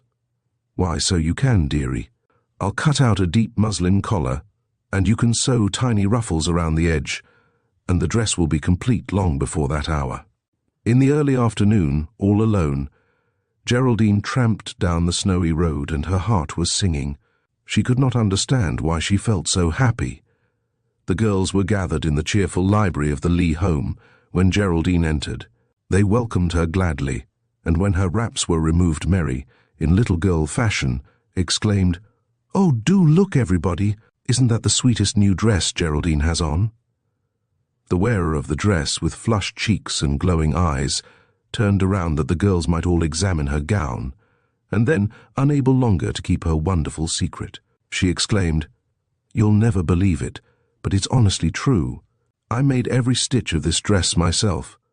Of course, Mrs. Gray cut it out and showed me how, but truly I made it, and I never enjoyed doing anything more in my whole life." Then it was that Geraldine chanced to glance at the open door of the music room, and the rose in her cheeks deepened, for Jack, with book in hand, was standing there. Luckily, he had completely forgotten the conversation of the week before, and so he did not even dream that his theories had been the incentive for Geraldine's experiments in dressmaking. "Jack," his sister called, "isn't this a pretty dress? Geraldine made it all herself." "It surely is," the lad replied as he entered the room. "It's the color I like best." Then, as Mary and Doris served hot chocolate and cookies, the lad sat on the window seat beside Geraldine and talked about his favorite subject, cattle raising in Arizona. An hour later, when the girls were about to depart, he reappeared to announce that he would take them all home in his father's big sleigh, if they did not mind being crowded. It was with a happy heart that Geraldine noticed that one by one Jack left the town girls at their homes and then went round the longest way to the Wainwright place. Chapter 17. First day in a new school. It had been decided between Mr. Morrison and the Colonel, who had been corresponding about the matter, not to start Geraldine in the Sunnyside Seminary until she appeared to be quite contented to stay in the village. But on the Monday morning following the making of her dress, Geraldine herself appeared in the breakfast room unusually early, and asked her Uncle Colonel if he would not take her out to the seminary and introduce her to Miss Demarest. How the old gentleman's face brightened as he asked, "And so you are really content to stay and be the sunshine of my home?" Impulsively the girl kissed his cheek. "I'm glad you want me," she said sincerely, "and I'll try to be sunny." Then, as Mrs. Gray had entered the room with a cheery good morning, the Colonel shared the good news. There was a mistiness in the grey eyes of the little old lady, and a song of thanksgiving in her heart. Geraldine, to prove to them that her heart was changed, went over and kissed Mrs. Gray also as she said, "My dear little make-believe grandmother is helping me to see things in a different light, more as I would have seen them if Mother had lived." Then into the room came Alfred, and the good news was told to him. "That's great," he exclaimed. "Dad will be so pleased. He certainly has a soft spot in his big heart for this little old town. Say, Mrs. Gray, do you mind if I eat in a rush? I'm afraid I'll be late for the students' special if I don't hurry." Alfred and Jack went every morning to the prep school in Dorchester. During the sleigh ride to the seminary, Geraldine chatted happily about how surprised the girls would be to see her there. She had purposely timed their going, when classes would be occupied, that she might surprise them at the recess of which they had told her. And that is just what happened. After making arrangements with Miss Demorest for his ward to complete the winter term at the seminary, the Colonel departed, promising to return at the closing hour. But Geraldine said that she would like to walk to town with the other girls, and that she would wait at Mary Lee's house until Jack and Alfred returned from Dorchester. Then she and her brother could return together. The Colonel noticed a slight flushing of her pretty face as she made the suggestion, and he wondered about it as he drove home through the crisp, sunlit morning. After planning with Miss Demarest about the classes she would enter, Geraldine was told that she might wait in the library, where a cheerful fire was burning in the hearth, and that, after the mid-morning recreation, she might accompany her friends to Miss Preen's English class. As Geraldine sat in the big comfortable chair in front of the fire, she had time to think how very different her stay in Sunnyside was turning out from what she had expected, how she had dreaded it, and how selfish and stubborn she had been. It was a wonder that the Colonel had even wanted her to stay, and how could that dear Mrs. Gray be so nice to her when she had snubbed her so rudely? Even the girls had been generous to overlook her snobbishness when they came to call upon her. She actually laughed aloud when she thought of the prank they had played upon her. Then she curled up in the chair and tried to hide, for the gong was announcing recess. A moment later, merry laughter was heard as doors up and down the long corridor opened, and the day pupils and boarding pupils emerged from their classes. Geraldine was wondering where her group of friends would go. She had hoped they would flock to the library, nor was she disappointed. Although she could not see them, she knew their voices. Mary was saying, "Girls, come in the library a minute. I have some news for you." "Is it secret?" Bertha asked. "I'll say it is. That is, just at first. After a time we'll tell it to Geraldine. Are we all here? Close the door, will you? Nobody will notice." "No, we're not all here. Gertrude isn't. Where can she be? Why didn't she come to school today?" Rose wondered. "That's why I have called this special meeting," Mary explained. "Gertrude has gone to Dorchester to spend the winter. It was very sudden. She didn't have time even to call you all up to say goodbye. Her mother's sister was taken very ill last night, and they sent for Gertrude to take care of the children. Her aunt thinks everything of Trudy, and as she has to go to the hospital for an operation, she said she just couldn't go contentedly unless Gertrude was there to look after her 2 babies. It will be spring before she can return." "Oh, I say, that is too bad. She'll miss all the fun we've planned for this winter," Bertha said. "But you have more to tell, Mary. What is it?" "Yes, I have," their president confessed. "Gertrude suggested that, since we need 7 girls in our secret society, she would like us to invite—" There was a sudden rustling noise. "Hark! There's someone in this room," Peggy announced. The girl in hiding sprang up. "I'm terribly sorry, girls," she said. "I didn't want to eavesdrop. I was crouching down so that I could leap out and surprise you when you came over by the fire, as I supposed of course you would." With a glad cry of surprise, her friends surrounded Geraldine, asking a dozen questions at once. How did she happen to be there? Was she going to stay? And when she had answered them all satisfactorily, Mary announced, "This is like a play. Characters enter just when they're needed." Geraldine's face was beaming.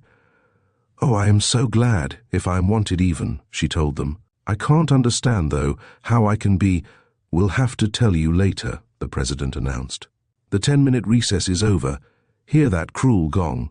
Now, Jerry, what class are you to start in?" "Miss Demarest said that if I would accompany Mary Lee everywhere that she went, I couldn't go wrong." "Oh, goody good," Betty Bird exclaimed. "That means we are all in Miss Preen's English class." "Shh! Come on," Rose called to them from the open doorway. Mary introduced the new pupil to the angular Miss Preen, and Geraldine thought she never had seen a thinner person or one with sharper eyes. She felt sure that she would heartily dislike the English teacher, but what did that matter as long as she was in the class with all of her friends? Before the hour was over, Geraldine had, at least, to acknowledge to herself that Miss Preen knew how to teach, and that she made the subject very interesting. After all, what more did one require in a teacher? From there they went to a song service conducted in the basement recreation hall by Professor Loseley, whose hair, soft, grey and wavy, rested on his shoulders.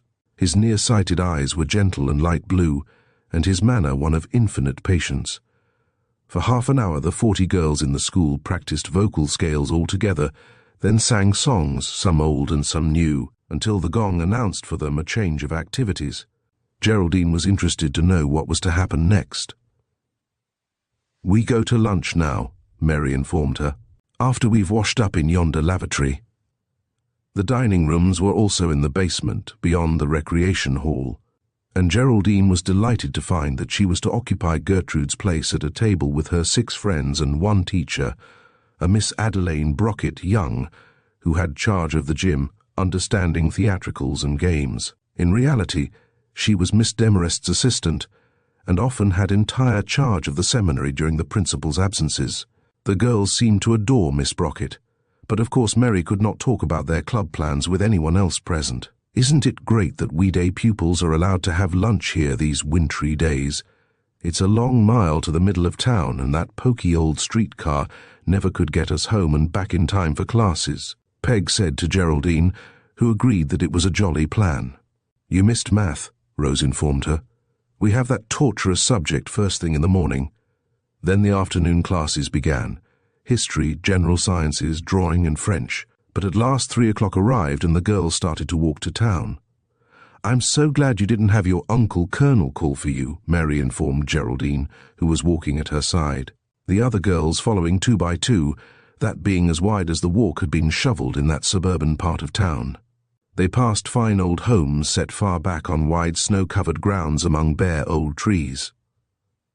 "We are having a most important club meeting at my house today, and—" Geraldine stood still, exclaiming with sincere disappointment. "Then I can't stop there and wait for Alfred, as I told my Uncle Colonel that I would." "Why not?" Mary asked. Then before her companion could reply, she exclaimed, "Oh, I understand now. You think we wouldn't want to discuss club business with you there. You're wrong, Jerry, my dear. We especially do want you there. Now, don't ask me any questions. This is a secret club, and it wouldn't do for me to tell you a thing about it until the meeting is called." And with that explanation, the curious Geraldine had to be content. Chapter 18, A Mystery to Solve. Meeting is called to order. Mary turned to beckon the girl, who, feeling rather like an intruder, had seated herself some distance from the others. "Jerry, come over and sit in Jack's favorite easy chair," their hostess said. "Then you'll be in the circle with the rest of us." Geraldine was conscious of the slight flush which she always felt in her cheeks when Jack's name was mentioned, but she gladly joined the others, sinking into the luxurious depths of a softly upholstered, cozy comfort chair. "You'll have to say interesting things to keep me awake," she laughingly warned them as she snuggled down in it. "Don't worry about this meeting not being interesting. It's going to be a thriller," the president announced, whereupon the members all sat up ready to ask a chorus of questions, but Mary pounded on the table before her with her improvised gavel, an ornamented paper cutter, as she said imperatively, "Silence, if you please. We will now have the roll call." Sleuth rose. "Are you present?" A laughing response, "I am," and so on until each had been called. Geraldine was very much awake. "Madame President," she burst in, "if I'm not too much out of order, will you please tell me why you call these pretty maidens by such a terrible name? Sleuths. Oh, who?" She shuddered. "I thought sleuths were long, lank, stealthy creatures who steal around slums and underworld places trying to find criminals." "Well, perhaps some sleuths do," Mary acknowledged, "but we aren't quite that desperate." Then Peg put in, "Oh, I say, Mary, have a heart. Don't mystify Jerry any longer. Begin at the beginning and tell her what our club has stood for in the past and what it will accomplish in the future." "How can I reveal what nobody knows?" their president inquired. However, she turned to Geraldine and told how the 7 girls who always walked back and forth to school together had formed a clique, which at first they had named Sunnyside Club with "Spread Sunshine" for a motto. "Our St. Gertrude's suggestion, you may be sure," Rose interjected. "Well, we did do a great deal to make the children up in the orphanage happy," Betty Bird championed, as though feeling that the absent member was in some way being maligned. Bertha Angel agreed with her emphatically. "Of course we did, little one, and we intend to keep it up. Being sleuths won't in any way keep us from doing good deeds." "But what is there to be sleuthing about in this sleepy little town of Sunnyside?" Geraldine wanted to know. "And why do you want to do it if there is?" "Oh, we don't really," Rose told her. "It's sort of like taking a dare. The boys have a club which they call CDC, and they're terribly secret about it. They have a mysterious meeting place, and since we girls aren't allowed to roam about nights unless our brothers are along to protect us, we never can find out where they meet. We sort of thought it might be in the old Wolseley ruin on the East Lake Road. That's why we asked them to take us there Saturday after that robbery. We thought if that was their secret meeting place, they would have it fitted up like a clubroom some way, and then of course they wouldn't want us to visit it. But when they said, sure thing, they'd take us if we wanted to go, why then we were convinced that's not where they hold their secret meetings." Peggy interrupted with, "Maybe you were convinced, old dear, but I was not. You say we can't go up the East Lake Road at night when the boys hold their meetings. Of course we can't, but what's to hinder us from going up there alone sometime in the daylight? If that old man who killed himself haunts the place at all, it wouldn't be while the sun is shining." "Ugh," Jerry said with a shudder. "Now I believe you are sleuths, wanting to visit a haunted house. But tell me, What kind of a club is the CDC? It's a detective club, and we, that is, Mary, figured out by putting two and two together that it means Conan Doyle Club. Jack shut her in a closet one day, and before she could let him know she was there, she heard enough to know that he and his friends have tried to find some mystery to solve in Sunnyside, and have decided that there isn't one, and so they take turns making up mysteries. They read them at these secret meetings and let the others try to figure out clues. Is that why you girls started to be sleuths? Jerry wanted to know. Bertha nodded. Mary heard one of the boys say that an uncle of his in New York, who was a lawyer, had written about a famous girl detective, and the others scoffed at the very idea. They said they couldn't imagine girls ever solving a mystery, not if they were all like girls in Sunnyside. So, you see, that was sort of a dare, and we made up our mind we would find a mystery and solve it, and then crow about it. But the joke is, we haven't found a mystery. Mary continued with, Peggy and Doris were a committee of 2 to find one, and they were to make their report last Saturday, but nothing, Peg interrupted. You know, we were so busy planning that impromptu skating party out at the Drexel Lodge, we didn't have time to call a meeting. Well, if we had called one, the president persisted, you girls wouldn't have had a mystery to present, wouldn't we, though? Peg's eyes fairly glistened. Doris, now is the psychological moment, as Miss Preen would say, for springing our find. The girls, except Geraldine, gasped. She was yet too mystified to realize the importance of the announcement. They watched Doris, who unstrapped her school books and drew from her history a clipping from a newspaper.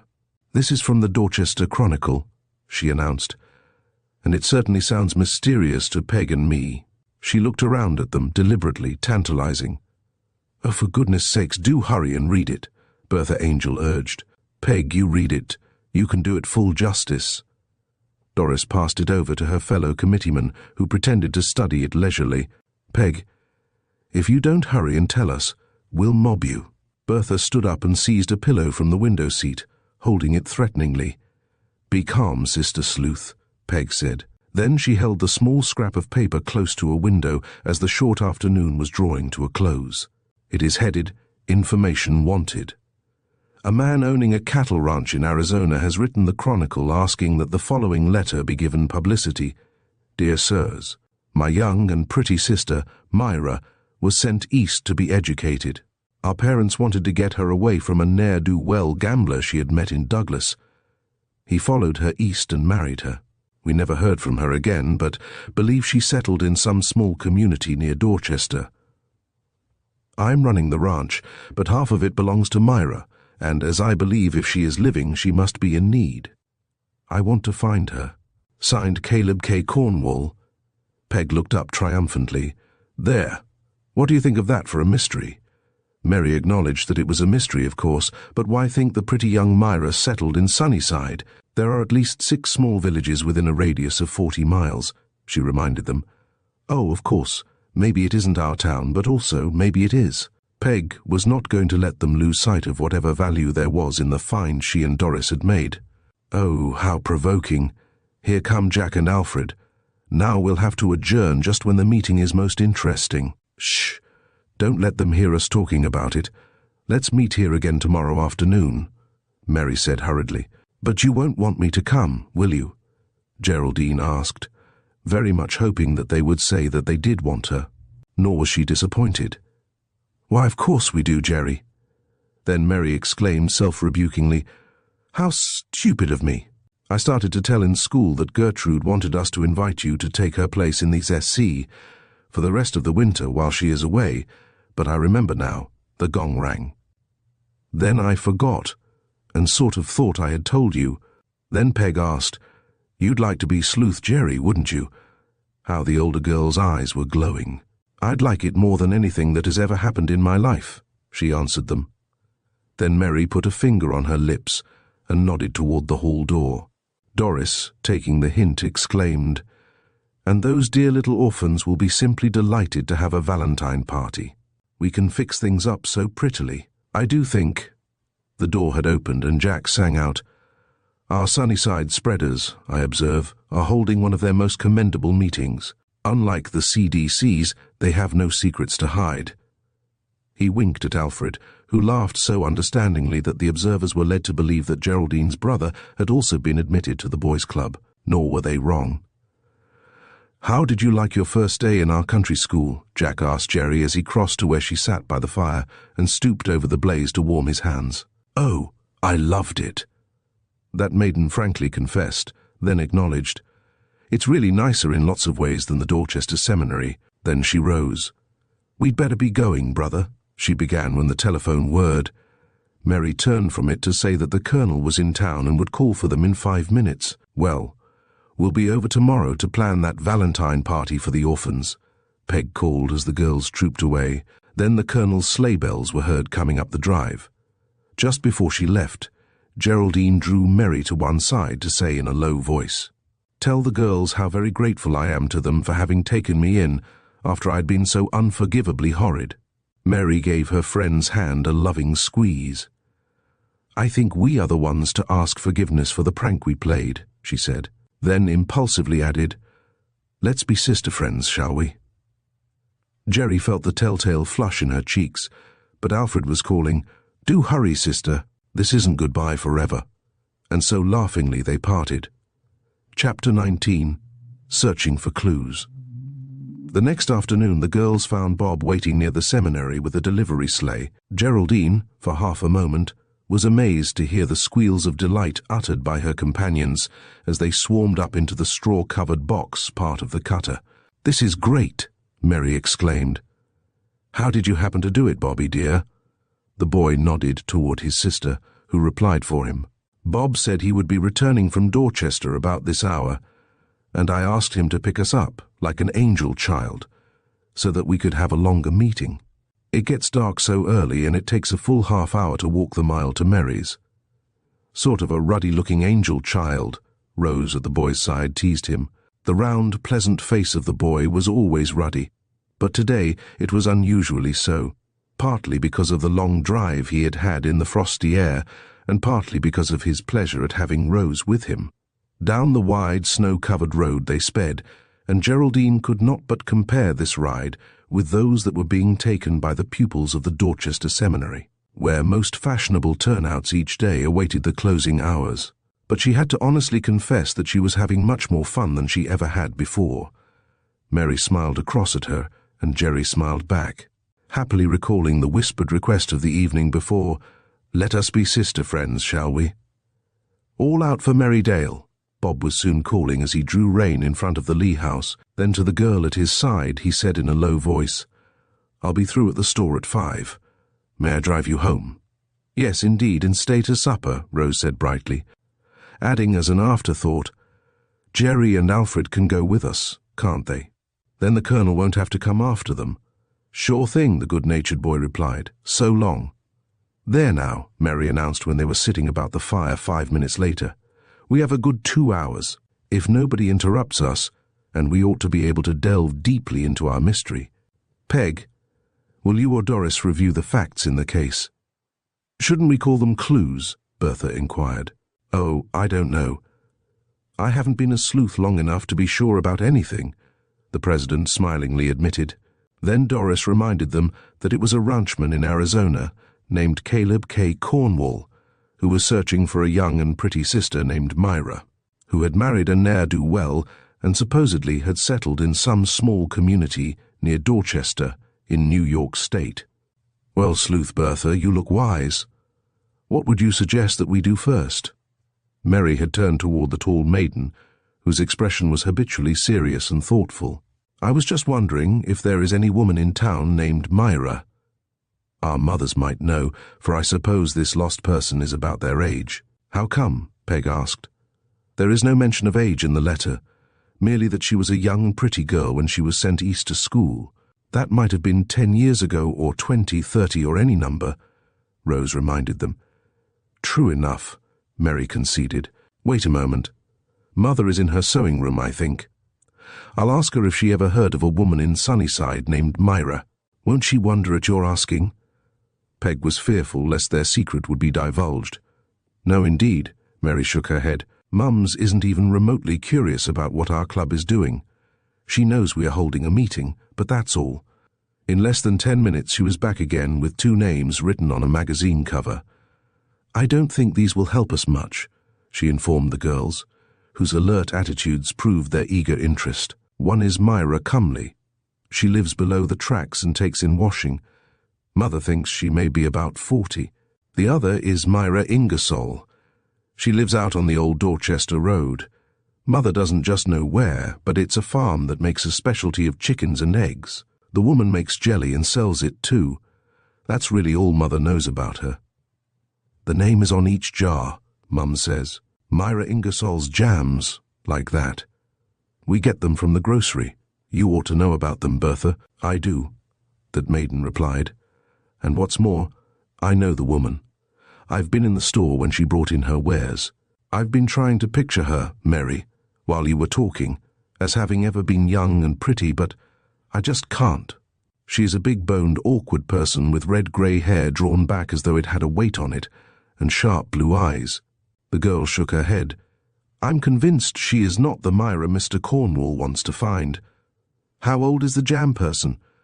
Jerry contributed her first inquiry. "Oh, close to 60 perhaps, although she may be younger. She's had a hard life, I judge." "We might call them up on the telephone and ask them if they ever lived in Arizona," Betty Bird naively suggested. How the others laughed. "Little one," Bertha remonstrated, "don't you know that if they ran away from Arizona and are in hiding, so to speak, they would of course refuse to tell that it had once been their home? I mean in answer to such an abrupt question as would have to be asked over the phone. My suggestion is that we make some legitimate excuse for calling at the homes of the 2 Myras and finding, if we can, some clues without arousing their suspicion." "Hats off to Sleuth Bertha," Peg sang out. "When and how shall we make the first call?" Doris leaped up in her eagerness. "If one of the Myras is a washwoman, let's drive over there tomorrow with the Drexel Weekly Laundry. Mother said yesterday that the Palace new method injures the clothes, and she wants to find someone to do it by hand. Say, boy, but we're in luck." The slangy member exulted. "And as for the other Myra," Rose said, "we might chip together and buy a chicken or 2, and that would give us an excuse to visit her farm." "Bravo, keen idea. Hooray for our Rosebud," were the exclamations, which proved that the suggestion met with general approval. "But what would we do with 2 chickens?" Round-eyed, the youngest member inquired. "Eat 'em, little one," Peg began. "Not till they're cooked, I hope," Jerry laughingly put in. "Say, fellow sleuths, I have a peachy idea," Peg announced. "Let's get up a Valentine dinner and invite the boys. Saturday's the 14th, and we can make quite a spread of it and kill 2 birds with 1 stone, so to speak." "2 hens, do you mean?" Rose inquired. A sofa pillow was hurled at her. "You need submerging," Doris told her. "How about that Valentine party for the orphans?" Mary asked slyly. "It seems to me one was suggested last night just as the boys came home." "Sure thing, we'll have one, but that will be different.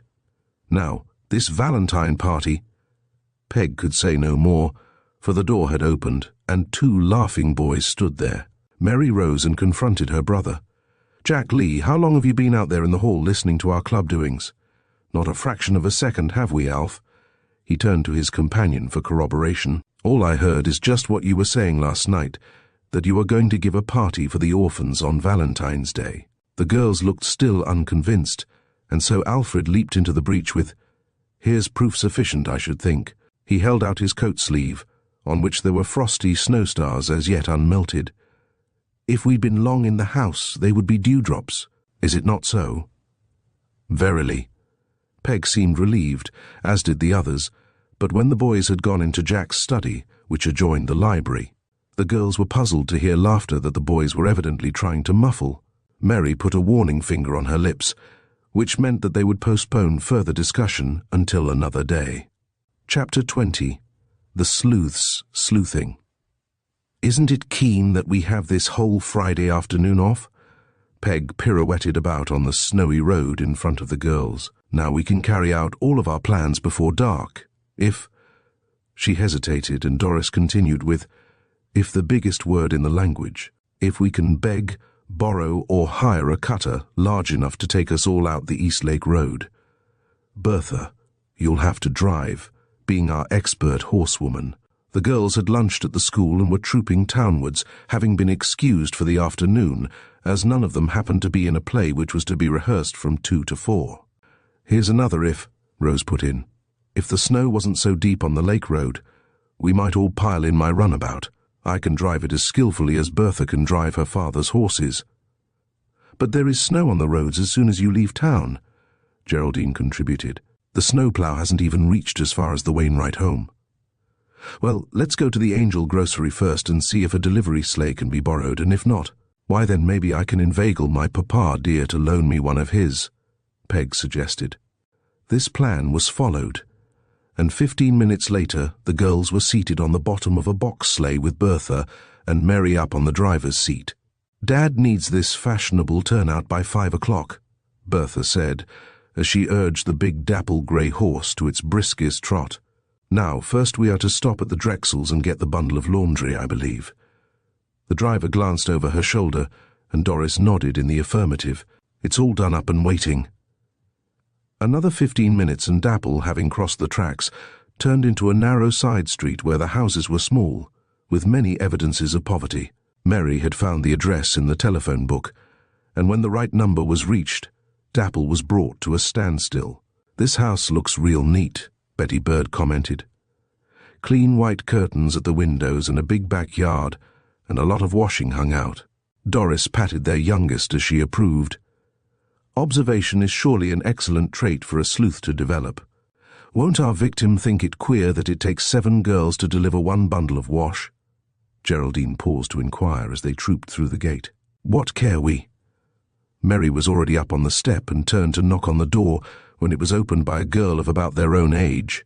"How do you do, Miss Angel?" she addressed Bertha, whom she knew by sight. "Won't you all come in?" They entered a small but spotlessly clean sitting room, and Doris asked, "Is Mrs. Myra Cumley here?" "No, Mother isn't here just now." "Won't you be seated?" Doris hesitated. "I wanted to ask her a few questions about her methods of laundering."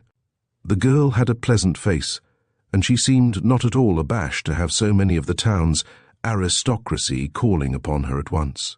"Mother is careful to use nothing that could harm the clothes, if that is what you mean," she informed them. "I expect her home directly if you care to wait."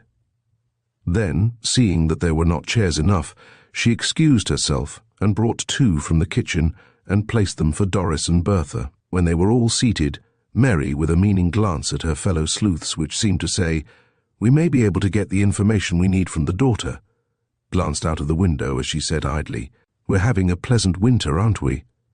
"Yes. There's lots more snow in your town, though, than where we came from." Blue eyes and Brown flashed exulting glances at one another. "Then Sunnyside has not been your home for long?" Mary inquired. The girl shook her head. "No, we lived in Florida for years, but I was born in Ireland. That was Father's home, but Mother came from—" She hesitated and glanced about apologetically. Every eye was upon her, every ear listening, but of their eager interest the girl could not guess. "I chatter on about my folks as though you'd care to hear where we all came from," she said. "Oh, we do care an awful lot," Betty Bird assured her. Then, catching a reproving glance from Doris, their youngest wilted and the older girl said, "I think it's always interesting to hear where people came from. Don't you, miss? My name is Myra Cumley, just as my mother's is." Then she added brightly, "Here she is now." The door opened and a pleasant-faced woman of about 40 entered and removed a shawl which she had worn over her head. "Howdy do," she said with a smile which included them all. Doris stepped forward and explained that her mother wished to have her laundry done by hand, and so they had brought it to her. Mrs. Cumley thanked her and told about her methods and prices. After that, there was nothing for the girls to do but rise, preparing to go. Mary, in a last desperate effort to obtain the information they desired, turned at the door to say, "Your daughter tells us that you are from Ireland. I have always been so interested in that country and hope to visit there some day." The woman smiled. "I liked Ireland," she said. "I was about your age or a little older when I left the States as a bride for that faraway island. It was cold out and the door was open. What could the girls do to obtain the needed information? Peg plunged in with, "Which state did you come from, Mrs. Cumley?" The girls gasped, but, if the woman thought it a strange question, She made no sign of it. "I was born in a little village on the other side of Dorchester. Your laundry will be delivered on Tuesday, Miss Drexel," as the girls were driving away. Peg said, "I suppose it was awful of me to come right out with that question, but we just had to know." "Oh, probably sleuths have to ask questions sometimes, although it's more clever to get information in a roundabout way," Doris said, then asked, "Bertha, how did Myra Cumley happen to know your name?" "She trades at our store," was the reply. "Everyone in town, sooner or later, sees me in there helping Dad. I post his books for him." Geraldine felt somewhat shocked to think that she was associating with a girl who sometimes worked in a grocery.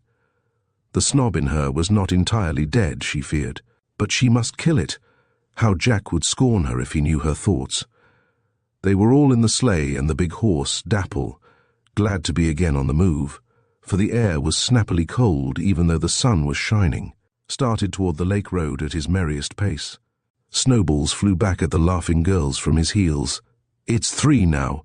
Bertha glanced at her wristwatch. "Shall we stop at the old ruin before or after we visit the Ingersoll farm?" The opinions being divided, as was their usual custom, they permitted the president to decide, and she said wisely that she thought it more important to visit the farm than it was the ruin, and so they would better go there first.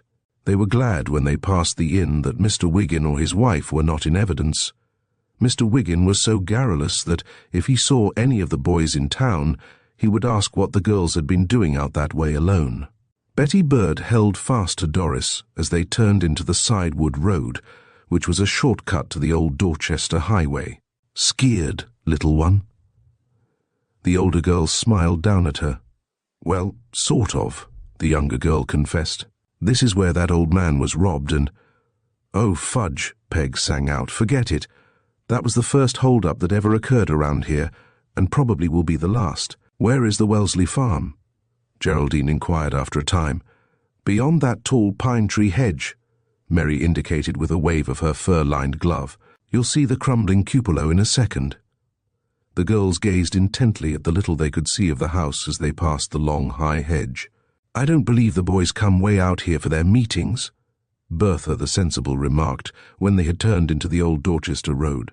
"In fact, I don't believe they could, much of the time, because of the snowdrifts.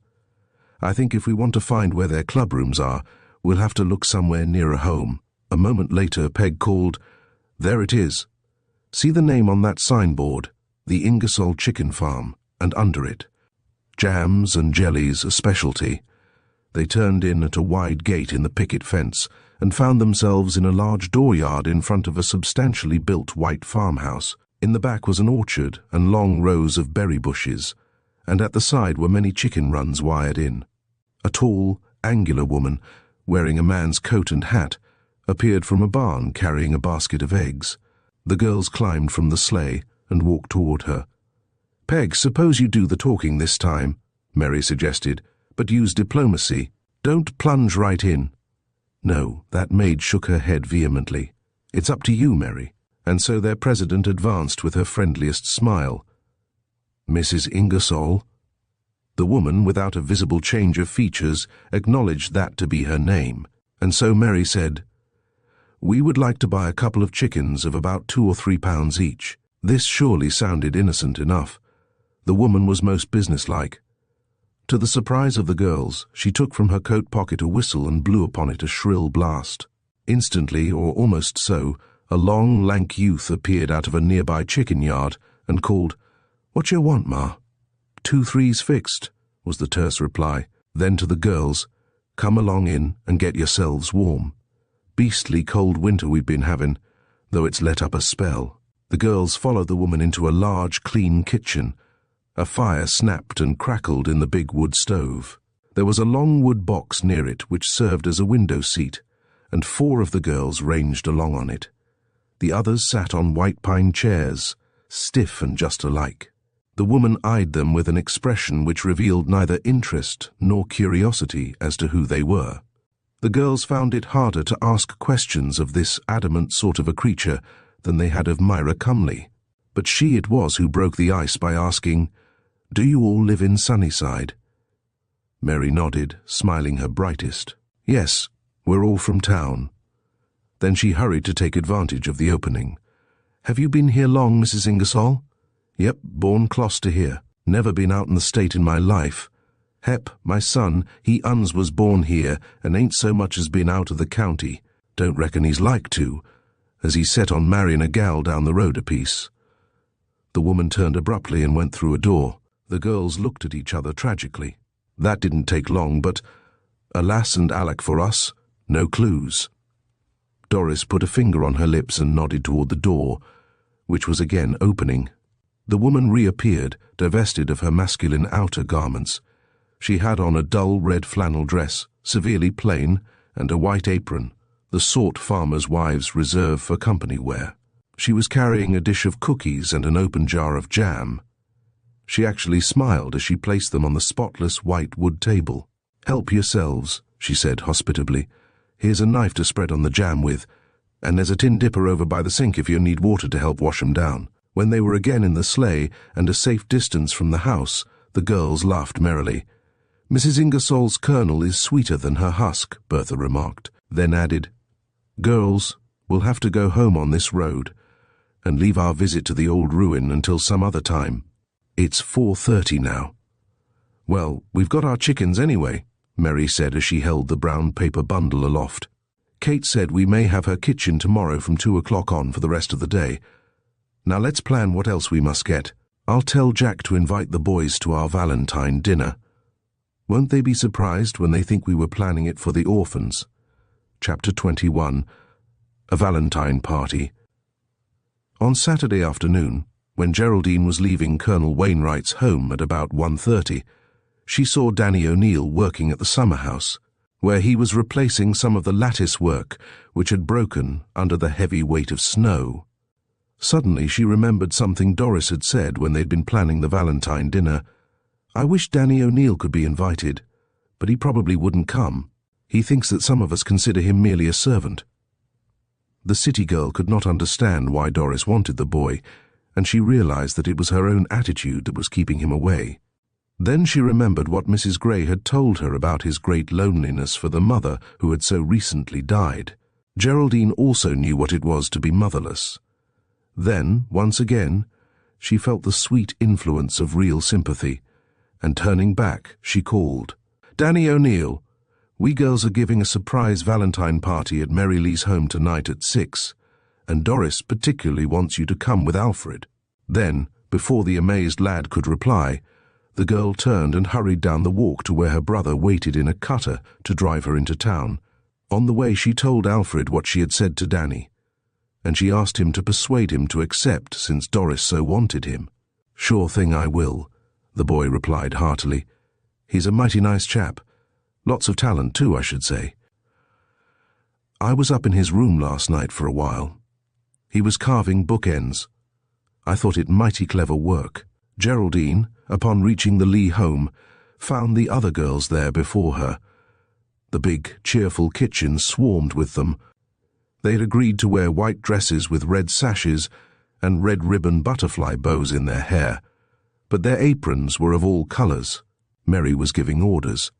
"Here, Doris, you crack these walnuts, will you?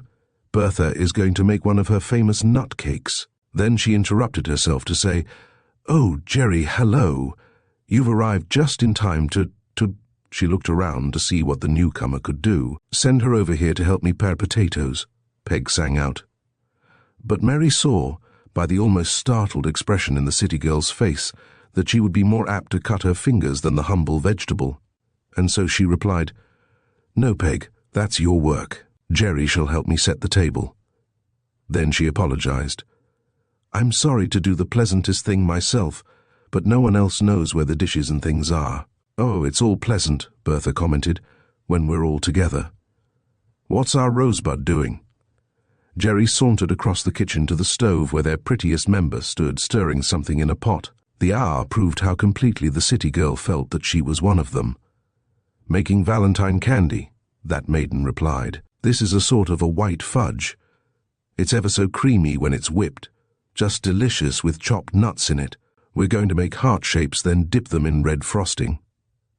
For an hour they all worked busily at their appointed tasks. Then Mary and Jerry called the others into the dining room to see the table. Oh, ooh, how pretty. Girls, will you look at the red ribbons running from that heart-shaped box in the middle to each place? What's the idea, Mary? You'll know later, their president laughingly informed them. That's a surprise for everybody which Jack and I planned last night. Then Geraldine exclaimed, Why, Mary, you have made a mistake, haven't you? There are 16 places instead of 15. Nary a mistake, Doris replied. We have invited that pretty Myra Cumley, and she has accepted. Then, before the astonished Geraldine could say, What?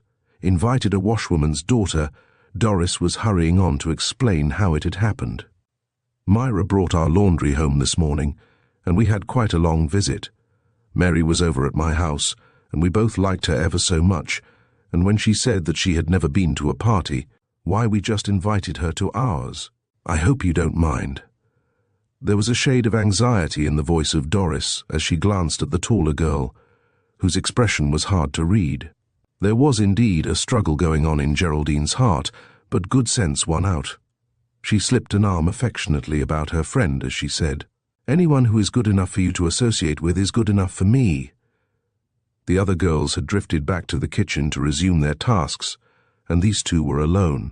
Doris, dear, Jerry said, I told your friend, Danny O'Neill. I hoped he would come, and I made Alfred promise to bring him. How the pretty face of Doris brightened.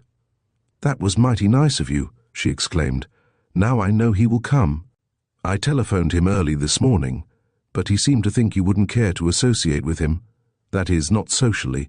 Then an imperative voice called from the kitchen. Say, you two ornaments in there, come on out and help with this chicken. At 6 o'clock all was in readiness, and the 7 girls, divested of aprons, waited the ringing of the doorbell with cheeks as rosy as their ribbons.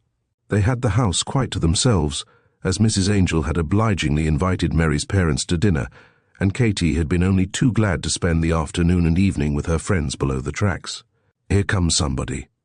Who do you suppose will arrive first? Mary had just said when the front door burst open, and Jack ushered in Myra Cumley. Mary had asked her brother to bring her, but almost before the door had closed, the bell was jingling, and all of the others arrived at once. In the whirl of excitement that followed, with everybody welcoming everybody else, no one noticed that Danny had drawn Doris to one side and was giving her a package. It's a Valentine that I made for you. Bookends that I carved, he said in a low voice. Don't open it here. Geraldine glanced in their direction, just as Doris lifted sweet brown eyes and smiled her appreciation at the boy. But before she could puzzle about the meaning of it, Jack had taken her hand and was leading her into the living room, which was festooned with strings of red paper hearts. Jokingly he began, Fair Queen of Hearts, I'm the Jack of Hearts. Won't you please tell me where you've hidden the tarts? What a throng of them there was as they swarmed into the brightly lighted living room. Don't sit down, anybody, Mary warned. The party part is going to start right away. But first you have to draw for partners. Then she explained that she would pass a basket to the boys that would contain halves of Valentines, and that at the same time Jerry would pass one with the other halves to the girls. You are each to take one, and the two who have the parts of one Valentine are to be partners. The girls are to stand still and the boys to do the hunting. For 10 merry minutes boys darted about matching halves of Valentines. The result was rather disappointing to several of them, for Rose was not for Bob, and Jack drew Myra Cumley, while Jerry. Of all the queer tricks of fate was Danny O'Neill's partner, but they took it in good part, and when Mary put an appropriate song record on the Victrola, they all marched out to the dining room. The girls felt quite repaid for their efforts when they heard the sincere exclamation of approval which the boys uttered. Then Mary, as hostess-in-chief, explained that each couple was to select seats, and that they should do this thoughtfully, as the ribbons had at the other ends prophecies as to their future. There were tiny bows on the ribbons for girls. Amid much laughter from the fair ones and wise cracks from the boys, places were chosen, and then when they were all seated, one by one the ribbons were pulled, and out of the box heart on the middle of the table a small red paper heart was drawn, and on it, in jolly jingle, was a prophecy for the future. As each was drawn, it was read aloud and was followed by much laughter and teasing, especially when Bob read, A dark brunette shall be your wife, and she will lead you such a life of woe and worry and of strife. Oh, I say, Rose. Bob grinned across the table at the girl who sat opposite him. Are you going to let that dark brunette get me?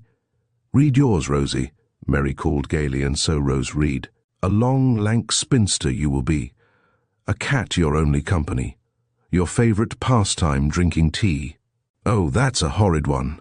Their prettiest pushed it from her and pretended to frown. I'm going to choose another place. I really wanted to sit where you are, Peg. Read yours, so I'll know what I might have had. Gleefully Peg complied. You'll marry a gay young millionaire. You'll travel together just everywhere, and in all your life have never a care. Hooray for me, Peg sang out, but Bob put in, Well, I'm glad Rose didn't choose that ribbon. A grocer doesn't often get to be a millionaire. And so around the table they read their futures. Then the dinner was served. And so excellent was every dish that had been prepared by the fair hands that Jack was led to exclaim, Lucky will be the swains who win these cooks for their valentines through life. Then, to the actual embarrassment of one of them, he asked, Jerry, which of these good things did you cook? But before the city girl, who knew nothing whatever about cooking, could acknowledge the fact, Mary said gaily, Jerry and I did the decking of the table this time. Some other time we'll show you what we can do as cooks. Then, to her own amazement, Geraldine heard herself saying, I'm going to give a party soon all by myself, and everyone who is here now is invited. Her glance even included Myra Cumley and Danny O'Neill. Then she concluded with, I'll let you know the date later. Her brother was delighted to think that his sister had entered into the social life of the village with so much evident enjoyment, and that night when they reached home, he took occasion to tell her how pleased he had been with the impromptu invitation. They were standing alone in the living room in front of the fireplace where they had stood on that first day when the milkmaids and butter churners had come to call. Alfred smiled as he thought of that other day, which seemed so long ago, but wisely he did not remind his sister of her rudeness and snobbishness on that other occasion. Brightly she was saying, Oh, Alfred, I'm going to write Dad tomorrow and tell him what a wonderful time I'm having, and how glad I am that he wanted us to spend the winter in the town where he was born. Indeed, some influence, not clearly understood by Alfred, was working miraculous changes in his sister. Chapter 22. A New Resolve. On Monday morning, Geraldine awoke with a new resolve. Never again would she be put in the embarrassing position of not being able to do anything really useful when the CSC got up a dinner. And not for worlds would she have Jack Lee know that she had considered cooking menial, an accomplishment far beneath her. His ideas and ideals were very different from those she had acquired at the fashionable seminary in Dorchester. When the girl went down to breakfast, she found that the Colonel and Alfred had gone early to town. Mrs. Gray was waiting for her, sitting in the sunny bow window reading the morning paper. Oh, here you are, dearie. She rose briskly as she added, I'll have to go down to the kitchen to get the things I've been keeping warm for us. Geraldine looked surprised. But why doesn't Singh send them up on the lift? She asked. Mrs. Gray, at once sober, shook her head as she said, Poor Singh. It seems that he went to Dorchester to the Chinese quarters yesterday to see a sick friend, and while there the place was quarantined for smallpox and he will have to remain away at least 2 weeks. Oh, Mrs. Gray, whatever shall we do? How can you do all the housekeeping, and the cooking as well? The old lady smiled at the girl lovingly. Do you know, Geraldine, she began, I sort of thought that perhaps you would like to help me, now that you can make a bed the way Mary Lee taught you. If you would make the Colonel's and Alfred's. Of course I can and will, was the almost unexpected rejoinder. And better than that. The girl flashed a bright smile at the old lady. I'm glad Singh is going to be away for 2 weeks, because that will give us a chance to use the kitchen all we want to. Won't it, Mrs. Gray? Use the kitchen, Geraldine? The old lady could hardly believe that she had heard aright. I thought I once heard you say that you hoped you would never have to step inside of a kitchen. The girl flushed, but she answered frankly, You are right, I did. But yesterday, when I saw those girls, all of them from nice families, cooking such a very good meal, I felt sorry. Oh, more than that. I was actually ashamed when Jack Lee asked me which of the dishes I had prepared, and if someone hadn't changed the subject. I would have felt terribly humiliated to have had to confess that I couldn't cook at all. A ray of light was penetrating the darkness for Mrs. Gray. Briskly she replied, "I shall enjoy teaching you to cook, dearie, as I would a granddaughter of my own." Then Geraldine further surprised the old lady by leading her to her seat and declaring that she would go down to the kitchen and bring up the breakfast.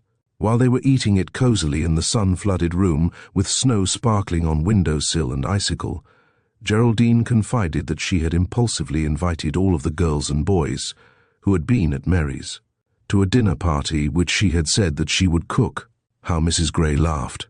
"Good, good," she said. "I shall enjoy that. When is it to be?" "I thought I would like to have it on Doris Drexel's birthday. That will be in about 2 weeks." That very afternoon the lessons began. No one was in the secret except the Colonel, and every day he drove to the seminary to get Geraldine that she might reach home the sooner for the lesson in dinner preparing. The girls wondered, especially when they were so eager to search for more clues in their Myra mystery, as Peg called it. "What are you up to?" Doris asked her at last. "Why do you rush home every day after school?" "I believe she has a mystery of her own," Betty Bird teased. Geraldine flashed a merry glance in the speaker's direction. "Righto, I have," she confessed. "However, I am going to reveal it to you all at our next meeting of the E.S.C. "Where is it to be?" "At Bertha's again. That is the most central place," Mary told her. "We're all going to try to unearth something which will help solve the Myra mystery." When the girls met on the following Saturday afternoon, it was quite evident that at least 2 of them could hardly wait for the formalities to be over before they could reveal something of interest. The president, being aware of this, said as soon as Sleuth Bertha had read the minutes of the last meeting, "Geraldine and Doris look as though they would burst if they didn't tell us something. Have you both unearthed clues in the Myra mystery?" But Jerry shook her head. "Nary a clue," she confessed. "My news item is far less interesting than that." Doris, on the edge of her chair, was waiting to speak, and when the president nodded in her direction, she exclaimed, "Girls, Danny O'Neill's mother's first name began with M. And wouldn't it be wonderful if she should have been that Myra Cornwall? Then Danny would own her share of the ranch. Of course he wouldn't have to go out there to live, but he could have the money it brings in for his art education." The girls, gazing at the flushed, eager face, wondered why Doris was so greatly interested in the boy, but Bertha, the practical, asked, "Why should you think that the initial M would mean Myra? There are ever so many Christian names beginning with that letter." "Oh, of course, I'm just grasping at a straw. I only learned about it this morning. Mother had me go over a box of old receipts and throw out many of them, and I found one from Danny's mother signed merely M. O'Neill." "That would be splendid," Mary commented. "I do wish we could find that Myra, especially if she is someone in need, and then we would be spreading sunshine as well as having a mystery club." "I'm going to see Danny tonight," Doris told them. "Mother was so interested in some carving that he did that she wants to meet him, and so she had me invite him to supper. You call us up as soon as you find out. We'll be wild to know," Mary said, then turned toward Geraldine. "Now, may we hear your news item?" The city girl beamed on them. "I invited you all to a dinner party, you remember, and told you that later I would let you know the date." "Oh, goody." Betty Bird clapped her hands. "I adore parties. When is it to be?" Geraldine told them, and Doris said, "My birthday. I certainly appreciate that." What Jerry did not tell them was that she was to cook every bit of it. She had the menu all planned, except the dessert, and she wanted that very afternoon to find out what Jack Lee liked best. To achieve this, she asked, "What do most boys like for dessert?" She looked at Bertha and then at Rose, but just as she had hoped, Mary was one of the first to reply, "Jack likes whipped cream cake with banana filling best." This information was rapidly followed with other suggestions which Geraldine scarcely heard. The only dessert that she cared to remember was the one that Jack liked, and she could hardly wait for the Colonel to call for her, that she might go home and practice making one for the family's Sunday dinner. That night every member of the SSC received a telephone call, and the voice of Sleuth. Doris regretfully told them that Danny's mother's name was Martha O'Neill, and so the mystery was no nearer a solution than it had been. Chapter 23. A Proud Cook. On the day of the party, Geraldine was up early, and at once donned a pretty blue bungalow apron. Then followed merry hours, each one filled with preparations for the dinner, Alfred offered to help stone dates and crack walnuts, while Danny O'Neill was sent on frequent trips to the village. At 5 o'clock, with the help of both boys, the dining room was prettily decorated. Then Geraldine went to put on the dress she had made. Later, with Alfred, she stood near the fireplace, waiting the coming of the guests. They arrived in a procession of sleighs with ringing of bells and tooting of horns. When Geraldine threw open the door, planning to say, "Happy birthday, Doris," she was met by a laughing throng of young people, but Doris was not among them. "Why, where is our guest of honor?" the amazed hostess exclaimed as the others trooped into the brightly illuminated hall. Mary it was who replied, "Doris told me to tell you that she had company arrive unexpectedly. It was so late that there wasn't time to telephone and ask permission to bring her friend. She knew you would say yes, but she feared it would inconvenience you." The gladness left Geraldine's face. "But Mary," she protested, "we can't have Doris's birthday party without Doris here. It would be like giving the play Hamlet and leaving Hamlet out." Then turning to Alfred, she said, "Brother, please drive down and bring back both Doris and her guest."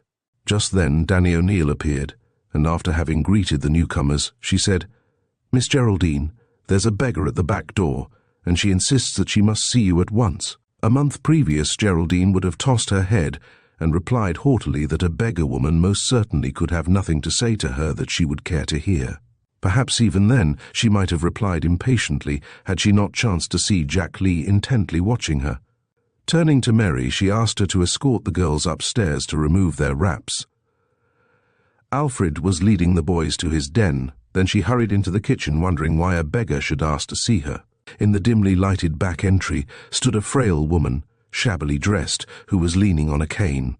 A black bonnet shaded her face, and Geraldine believed that she had never before seen this beggar person. The stranger began to speak in a weak, wavering voice. "Miss Geraldine," she said, "I'm a poor widow with 1 child and 7 husbands. Oh, no, I mean 1 husband and 7 children. My husband is sick, my young ones are starving. I heard as how you were going to have a fine party tonight, and I came to beg you to save a few crumbs for my poor babies." Geraldine was puzzled. The woman before her was shabby enough to be a beggar, but her plea did not ring true. "If you will come into the kitchen," the girl replied, "I will pack a basket for you to take to your 7 husbands and 1 child.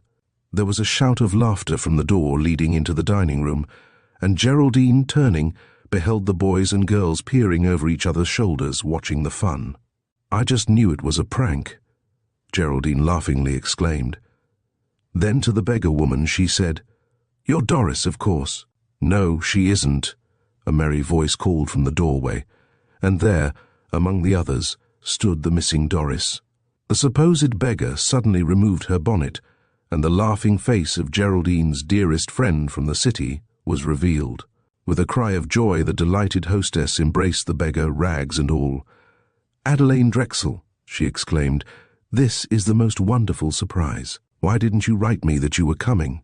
Or Doris, why didn't you tell me?" Then turning to the smiling housekeeper, the girl exclaimed, "Mrs. Gray, this is my dear little playmate. We have lived next door to each other ever since our doll days.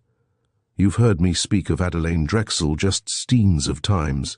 Then, slipping her arm about the laughing beggar girl, she led the way up to her room. 10 minutes later they reappeared. Adelaine had shed her shabby costume and looked like a rose fairy in a pretty pink gown. When the young people were seated around the blazing log in the library, the stately Colonel Wainwright appeared and was gladly greeted by all. Then Mrs. Gray called, "Come, children, supper is ready." Geraldine laughed. "I just can't impress Mrs. Gray with my age and dignity. She always will call me little girl." "I think she is the dearest old lady," Adelaine Drexel declared. "She's just my ideal of a grandmother. I am so glad that she is here with you." Geraldine's own ideas about how one should feel toward an upper servant had undergone such a complete change that she now replied with enthusiasm, "I do love Mrs. Gray. She is very superior to her position. She is the Colonel's housekeeper, you know." In the brightly lighted dining room, the young people were standing, while the little old lady designated their places.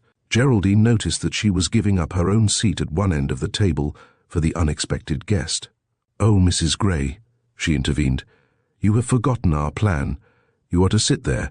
I won't need a chair just at first, for I'm going to serve." "And I am going to help," Jack Lee declared. Then, taking the self-appointed waitress by the hand, he led her kitchenward. "That was great of you, Geraldine," he said when they were alone. "Lots of girls would have let the old lady wait on them. Now give me a towel to throw over my arm, and a white apron so that I will look like a regular garçon."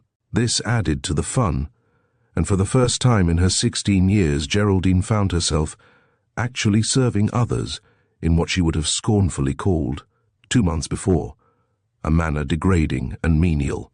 Now and then Bob Angel sprang up to lend a hand, and when Jack and Bob tried to be comedians there was always much laughter and playful bantering.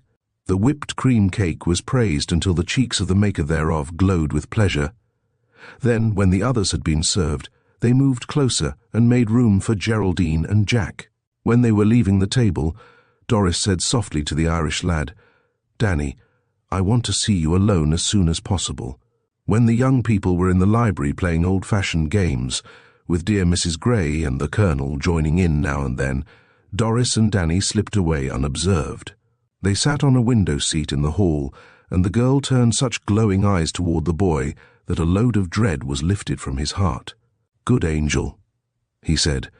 "After all, it isn't anything about the highway robbery that you have to tell. I can see that by your face. I was so afraid that—" The girl placed her finger on his lips. "Danny O'Neill," she said seriously, "I want you to promise me that you will never again refer to that mistake in your life. I myself would completely forget it if you did not speak of it so often. I want you to forget it too. We must not let the mistakes of our past hold us down. It is what we are, and what we are going to be that count, not what we have been. Now remember, sir," Doris shook a finger at him, "your good angel will be good to you no longer if you ever mention that subject again." The lad looked at the pretty girl at his side and said earnestly, "Doris, I can't understand why you are so kind to me, a no-account Irish boy who isn't anybody and never will be anybody." Doris laughed. "Danny, would you mind if we changed the subject? I wish to do the talking, so you be as quiet as a little brown mouse while I tell you my glorious plan. But first of all, I want to thank you for the beautiful book rack that you carved for me. It's hanging on the wall of my room this very minute, and my prettiest books are in it." Then, laying her hand on the boy's arm, she added, "Danny, please don't call yourself good for nothing. It is not right for us to speak that way of the gifts that God has given us. Mother thinks that the carving of the book rack shows that you have unusual talent, and that the wild rose design is very pretty." The boy's face glowed with pleasure. "Oh, Doris," he said eagerly, "do you really think that maybe sometime I could make good with my designing? You don't know what it would mean to me if I could." "It would mean a whole lot to me too, Danny," the girl said, rising. "Now we must go back to join the others. But there, I have forgotten the very thing that I wanted to ask you, which is this. Are you willing that I send the book rack to a friend of Mother's who is an artist? He would be able to tell just which course of training you ought to have. Good angel, would you do it for me?" the boy asked eagerly. "Then I wouldn't have to be just groping in the dark. I'd know better how to plan my life." These two joined the others, who had not missed them. Mary was talking to Geraldine, and Doris joined them. "Why didn't Myra calmly come to your dinner party?" the president of these SC was asking their hostess. "You invited her that night at our house." Geraldine nodded. "And more than that, I dropped her a card telling her the date and that I would send my brother after her. But she phoned early this morning that her mother had caught a severe cold that might develop into pneumonia, and she could not possibly leave her." "Poor girl," Doris said. "I'm glad tomorrow will be Saturday again. I shall drive around and see if there is anything I can do for them. Mother would want me to. She likes Myra ever so much. She wanted to meet her when she returned the laundry last Thursday, and she said she thought her an unusually fine girl. Myra told Mother that she had hoped to be able to go through teachers' college that she might care for her mother, who is not strong. But now I suppose she will have to give up, just as she is about to graduate from high." "Oh, I hope not," Mary said. Then 3 of the boys approached to claim them as partners for a dance. Chapter 24. Kindness Rewarded. Mary, Geraldine and Doris went alone the next day to the home of Myra Cumley. Danny O'Neill drove them there, then waited in the cutter until they came out. Myra opened the door slightly, saying that perhaps they would better not come in. But Geraldine declared that she never caught anything, and as Mary and Doris had no fears. They entered the neat little living room and sat down, while Doris gave the message from her mother. Tears sprang to the girl's eyes. "How very kind of your mother to offer to send us her own private nurse," she said with sincere appreciation. "Dr. Carson was with us all night, and he says that the crisis is now over and that Mother will not have pneumonia, but that she is worn out and will need absolute rest for a long time. The doctor said that she ought to go where the winters are milder." Myra was wiping her eyes, trying, as the girls could see, to keep from breaking down. Doris went to her and put an arm across her shoulders. With tender sympathy, she said, "Myra, you're just worn out with these 3 days and nights of watching and anxiety. I wish you would let me telephone Mother to send our dear old nurse. Then I would like to take you home with me for a rest." But the girl was shaking her head. "Oh, no, no. I couldn't leave Mother. She still has spells of wandering in her mind. She thinks she is a girl again on her father's ranch in Arizona." She got no farther, for 3 girls exclaimed in excited chorus, "Was your mother Myra Cornwall? Has she a brother Caleb in Arizona?" The girl dropped her handkerchief and stared in unbelieving amazement. "How in the world did you know my mother's maiden name?" she gasped. "Mother has told no one. Not that she was ashamed of it, but you see, she married against her parents' wishes, and she knew they would never want to see or hear from her again. Her brother Caleb disliked my father, more even than her parents did, and so she never wrote, not even after my father died and we were so poor." Then, with mouth trembling and eyes tear-brimmed, the girl asked, "Won't you tell me what you know about it?" And so Doris told about the clipping they had found in the Dorchester paper, and how they had called on all the Myras they could find. "But your mother was born in New York State," Mary recalled. "That is why we decided that she could not be the one." Myra nodded. "Yes, that is where Mother was born, but her parents went west when she was 5, and she lived on a ranch in that beautiful desert country until she was sent east to school." Suddenly she sprang up, a glad light in her face. "Mother is awake. I hear her calling me. I must go and tell her the wonderful news." Then impulsively she held out a hand to Doris as she said, "How can we thank you? Now, as soon as Mother is well, I can take her to the home she has so yearned to see, knowing that her brother Caleb wants her, really wants her." When the girls were again in the sleigh, they told Danny to race for town. They were to attend the weekly meeting at Peg's house, and they had wonderful news to tell. In a remarkably short time, they reached there and found the others assembled.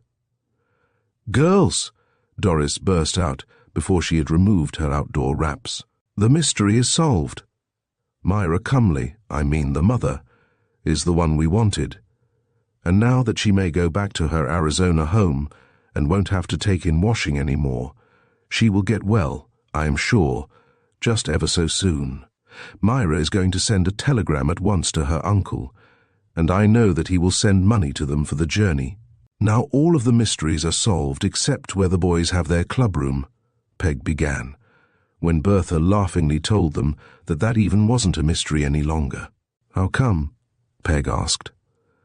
"Well, last night Mother wanted a yeast cake from the store just before bedtime that she might put some dough to rise. Dad had gone to lodge, and Bob had left early with the boys, so I took a lantern and went to the store. I had a key to the side door and I went in.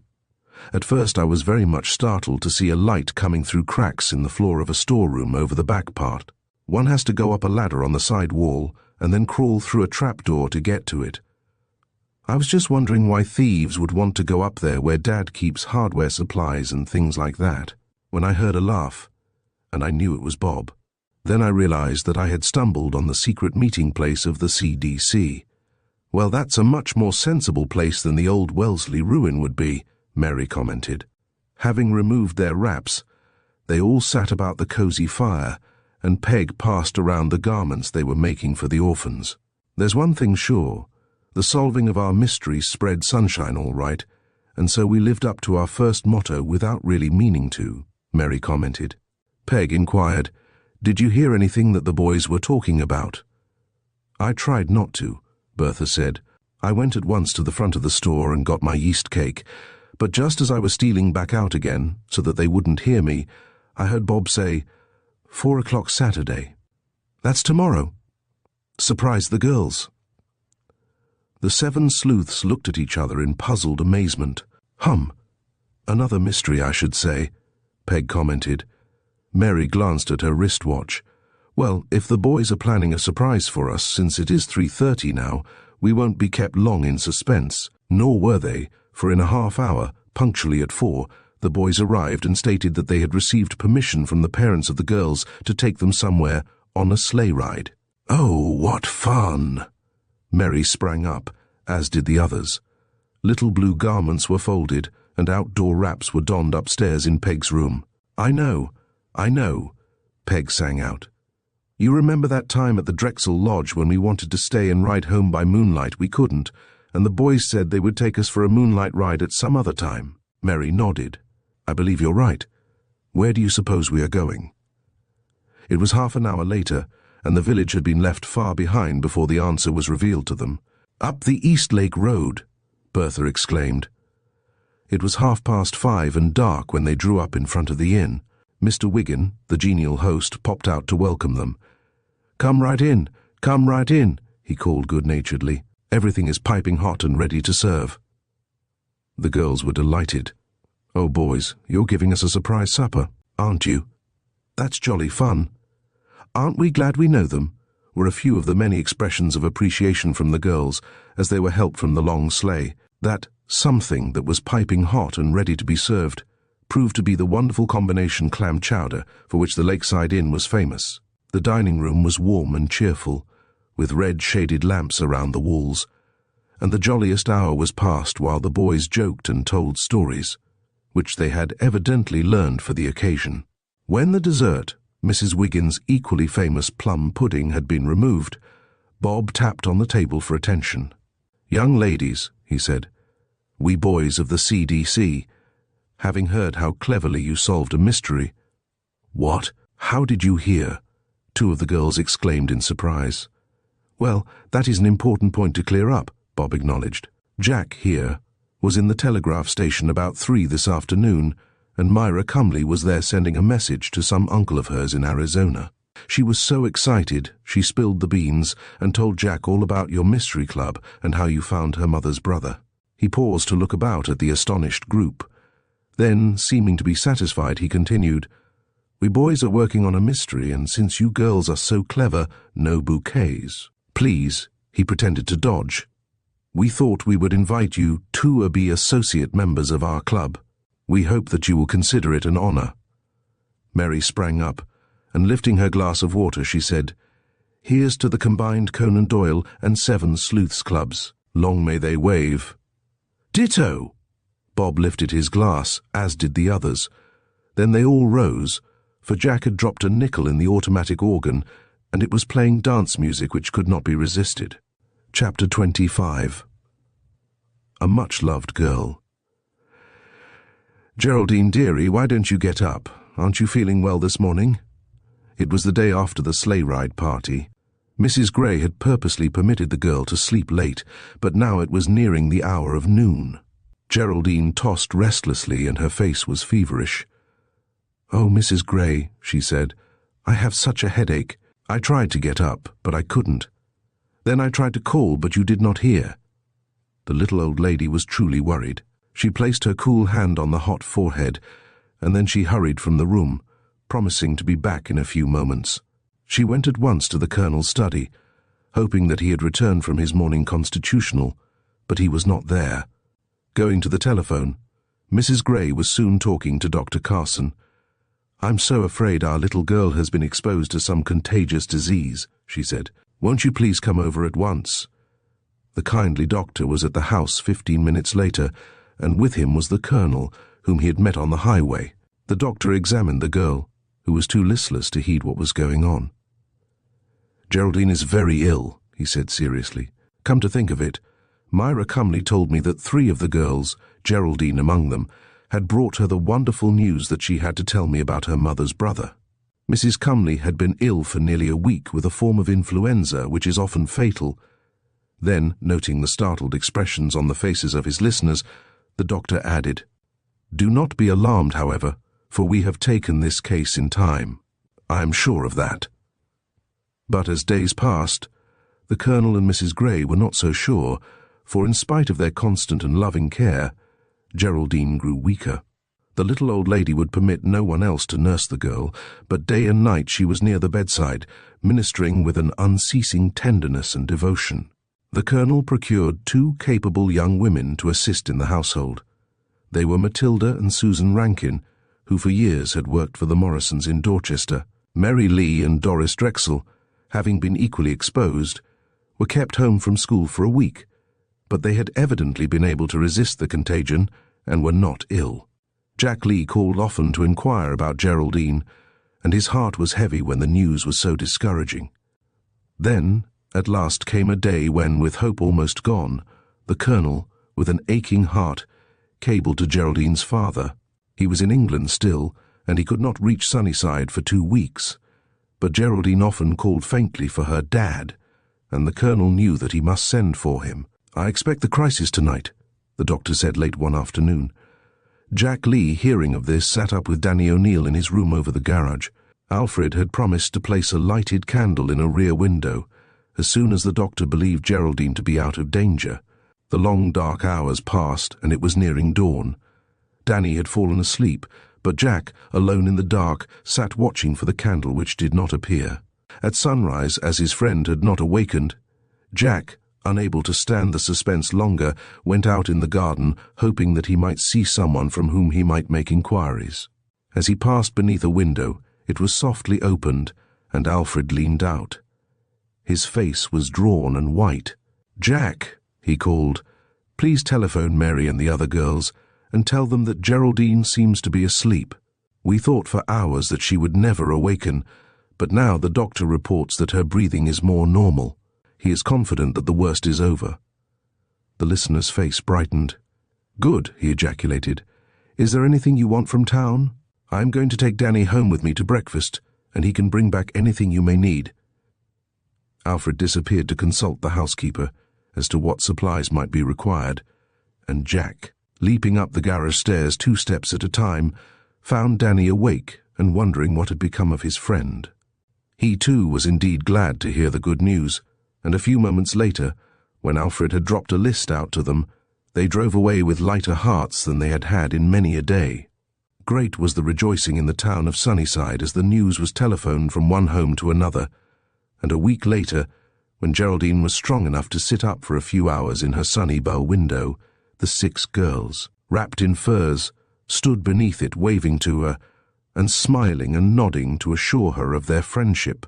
When they were gone, there were tears in the eyes of the invalid as she turned toward the ever-watchful old lady who sat sewing nearby.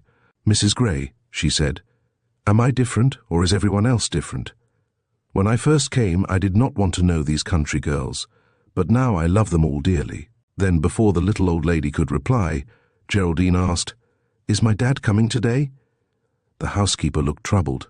The Colonel could not account for the fact that Mr. Morrison had not been heard from since he first cabled that he would return as soon as possible.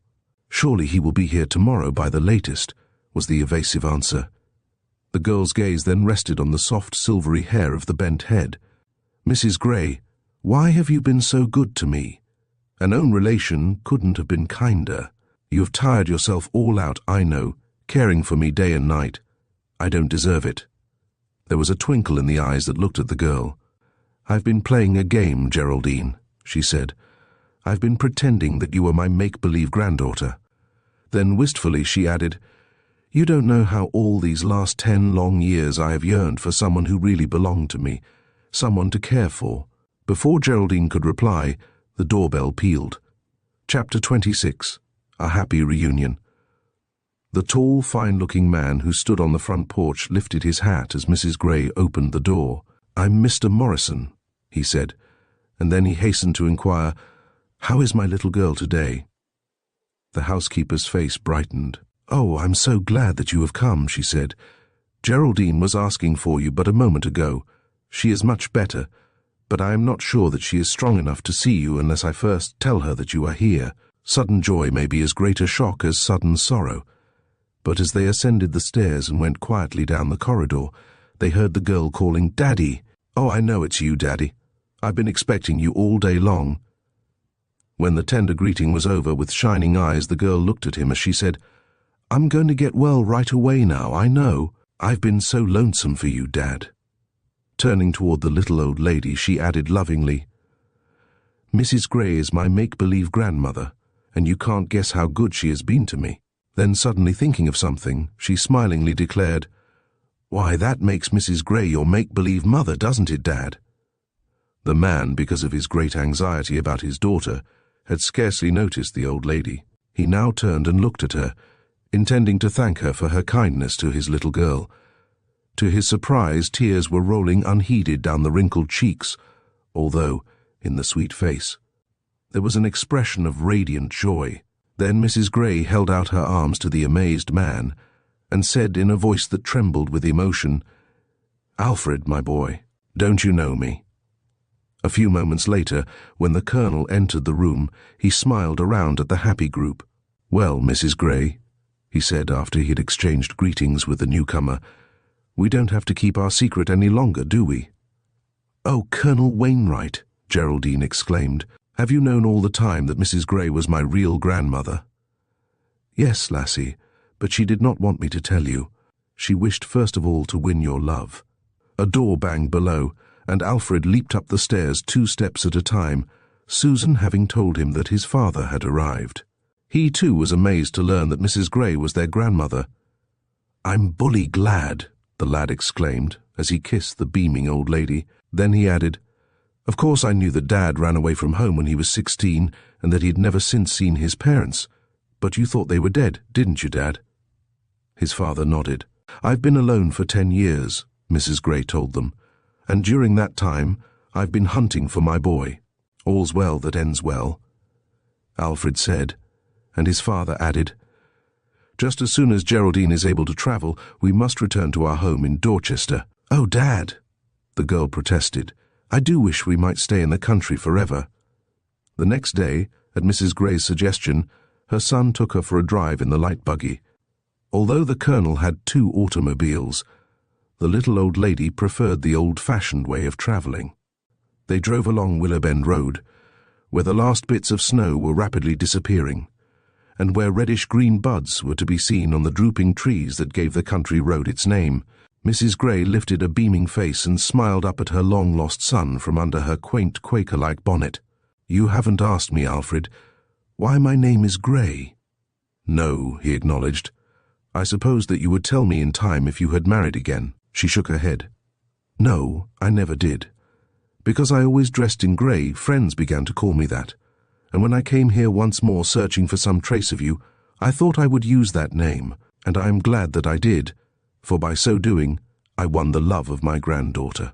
She might otherwise have cared merely from a sense of duty." Then, as they turned in between 2 stone gate posts, the man said, "How strange it seems to be, coming back to our old home. I thought it had been sold for taxes long ago." "It was nearly sold," Mrs. Gray replied, "but I heard of it in time to pay the back taxes and keep it. At first I thought, when I couldn't find you, that I did not care to own it, for every corner and tree reminded me of you when you were a boy, but now I am so glad that I have kept our old home. It is rather dilapidated," she added brightly, "but in a week or so we can have it all in readiness before we tell the children a word about it. Then, when Geraldine is strong enough to be moved, we will bring her over here." "How pleased she will be," Mr. Morrison declared. "I will go to Dorchester tomorrow and see about selling our other place and have the furniture sent down here. I thought we'd let Alfred have the room that was yours when you were a boy," Mrs. Gray continued. "And that sunny bay window room which overlooks the garden is the one I have planned for Geraldine." "Mother," the smiling man protested, "you know how completely I have been spoiling our girl. You aren't going to do the same thing, are you?" The little old lady shook her head. "Geraldine is a changed lassie. She won't spoil now." "And it's all due to your loving influence, I am sure," Mr. Morrison declared. There were twinkles in the eyes that looked up at him. "I can't take all of the credit," Mrs. Gray replied. "I think someone else had even more to do with the change in Geraldine than I have had." She was thinking of Jack Lee, but at that time she did not care to tell her son about him. The old house was one of those charming places, pillared in front, with wide halls and large, many-windowed rooms that could easily be transformed into just the kind of a home that Geraldine liked best. Busy days followed for Mrs. Gray and her son. Then, 3 weeks later, Dr. Carson announced that Geraldine was strong enough to be moved. So well had the secret been kept that the lassie supposed that they were going to Dorchester. Chapter 27. Home, sweet home. Geraldine, supposing that they were about to leave for the city, could not understand why her friends had not called to say goodbye. "Perhaps they will be waiting at the station," she said to Alfred when they were all in the big car, with Danny O'Neill at the wheel. "Like as not," the unsuspecting lad replied. The colonel glanced at his watch. "Morrison," he said, "it's a whole hour before train time. Would you mind if we went farther out on the Willowbend Road? I have a little business there that I would like to attend to." "It's all right with me," the other man replied, and Alfred, happening to look at his father, was sure that he had turned away to hide a smile. 10 minutes later, the car turned into the circling drive and stopped in front of the pillared porch of an old colonial home. "What a pleasant place this is," Geraldine said. "Who lives here, Colonel Wainwright?" "Some good friends of mine," that gentleman replied as he prepared to leave the car. Then, as though it were a sudden afterthought, he added, "I wish you would all come in for one moment. We'll have plenty of time to get the train." It seemed odd to the girl that they should call upon strangers just before leaving town, but she was too fond of the colonel not to willingly do whatever he suggested, and so, leaning upon his proffered arm, she slowly climbed the wide steps. To Geraldine's surprise, the door was opened by Susan, and when they entered the wide hall she saw Matilda, who was beaming upon them. What could it mean? Glancing into the attractive room on either side, the girl was amazed to see the furniture which had been in their city home. Then suddenly she understood, and turning a radiant face toward her father, she exclaimed, "Oh, Dad, we aren't going to Dorchester, are we? I'm so glad. But do tell me, how did you happen to find this wonderful place?" "I just adore old-fashioned colonial houses. It's where I was born," her father replied. "Your grandmother and I have been planning it all to surprise you and Alfred." "Well, it sure is a surprise to me," the lad declared, "and I'm bully glad that we're going to stay in the country." "Do the girls know about it?" Geraldine asked. But before anyone could reply, there sounded in the driveway the ringing of a cowbell, the tooting of horns, and the gay laughter of young people. Doris was the first to enter the hall of the Morrison home when the door opened, but a troop of laughing boys and girls followed closely. "Oh, Geraldine," Doris exclaimed, "isn't this a grand and glorious surprise? We didn't know a thing about it until this morning. We had supposed that you were going to Dorchester, and we planned being at the station to say goodbye when someone phoned Jack for us to come here instead. We are all so glad that you are to stay in Sunnyside," Mary declared. Tears gathered in the lovely eyes of the girl, who was still not strong, and Jack, noticing this, held out his arm.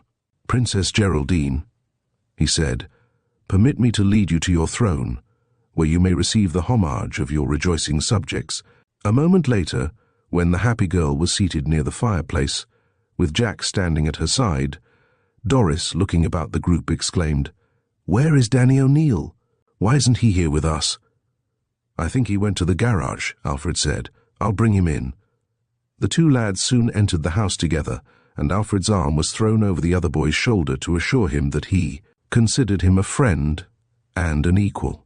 Doris walked up to them and, holding a long envelope before the Irish boy, she exclaimed, "Mr. Danny O'Neill, if you can guess what this envelope contains, you may have it." "Why, Doris, how should I know?" the mystified lad replied. "I never had a letter written to me by anyone." "Well, you certainly have one now," Doris declared. "But I'm going to read it out to the entire company, so please lend me your ears." Then, opening the important-looking envelope, she read, "Dorchester Art Institute, March the 1st. Mr. Danny O'Neill, we are glad to inform you that the carving which you submitted in our recent contest has been awarded first place, And as a result, you will receive a scholarship in our institution for 1 year from this date, all of your expenses to be paid. We advise you to come at once as new classes will be formed on Monday, March the 5th. The expression on the face of the Irish lad was first puzzled and then radiant. "Doris," he said, "you entered that carving in the contest and I didn't know a thing about it." "Oh, Danny," Mary exclaimed as she held out her hand. "I congratulate you for all of us." A little later, Doris found the lad standing alone by a window, gazing out at the trees that were showing a haze of silvery green. He looked up with a welcoming smile. "Doris," he said, "I'm thinking how pleased my mother would be." Then he added, "I'm going to try hard to succeed, good angel. I want you to be proud of me."